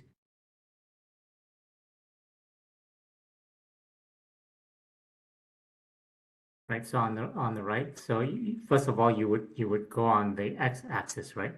And you would find on the x-axis where $86 million is for that first trial. And then you would read up that line to see what the value of y would be. So it has a slope of 2.0, but that doesn't mean its y value is 2.0, right? The y value is going to be, based on both slope 1, slope 2, and then you read over what that y value happens to be. In this particular case, the Y value was, what was it, 1.52 or something like that. So that's how that's the risk scaling function works. Okay, so if I understand it right, this is kind of like a reference chart that you use. You put in your x-axis value, and now you use the Y value to fill in the table on slide 49. Okay, and can we go back to 49 again?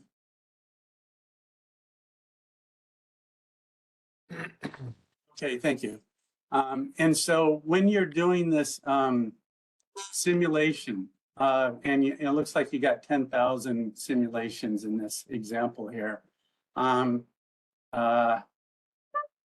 you just kind of help me understand how there can be like these valuations where you have some which have a risk attitude function of region of 3, and then like item 9 is where the risk attitude factor is 5.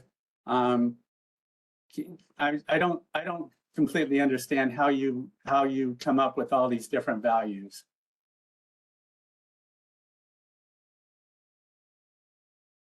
Sure, I can take that.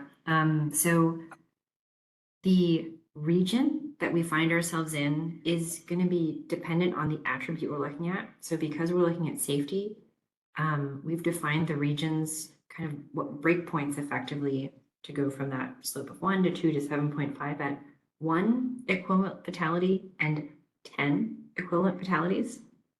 So what differentiates, row 6 from 7 is, we're greater than 1 but less than 10 in row 7. So we find ourselves in region 2, but for row 7 we're greater than 10, which is why we find ourselves in region 3. And the reason, so hopefully that explains why we have different regions, why the region is trial specific. To your other question as to, why is the number in each row different? When we apply that risk attitude function, as we've explained, we have sort of an X value, we go up using our function, compute the Y value, because it's kind of a continuous number. So the specific position we find ourselves in is different for every trial, meaning that ratio of the monetized attribute to the risk adjusted attribute is going to be different. But all of them are informed by the same function. But because we have a different input value for each time we apply that function, we're going to have a different, a potentially different risk attitude factor, which, as you explained, is sort of a calculation we can do comparing risk adjusted, so that Y value, against whatever the input X value was. Thank you. And what is that different input value for each of these? So excuse me, each row, so the X value is essentially that monetized attribute level column. And then the Y value is the risk adjusted attribute column. So for each trial, we find ourselves at a different place along the X-axis, meaning we find ourselves at a different place along the Y-axis to kind of execute that calculation. So the monetized attribute level is what is randomly provided for each of these simulations? Yes, insofar as we simulate the natural units, but we apply the same monetization factor to every simulated natural units. So generally, yes, that's a constant in this multiplication. Okay, thank you. I have some other more general questions, but I see others have more specific. So maybe I can come back afterwards and I can ask some more general questions. I'll save those. Thank you. I believe the next person is Tom Long, to be followed by Eddie Schmidt. Thank you, Steve. I wanted to follow up before you do that, Francisco, could you please give Mr. Stefan Shenshek the panelist status, please?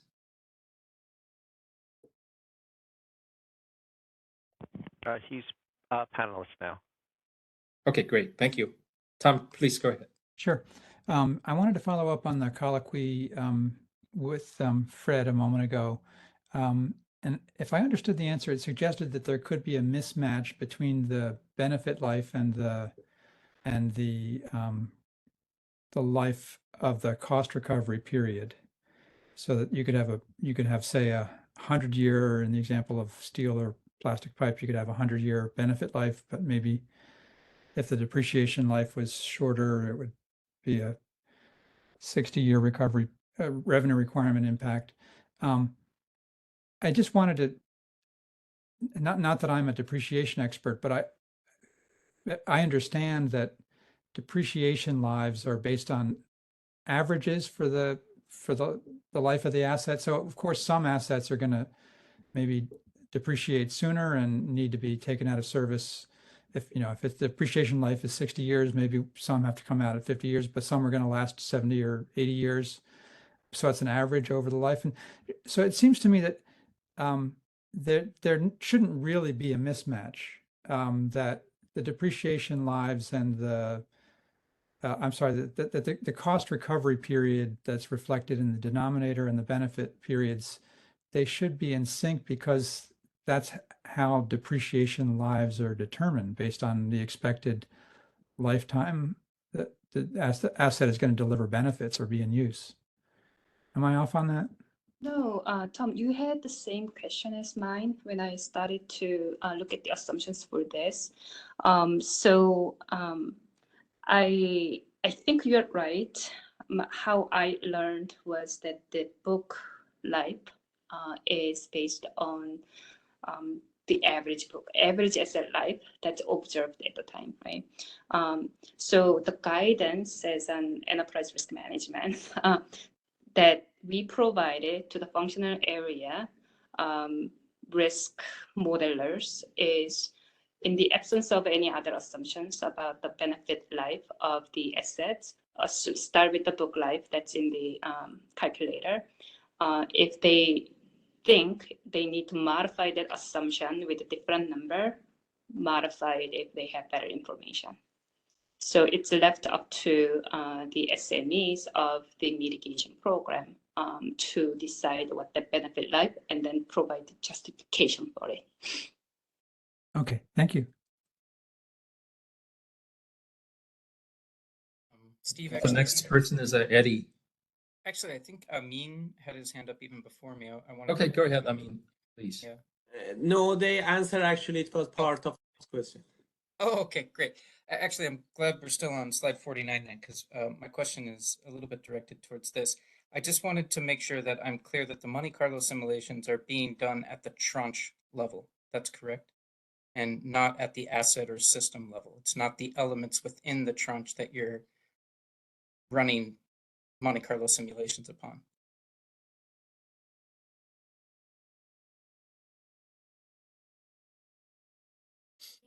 Your question is, so this isn't something sub-tranche. I think that's what your Yes. question is getting Yeah, at. this is an analysis that's done at the tranche scale, and it's not, is it, well, I guess my question, is it done at a more granular scale? Yep, it is at the tranche. It's not sub-tranche, it's at the tranche. Using the risk profile information we have at the tranche level, that's what informs the Monte Carlo simulation. Oh, okay, so now my question is, row 14 requires that each tranche is able to demonstrate that there's a homogeneous risk profile within the tranche, and particularly that each asset or system within that tranche is similar in terms of lore and core.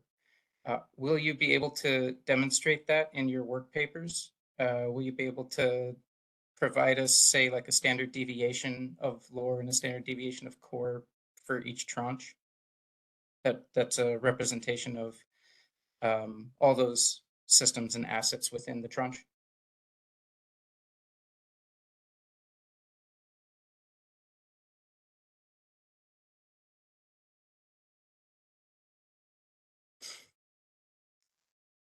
Oops. So I can sort of take a. Sorry, can you repeat the question, Eddie? Sure. So row 14 states that each tranche should be made up of assets or systems, elements essentially, that have a homogeneous risk profile, which means that they should have similar lore and similar core. And if you're doing well, I guess the question is, will you be able in your work papers to demonstrate that each tranche, each asset within the tranche has a similar lore and core? So do they have homogeneous risk profiles?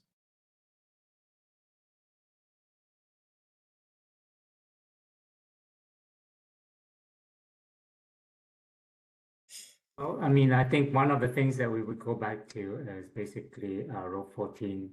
Everybody mentions that the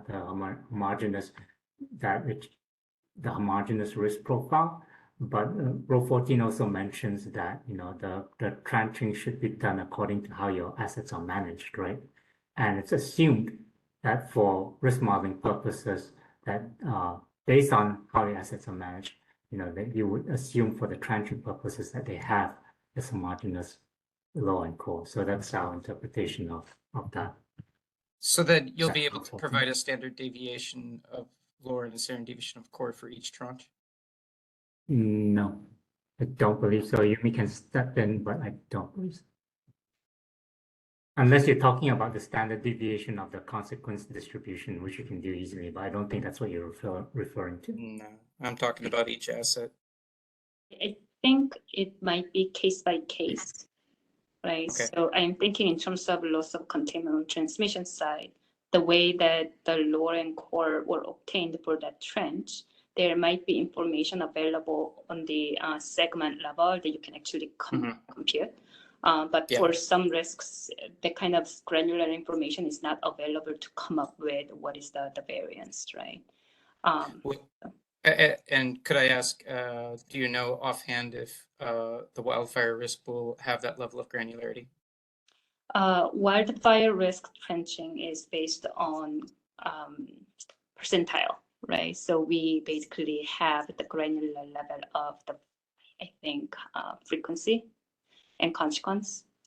And so, and risk as well, because we did the calculation at the circuit segment level and then group the circuit segments by the percentiles into the trenches.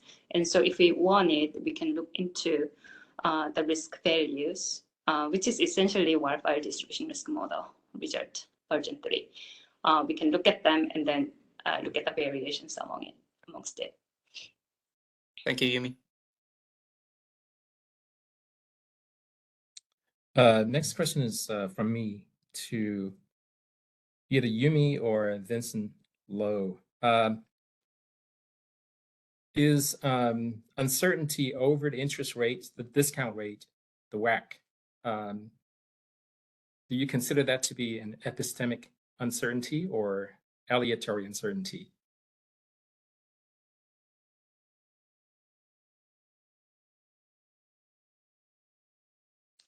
I think there are both. What do you think, Vince?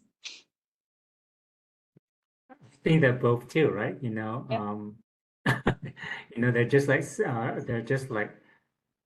interest rates, right? And you can see interest rates move. The way I understand it is PG&E is using the scaling function to capture epistemic uncertainty, and it's using percentiles as a way to present expected value and percentiles as a way to present aleatory uncertainty. Is it correct? We're simulating for aleatory uncertainty. That's what you mean.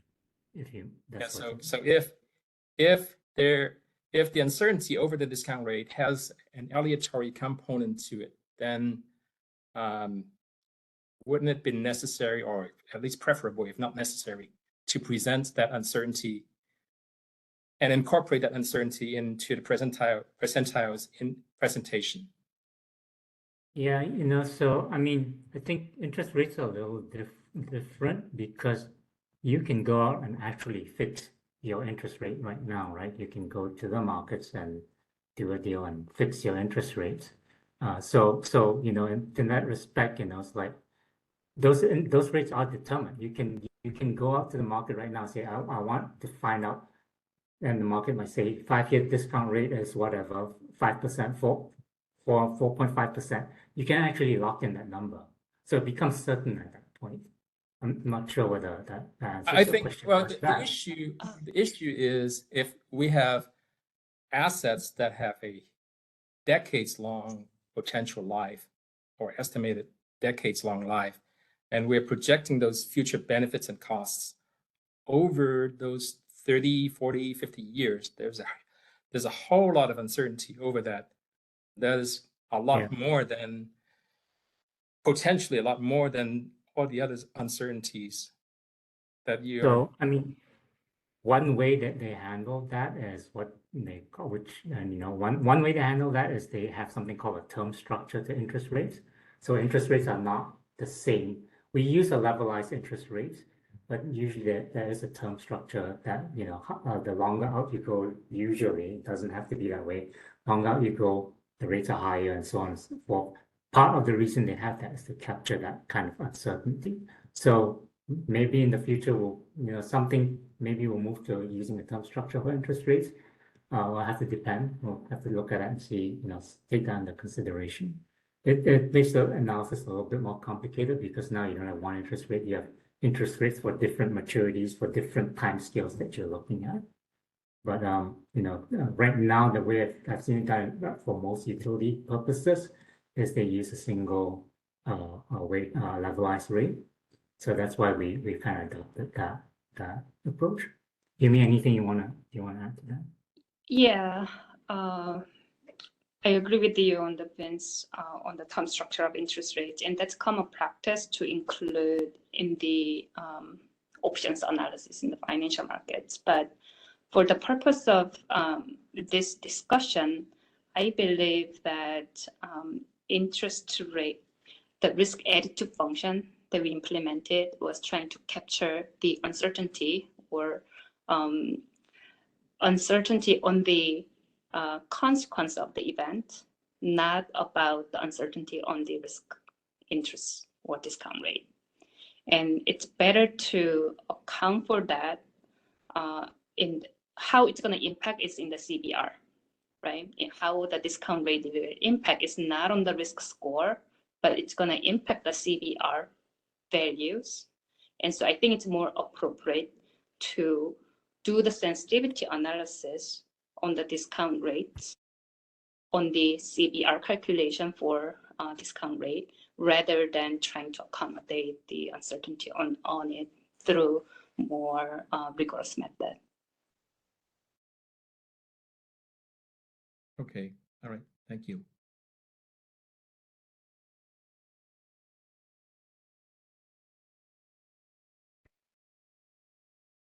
I don't see any other hands up.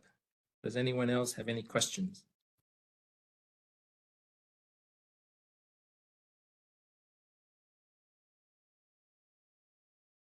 Chris Parks, please.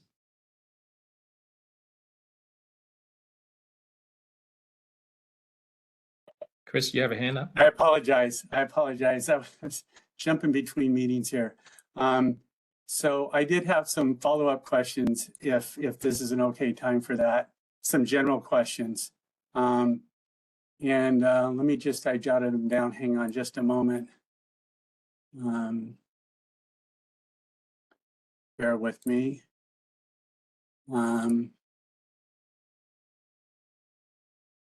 Okay.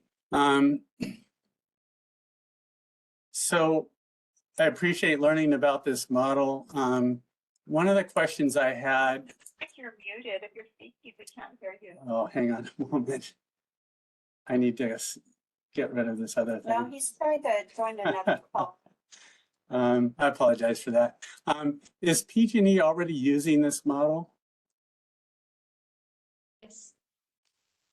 I mean, okay. And then how is PG&E using this model? So I wanted to know, is PG&E using this or planning to use this to determine rate case or other preceding rate case program requests? I think the answer is the ramp is certainly an input into rate case decision making. Okay, so that's the ultimate plan. Is PG&E using it now, or is it just kind of like a plan for the future? But I think Ken just said the same as I was going to respond, Chris. This is what we are using based on the decision 2212, and this is what will form the basis of our RAMP report that we will file in May, which precedes our general rate case of the following May 2025. Okay. So in addition to project planning, is this used for making sort of like, well, in addition to program requests, is this also used for project planning? So if you're looking at this analysis, you can evaluate this cost benefit. Is PG&E using this to select programs, to evaluate alternatives in sort of like its real-time planning for operations in today? So I think the safe answer to that, Ken, and please keep me right, is that a RAMP is an application and an opportunity to explore through discovery with the participants and the regulator, yourselves. And then from that, any feedback that we get would be incorporated into our general rate case application. So we're not using it just now because it's not gone through that discovery process. We built this cost benefit approach to develop the tools to allow us to then score our programs at a level to determine future funding requests and future prioritizations. And Chris, is your question a little bit more simple in that, do we intend to use the ramp as an input into our business planning and decision making? And it is one of the many things we consider as we develop that plan. Oh, okay. Because one thing I'm trying to get a better handle on is, you said in your planning, it is part of your plan, I guess. And we would see this in general rate case proposals, I would imagine. So what I'm trying to understand is how this information, so first off, I think that the purpose of this workshop, if I understand it correctly, was to provide this information to meet the RDF decision requirements. It's following the format references to the decision. What I was hoping to also understand is how PG&E will use this information to select and expedite the most cost-efficient mitigation programs that prioritize the greatest risk. Because I can see there's a lot of evaluation going on, but it's not clear to me, does PG&E, how does it use it? Does this information, the folks who are presenting this, do they then provide this information to the business units that actually have to implement it? Do those business units then use that when developing general rate case testimony? Do they use it when making decisions between, are we going to cover conductor this or are we going to underground that? I'm just trying to see how this flows to the actual outcomes that we would then fund and then evaluate as part of the overall implementation of risk mitigation programs. Yeah, Chris, I do think this workshop is specifically, as you said, to demonstrate compliance with the cost benefit approach from the RDF. I think the answer to your question remains, we'll file a ramp on May 15th. There's a significant amount of information we will pull from that and then integrate into the planning process as an input, right? People, will look at what the risk reduction and the CBRs are. And that's how we drive towards our general rate case filing, which is 365 days from when we file our ramp.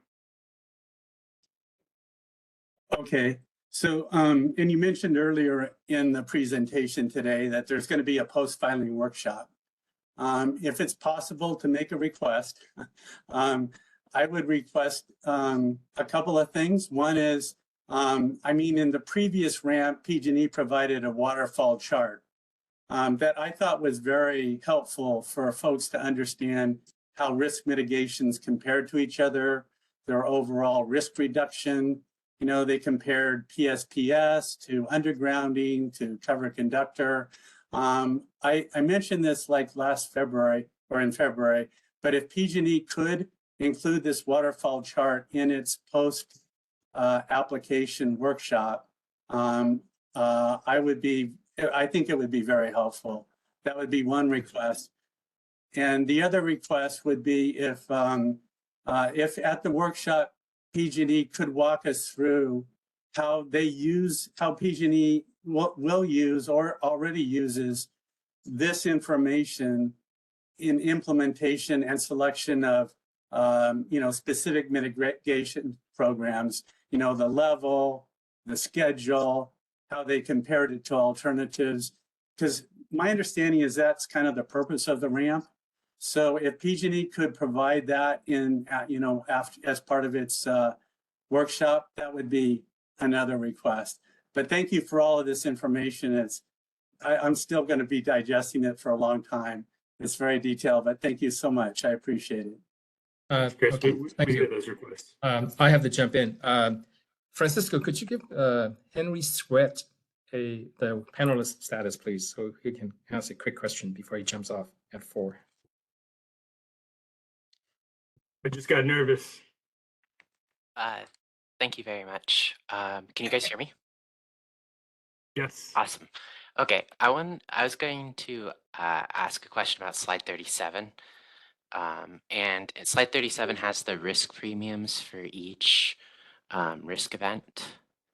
And this risk premium, it's the same as the risk attitude that we were seeing on the previous slide, right? That 5.05.